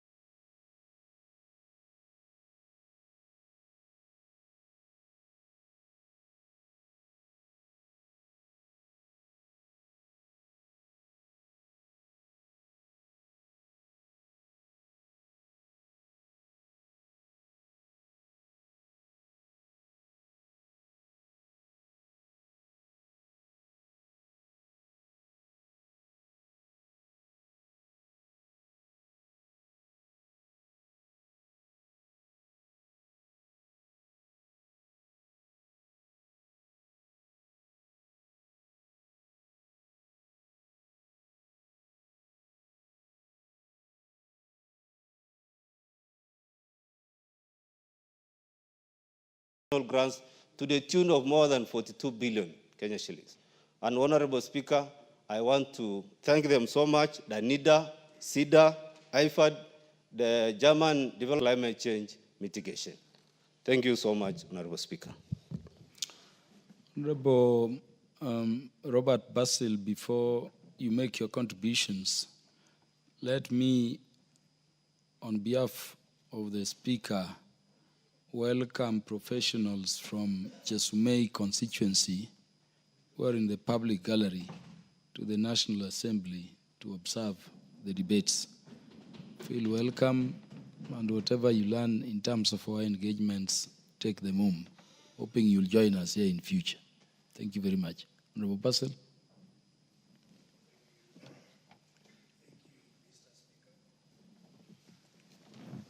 Thing is not, huh? Can you hear me?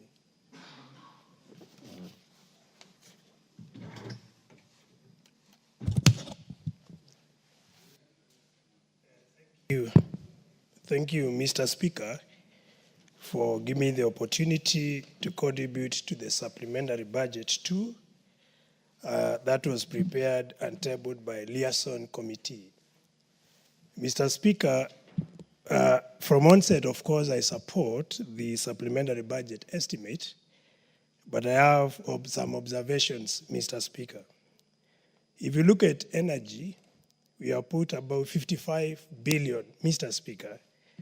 And if you look at our rural areas, electricity connectivity is very low, Mr. Speaker. And you know, when you connect a new customer with electricity, Mr. Speaker, that is a new revenue to government, Mr. Speaker. So we need to add more money to electricity. If you look at roads, Mr. Speaker, we have budgeted 198 billion, Mr. Speaker. But if you ask yourself, which roads are going to be repaired with these 198 billion, Mr. Speaker, we cannot very well tell about them. Some areas like Yatta, for example, Mr. Speaker, the percentage of tarmac road is less than 1%, Mr. Speaker. And that is why I always emphasize on itemizing our budget, Mr. Speaker, so that we know where our money goes to, or what item takes what amount of money from the taxpayers' kitty, Mr. Speaker. If we want to eliminate graft or mitigate graft and promote accountability, Mr. Speaker, we must itemize our budget, Mr. Speaker. There was a speaker who talked about, one of the honorable members, he talked about rotational chairmanship of budget, Mr. Speaker. That's not the cure of the problem we have. But itemization of budget, that is the solution to the problem of inequality when distributing government resources, Mr. Speaker. So we must consider itemizing budget. Otherwise, we'll keep on talking, saying so and so was the chairman, he took resources to his constituency or to the county where he comes from, and that story will never end unless we itemize our budget, Mr. Speaker. Importantly, Mr. Speaker, I've noted we have budgeted reasonably for judiciary. You know very sure our judiciary, men and women, they need resources to perfectly discharge their duties, Mr. Speaker. Because if we deny them resources, then we compromise justice, at the same time allow vices like corruption to get into judiciary. And that would be a very bad precedent if we allow it to continue, Mr. Speaker. I've noted we have budgeted equalization fund about 2.7 billion, Mr. Speaker, and I actually approach this because some areas are lagged behind on matters to do with development, Mr. Speaker. We talk of ASAL regions, areas where there are areas which have been considered as opposition from 1963, Mr. Speaker. They have been ignored on matters to do with development. So resources have not been going to these areas, and that's why equalization fund must be revised upward. At the same time, data must be used to identify the beneficiaries or areas that need to benefit from equalization fund, Mr. Speaker. Additionally, Mr. Speaker, I don't want to miss my words by saying that this money for public participation must be scrapped. That is allowing corruption when we are here to budget and ensure we correct what is messy or what is not working here, Mr. Speaker. There is no way, even a genius, doesn't a genius to tell you 3 billion is quite high for public participation. That money should go to critical sectors like water. Because remember, we want to be self-reliant on food, Mr. Speaker. This country imports. We are actually becoming a net importer of everything, Mr. Speaker. And for us to have a healthy balance of trend and a balance of payment, we need to be self-reliant and invest in food production, manufacturing, and be able to produce for our people. And if we have surplus, then we export. And then we'll be able to gain foreign exchange from in that matter, Mr. Speaker. Therefore, that public participation fund should be dropped immediately, and that money be channeled to key sectors like health, water, or even electricity. We have been seeing doctors coming here striking, Mr. Speaker, all the workers. That is very bad, Mr. Speaker. Imagine a medical doctor, it takes 7 years to train a doctor, Mr. Speaker. And this person is not well remunerated. Then you see them coming to occupy Parliament, demanding for their rights for good pay, Mr. Speaker. Then on the same note, ironically, we budget on items which do not really make sense and which, for me, I would say is wastage of public resources, Mr. Speaker. So we must take or prioritize our items in a better way to be able to solve issues that are central to the development of this country, Mr. Speaker. Additionally, Mr. Speaker, allow me to also indicate that if you look at advanced economies, I'm talking of United States, I'm talking of Japan, and basically all the BRICS also for that matter. If you look at their recurrent expenditure compared to development, the ratio is 70-30, meaning 70% goes to recurrent. And the reason why they budget 70% to recurrent is to support smooth operation of salient sectors like health, public service, education, among others. If you come to the development resources, they budget about 30%, which goes specifically to investing on long-term ventures such as infrastructure, technology, and service expansion. If you come to Kenya, it's ironical, Mr. Speaker, where you find even some areas, like I'll talk of some counties, development percentage, it is a 10%, Mr. Speaker, which is quite low. How will you ever get yourself out of poverty and be self-reliant if you don't budget appropriately, Mr. Speaker? So we must revise the ratio of recurrent to development, at least to be at 60-40, so that we can invest money for long-term areas or long-term ventures such as infrastructure, technology, and service expansion for that matter, Mr. Speaker. If you look at our supplementary budget, it is also worrying. We have put so little in research, innovation, and technology, Mr. Speaker. If you look at countries like China, countries like Japan, even Israel, most of their money goes to innovation, research, technology. But here we are doing the opposite.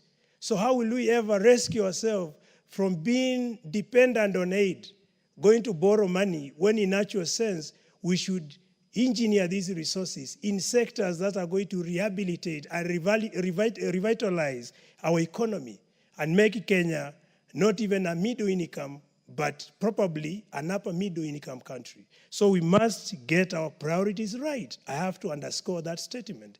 Because for me, and as another patriot who is sitting in this August House, you should always get your priorities right and don't think of now, think for generations to come. Remember, our forefathers fought to see a better country, Mr. Speaker.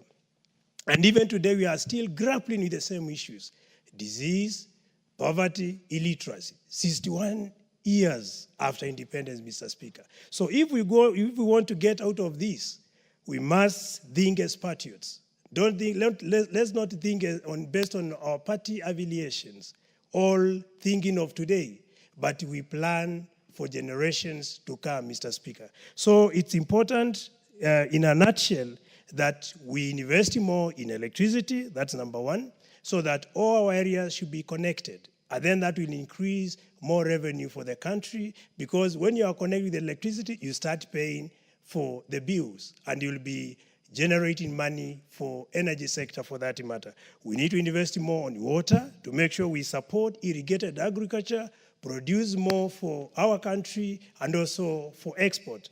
We should also invest in proper roads so that we connect our areas and ensure goods and services are properly and timely distributed or taken where they are required, Mr. Speaker. And then lastly, we must invest more on health, because when you have a sick nation, then you are completely compromising all gains on matters with development. With that, I submit, Mr. Speaker. Thank you. The Honorable Kimani Kuria, then we will take all the time on my left. Thank you, Honorable Speaker. Honorable Speaker, I rise to support the Liaisons Committee report on the Supplementary Announcements number 2 of the financial year 24-25. This, Honorable Speaker, this review is a key component of fiscal oversight that is ensuring that government expenditures remain within the principles of fiscal responsibility, efficiency, and macroeconomic stability. Honorable Speaker, as a custodians of public finance, we must balance what we call expenditure rationalizations with the need to stimulate economic growth while we maintain fiscal consolidation to avoid unsustainable debt accumulation. Honorable Speaker, the Kenya Kwanza administration did promise to make sure they lower the ratio of debt as a percentage of GDP, and you can see even the projections of our BPS that's hoping to reduce our debt as a percentage of GDP to 4.3%, Honorable Speaker. This rationalization through supplementary estimates 2 seek further to lower that debt as a percentage of GDP as per the promise of this administration that we are going to live within our means, Honorable Speaker. As at 31st of January 2025, our total revenue collection stood at 1.58 trillion shillings, which fell short by 110 billion shillings of our target for this financial year. However, Honorable Speaker, it is important to note that out of this revenue underperformance, 103 billion was on what we call ordinary revenue, but we saw an overperformance of what we call appropriations aid, or A&A, by around 3.1 billion shillings. So although we are seeing our revenues increase, we're still below the target. But most importantly, our collections as A&A, which is called non-tax revenue, Honorable Speaker, they actually grew by more than 3.1 billion shillings. And this is a great indicator that perhaps if we went into digitizing our programs, like you've seen on platforms like eCitizen, we could actually generate more revenue. And the move from tax revenue to non-tax revenue is also showing that is reducing the burden of taxation on Kenyans, Honorable Speaker. Kenya's recent shortfalls, Honorable Speaker, that are indicated on the tax system is neither buoyant nor elastic enough to capture full economic potential.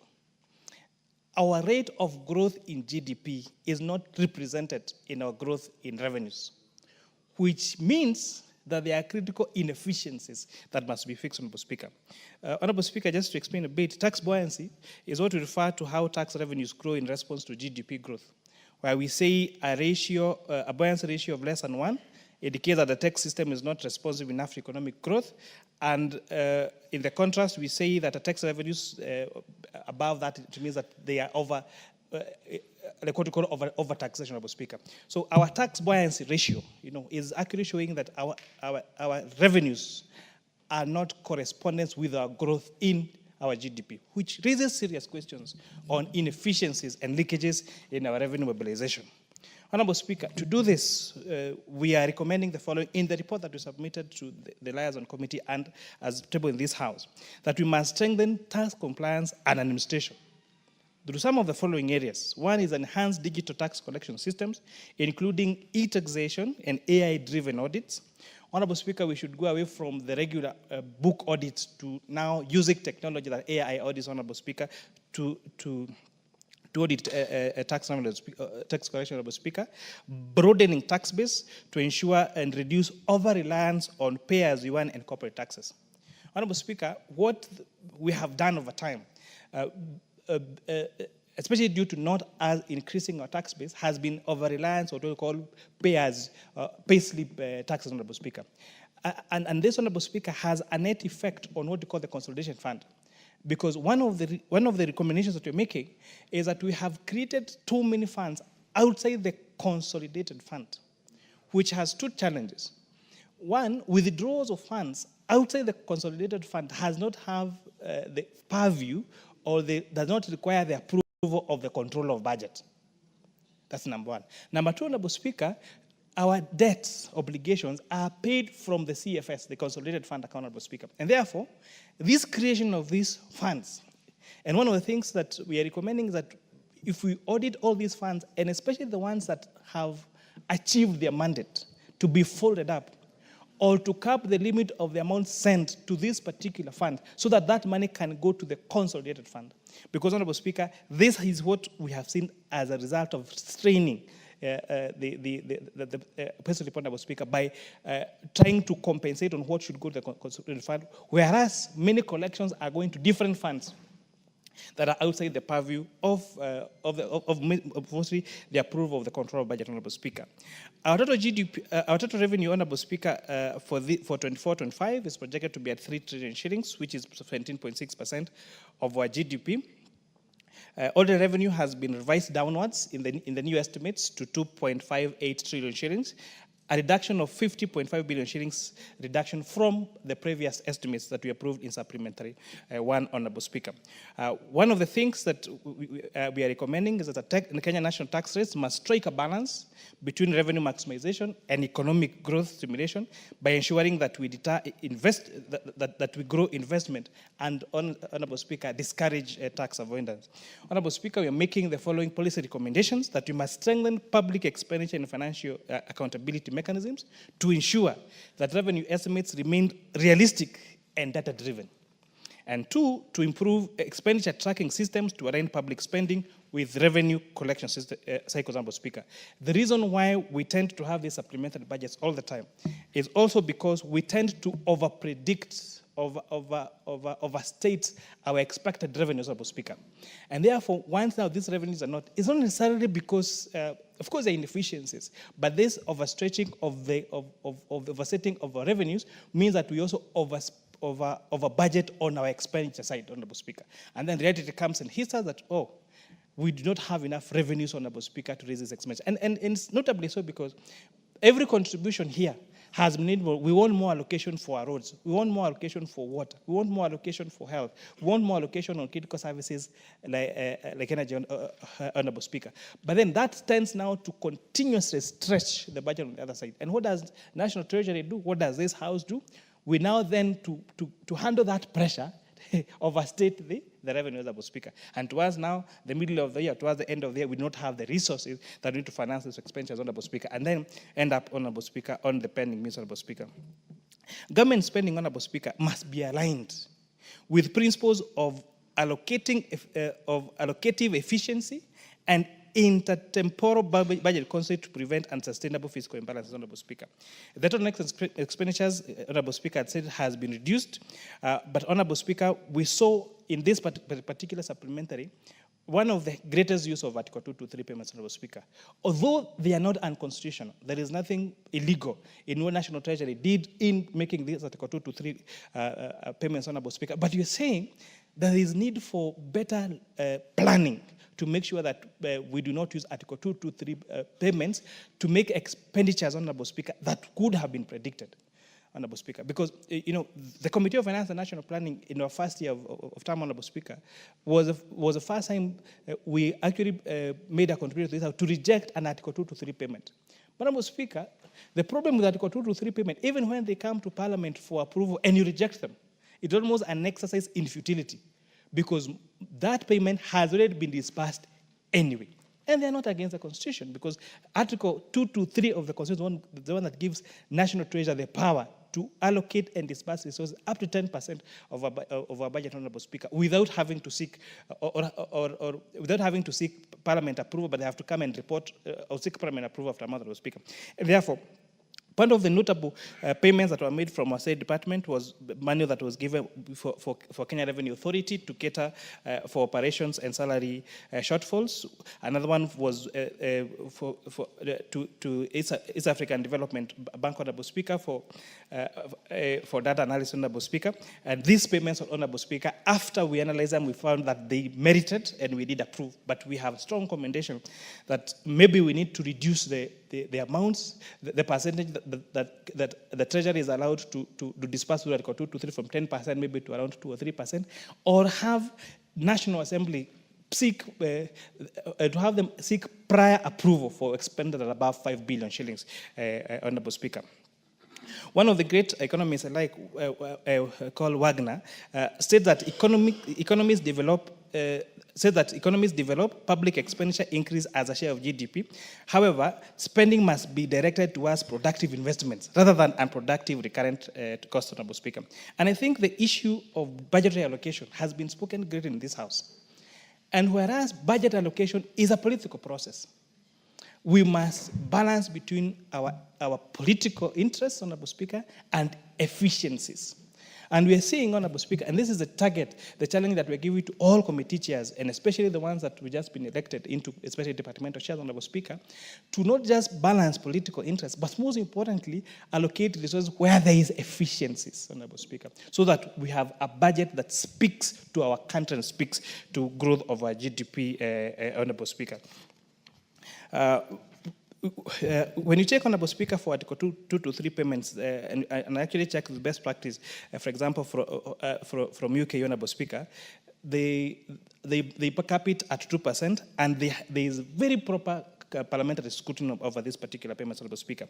Another challenge you found was, Honorable Speaker, in this supplementary estimate, and I think especially for beneficiaries of the equalization fund, this information is critical to you, that since the establishment of the equalization fund,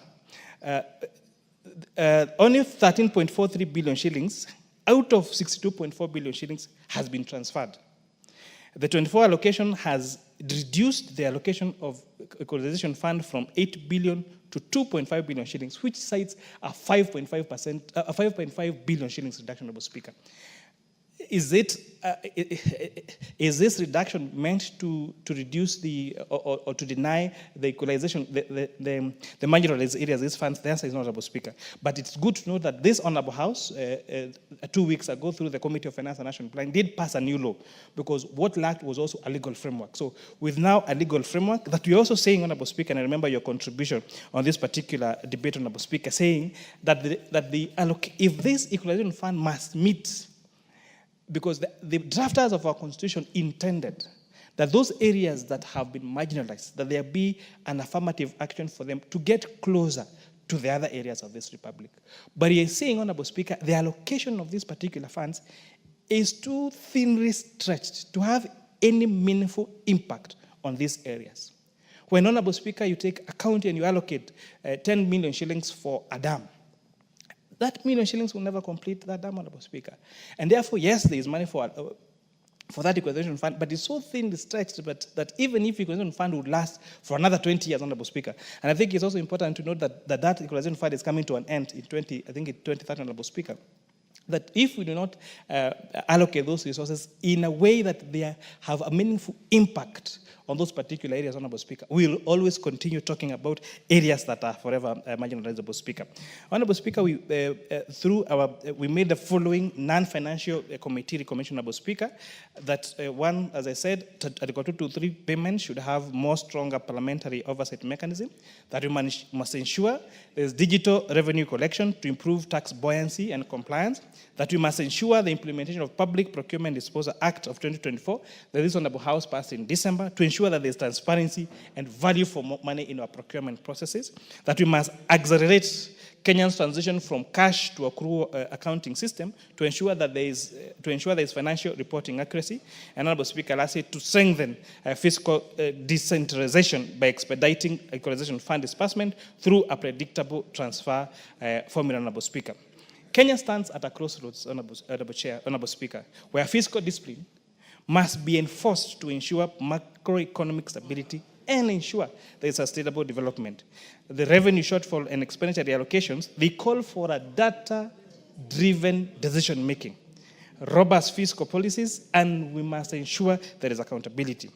As Winston Churchill said, the price of greatness is responsibility.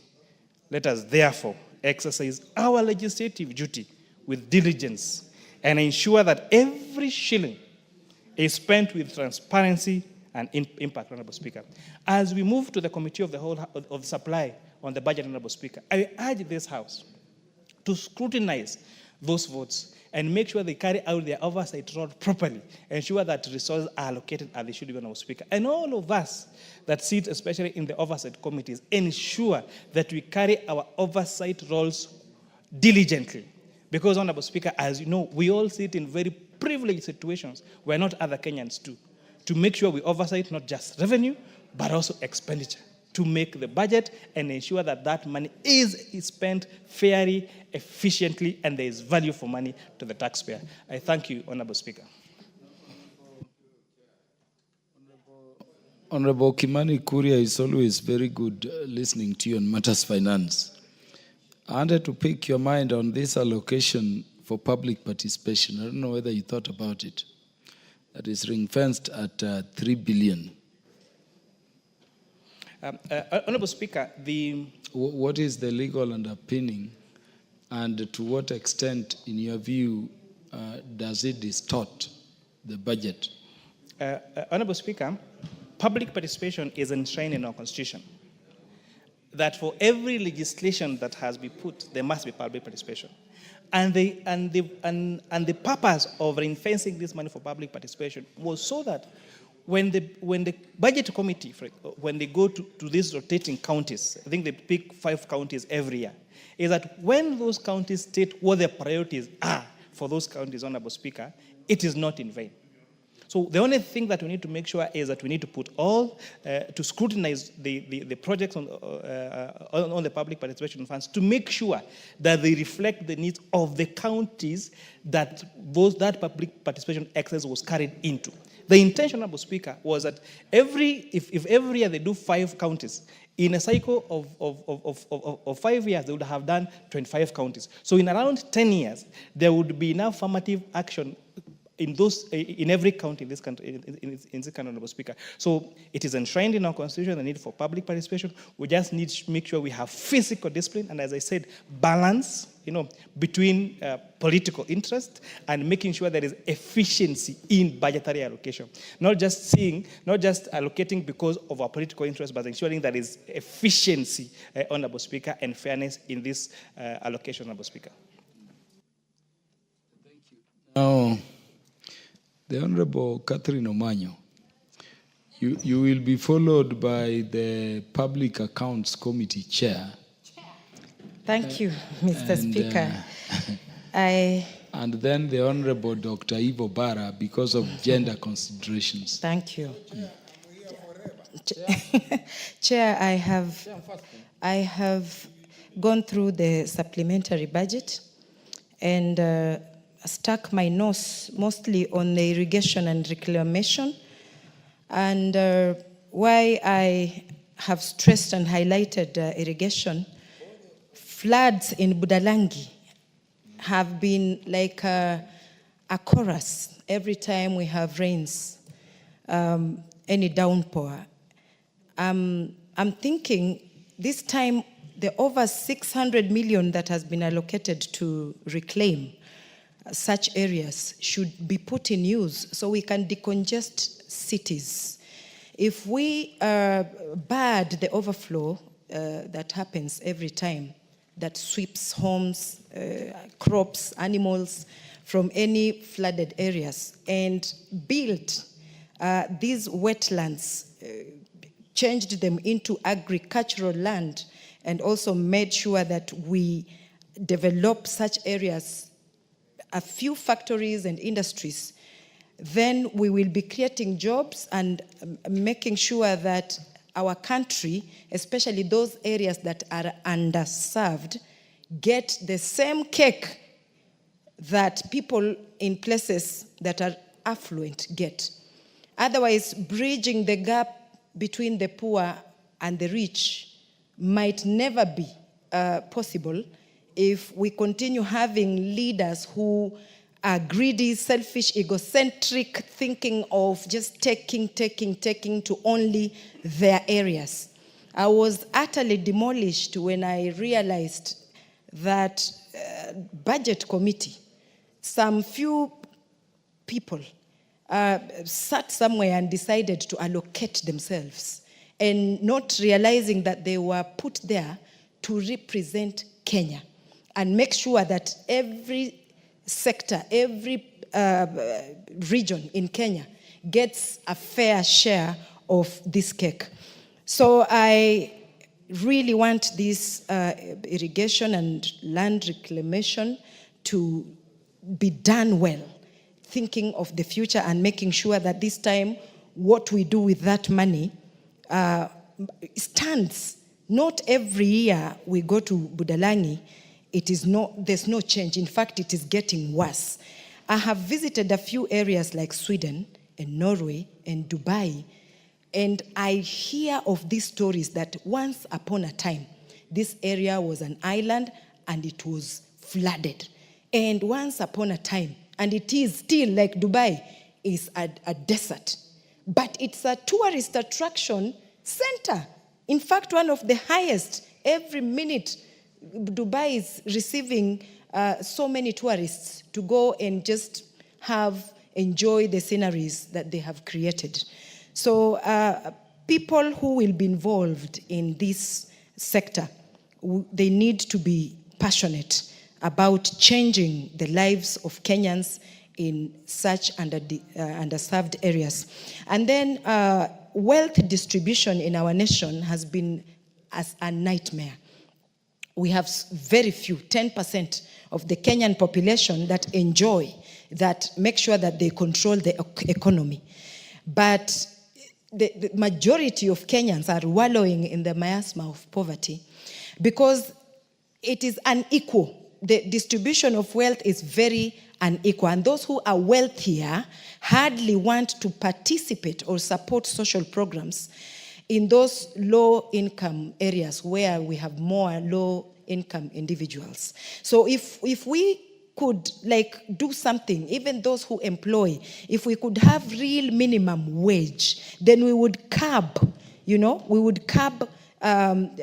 people taking advantage of their employees, because you find that somebody can employ even a degree holder and pay them 15,000. We must have everything written well, yes, theoretically, but pragmatically, let it work for Kenyans. So if we increase minimum wage, we will reduce income inequality and empower low-wage earners. That way, even if somebody said they are employed somewhere, but their wages can do a few things for them, they cannot lack basic needs. They can equally, just afford what any other richer person can afford. So that way we will be talking of, lesser, poorer people, reducing that gap that is too huge between the rich and the poor. Then many of our TVETs, training centers, if possible, because of this supplementary, education, be it even from primary, secondary to TVET training centers, can it be free? Because we have left the rich to afford, meaning the rich advance and have it all. And those who can't afford to pay school fees, college fees, just stay home. We are wasting a lot of skills. Young people are so creative, but they have not been given a chance, a fair leveled field to exercise, show their creativity, show their know-how, just like any other child whose dad, mom, guardians can afford, and these children maybe have whatever they want at their disposal. So for us to actually come up as a nation and have both people employed and those who are also employing people with various other skills. Let us continue training young people, those who dropped out in primary school, those who dropped out in secondary school, even in colleges. They can be trained and learn some skill to be part of a solution in our nation. Then, Mr. Speaker, education, we have teachers who should be promoted. And if they are promoted, they will be motivated to take care of our students, our children in various schools. And any motivated teacher handles their students even better, meaning they'll give their all to their students. And when students come out well furnished, well educated, civilized, some of the cultures that have been derailing us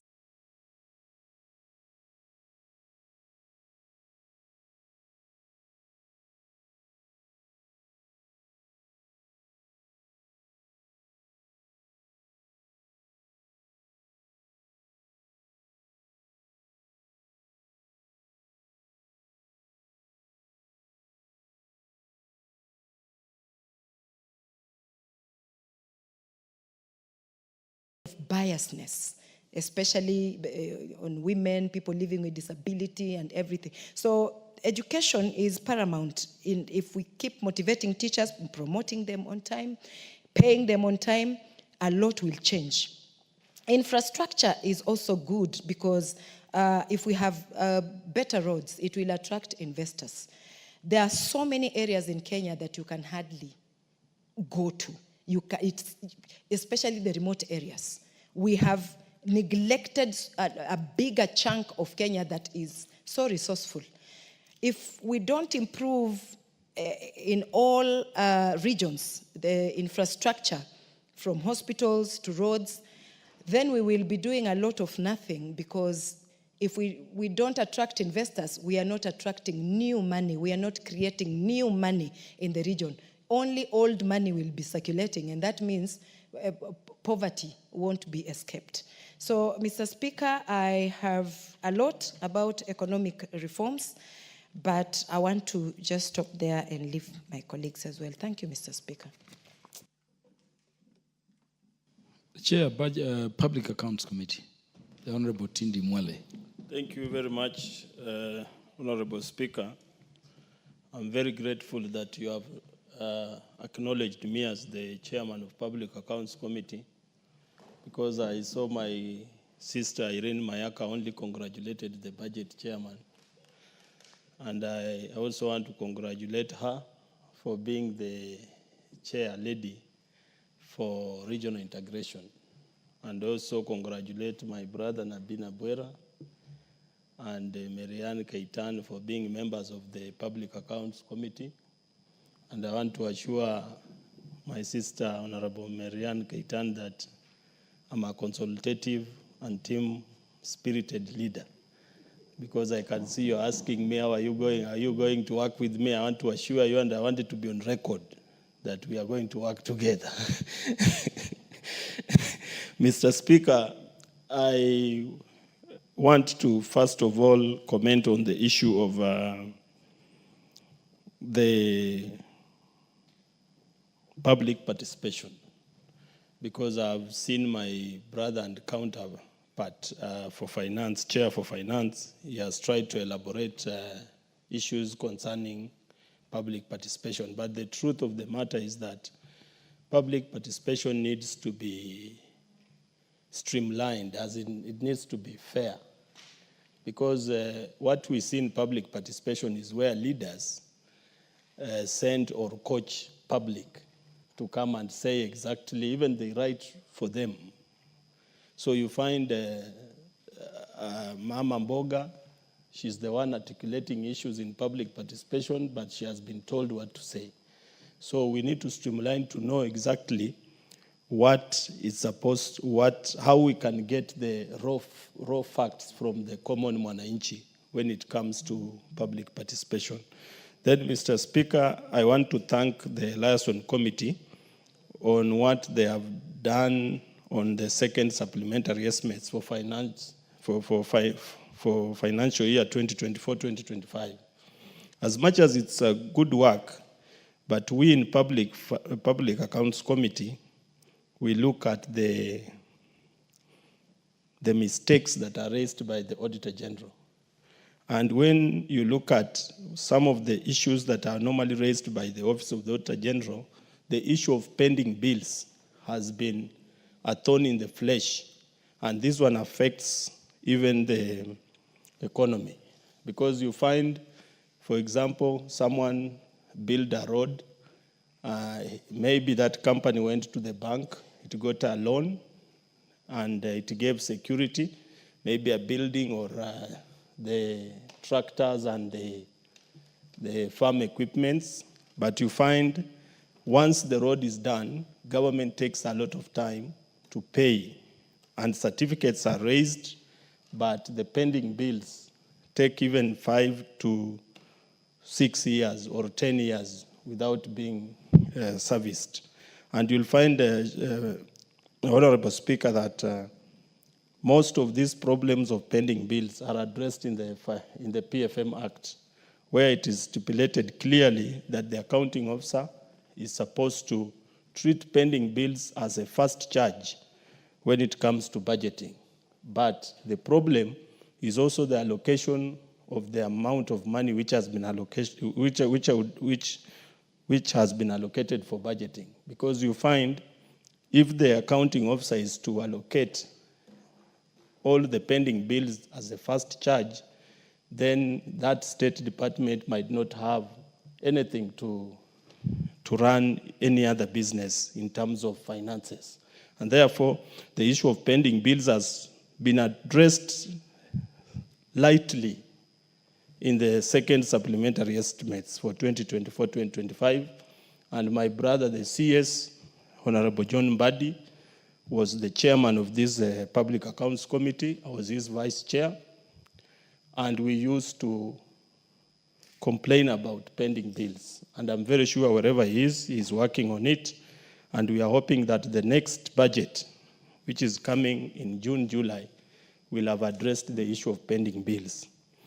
Mr. Speaker, also the issue of stalled projects.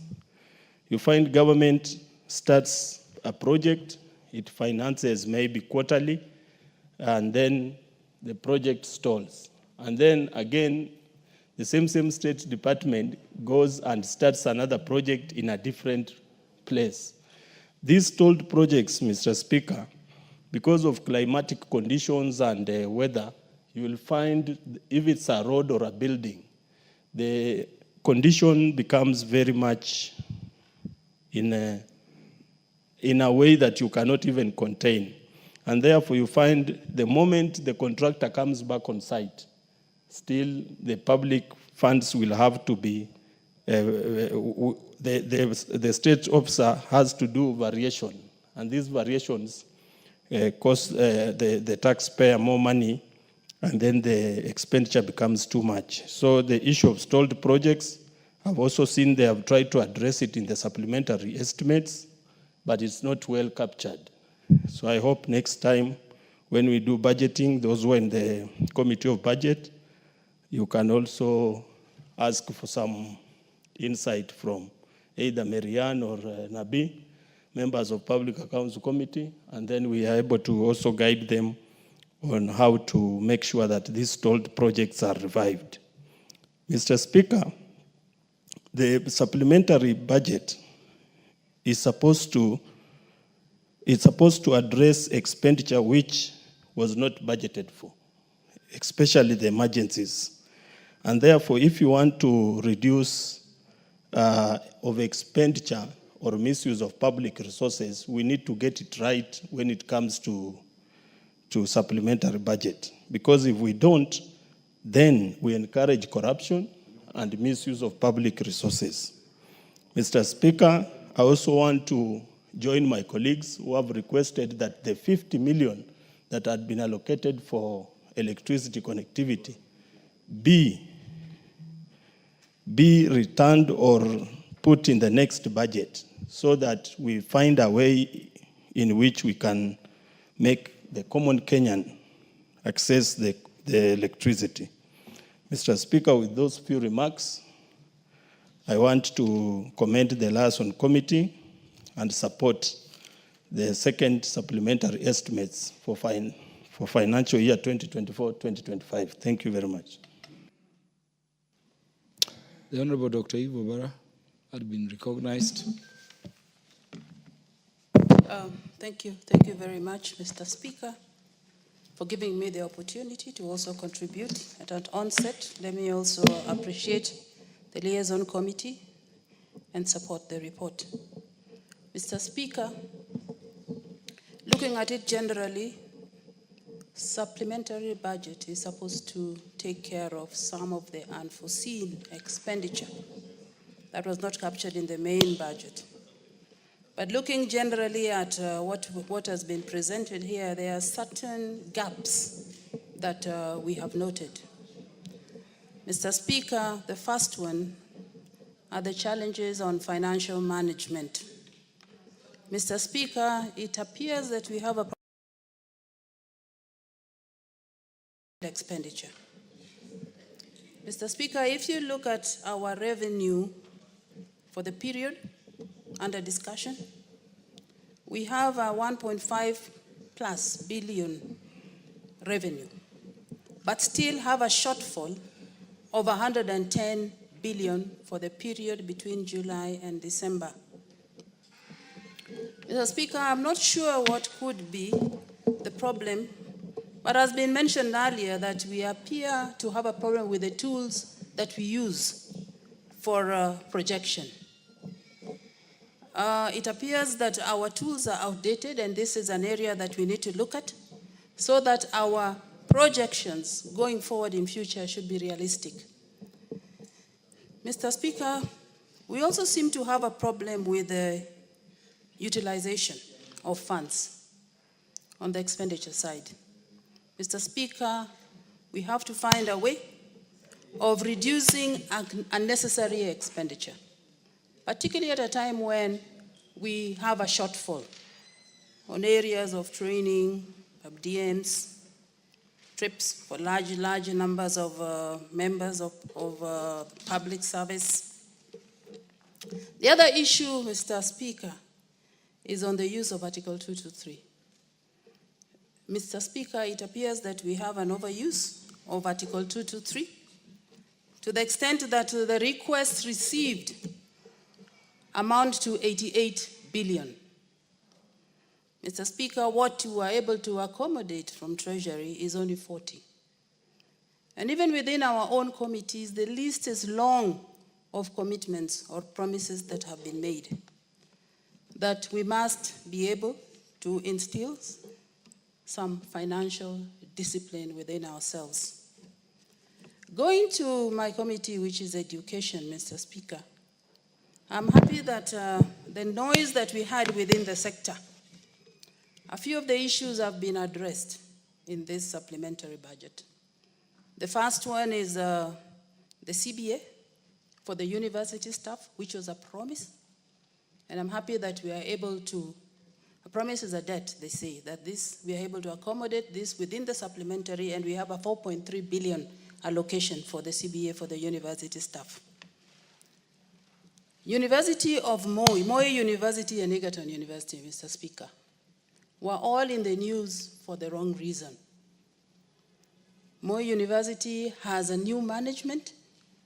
As a committee, we met them, Mr. Speaker, and we've given them time to put the house in order and prepare a report to tell us exactly where they are with all the challenges that they had. And because of this, I'm happy that the liaison have been able to allocate 2 billion for the Moi University and Egerton. These are not the only ones with challenges, Mr. Speaker. We still have the other universities. We have TUK, we have Nairobi, and all this will come to the committee when we have a retreat to be able to look at how can we mitigate some of the problems that they have, and how can these problems be stopped from recurring. Mr. Speaker, I'm happy that we have also allocated money for teacher promotions. And all of us, with the mandate of education, we know that there are teachers who have been out there not promoted for many years, 17 years, 10 years, not promoted. But a little has been put, and we still believe that we need to put in place, at least for them to be motivated, for those who have been in service, for those who have acted for years and can't be promoted because money is not available. And 17 billion has been put into the budget. School infrastructure, with the JSS, we are aware that most of them, there are no classes. Some teachers, some schools have used the primary school classrooms to put their JSS. But again here, there's some little money, 500 million has been, this is a little, but 500 has been put in this supplementary budget as we look for the main budget to see how the matter can be addressed. Finally, Mr. Speaker, I listened to what the Chair of Finance was saying about being happy about the A&A. And even within the education sector, we were informed that 15 billion will be raised from the sagas and including universities. But Mr. Speaker, our challenge was they were not able to produce the amount that they raised between July and December for us to assess the accuracy of their projections. And so we asked those institutions to be able to give us this information, even as we approve 15 billion as being A&A that has been received from this institution. Finally, for the examinations, there is 5.9 billion. And as a committee, Mr. Speaker, we said that exams are there every year. And it should not be treated as an emergency or unforeseen. That this must be factored every year when we are doing the budget because it is known. With those remarks, Mr. Speaker, finally, I want to talk about the allocation of resources. Yesterday, we had a heated debate in this House about imbalances in the allocation of resources. Mr. Speaker, as a House, we need to take this very, very seriously. And when budgets are being presented, it must be itemized so that we know exactly where is it going. And even as we speak, there are those areas which have been left behind, Mr. Speaker. What do we do as a House? I believe that we need to have affirmative action for these areas that have been left behind. And there must be a threshold for areas that have received those resources. They should be stopped for a while and let these other ones catch up with a certain threshold being put by the committees, relevant committees. Even if you look at the teachers, Mr. Speaker, as I finish, there are areas that have more than enough teachers. That's the reality. The teachers don't even have enough work in the schools where they are. And yet there are areas that the shortfall is as much as 6,000 plus. What are we doing about this? And this is where I'm saying that affirmative action must be put in place for these areas to catch up because all of us pay taxes. Thank you very much. Once again, I support. Very well. And on the list here is Stephen Mogaka, who is number 1. But I'm aware that there are 2 members who are not having cards. That's Mbadi and then Catherine. And I can also not see you, Nabi, despite the fact that I left you here. But meanwhile, let's have Mogaka speak on this, and then I deal with the other members. Mogaka, you may take this place. Thank you, Mr. Speaker. And Mr. Speaker, I thank you for giving me this chance. I do sympathize with my colleagues who do not have the cards because we queue using cards. And I'm sure we have enough time for everyone to contribute. But Mr. Speaker, more importantly, on behalf of the great people of West Mugrango, I stand to support the supplementary estimate to enable government to complete the remaining piece of the financial year. The commitments the government has made, and because we plan as accountants on a year-to-year basis, the commitments the government has made have got to be fulfilled before the close of this financial year on 30th of June this year. And Mr. Speaker, in particular, I am happy that there is a supplementary budget provision for the Ministry of Roads and Public Works. Because this is the biggest challenge that we have, particularly in the Gusii region, that falls within the Lake Victoria rain belt, where regular heavy rains wash away whatever roads that are made for bitumen. And Mr. Speaker, while I appreciate that the provision for the Ministry of Public Works and Roads will go a long way to complete the little bitumen road that is being done in Nyamira municipality, which covers from Shivling to Nyangoso and now going to extend to Yaya Center for the money for roads that have been put. I'm aware that there is regular maintenance going on in various roads, including Kebirigo, Nyakiore, Kiambere to Motagara, which has been an ISO, and several other roads which are under maintenance. But sadly, we are not getting value for money from KERA, and at the appropriate time, and I do know that I've made a statement in this House. I do hope that when the CS comes, he gives appropriate answers that will satisfy us. Similarly, Mr. Speaker, while we are making this provision for roads, there is a road that was done more than 10 years ago that runs from Itamayua to Kebirigo. And the contractor was certified as having completed the work, but there is a bridge that has hitherto not been completed, the bridge at Nyagaita. And I've raised this with the ministry. It is shameful that a contractor has been retired from site, paid off, but the Nyagaita bridge is an ISO. This supplementary estimate, I believe, contains a provision for going to complete that Nyagaita bridge, which would otherwise be painting us very wrongly.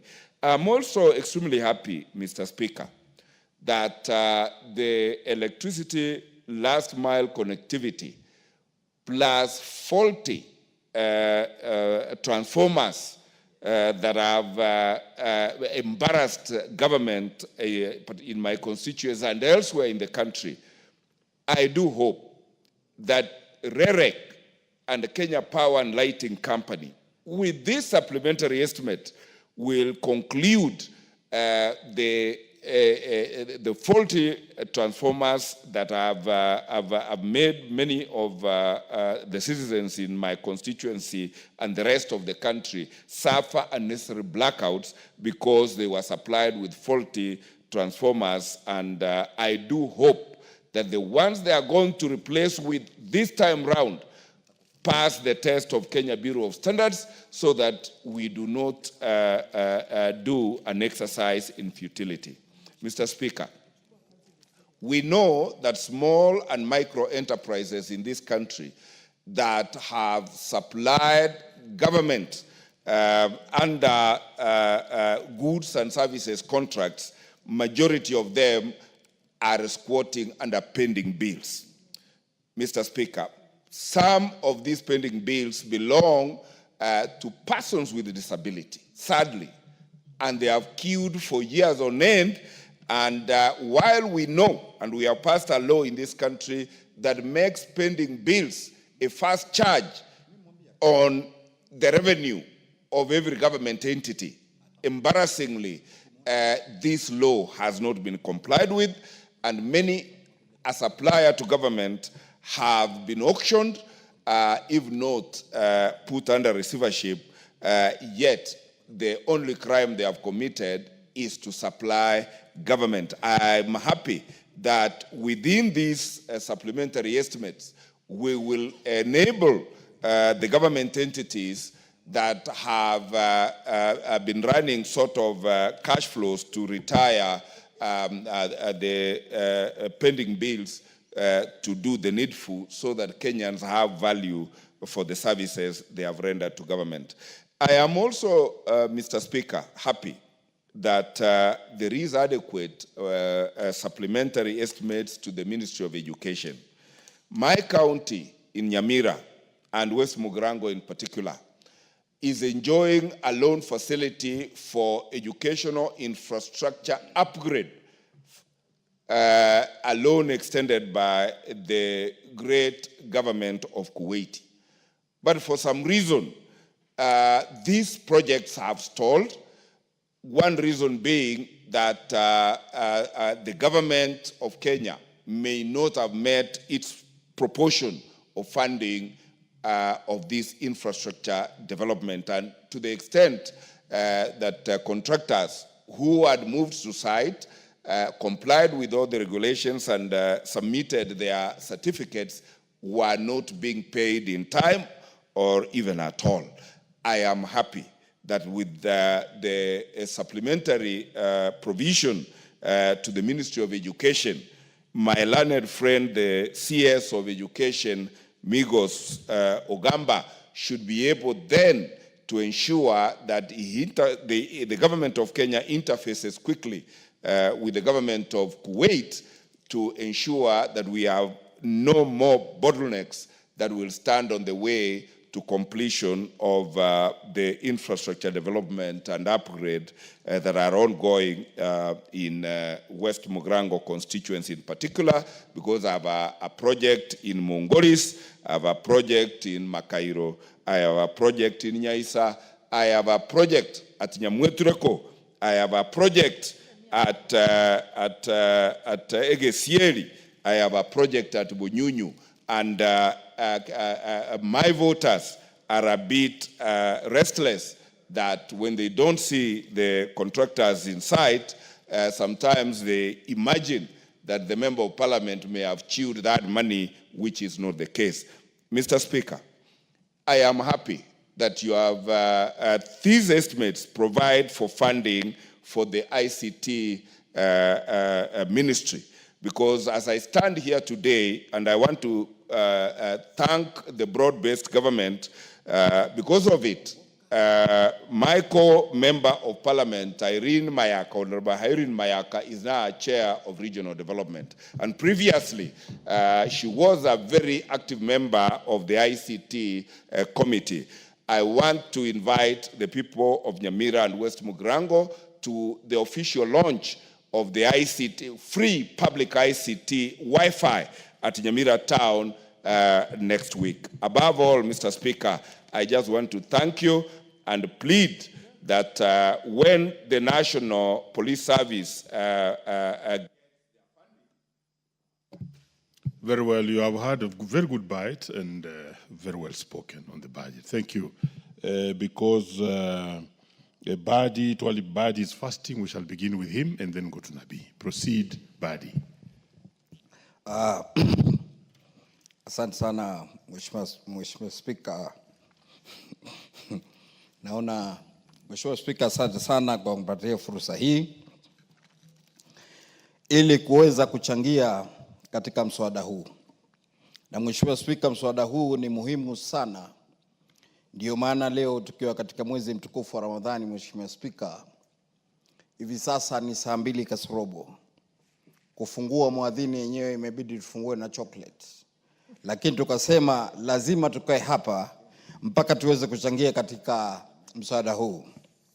Na vile vile nashukuru kupata nafasi hii. Baadaye atakuwa ni rafiki yangu, ndugu yangu Mheshimiwa Nabii Nabwera, na namwambia mwezi mtukufu huu wa Ramadhani walipita manabii wengi, na hivi sasa Mheshimiwa Nabii Nabwera, ukija naomba tusikizane pamoja ili tuweze kuunga mkono mswada. Mheshimiwa Spika, Leo mswada huu Mheshimiwa Spika, ambao tumeusubiri sana, tumeuona, kwanza tutauunga mkono. Alafu kando na kuunga mkono mswada huu Mheshimiwa Spika, tumeona ya kwa kuwa mpaka dakika hii katika hii supplementary budget ama bajeti nyongeza imeweza kuweka vitu vingi sana vya maana. Lakini la zaidi Mheshimiwa Spika, pia nikiwa mwanasiasa nataka kusema kila wakati bajeti hizi zinavyotengenezwa huwa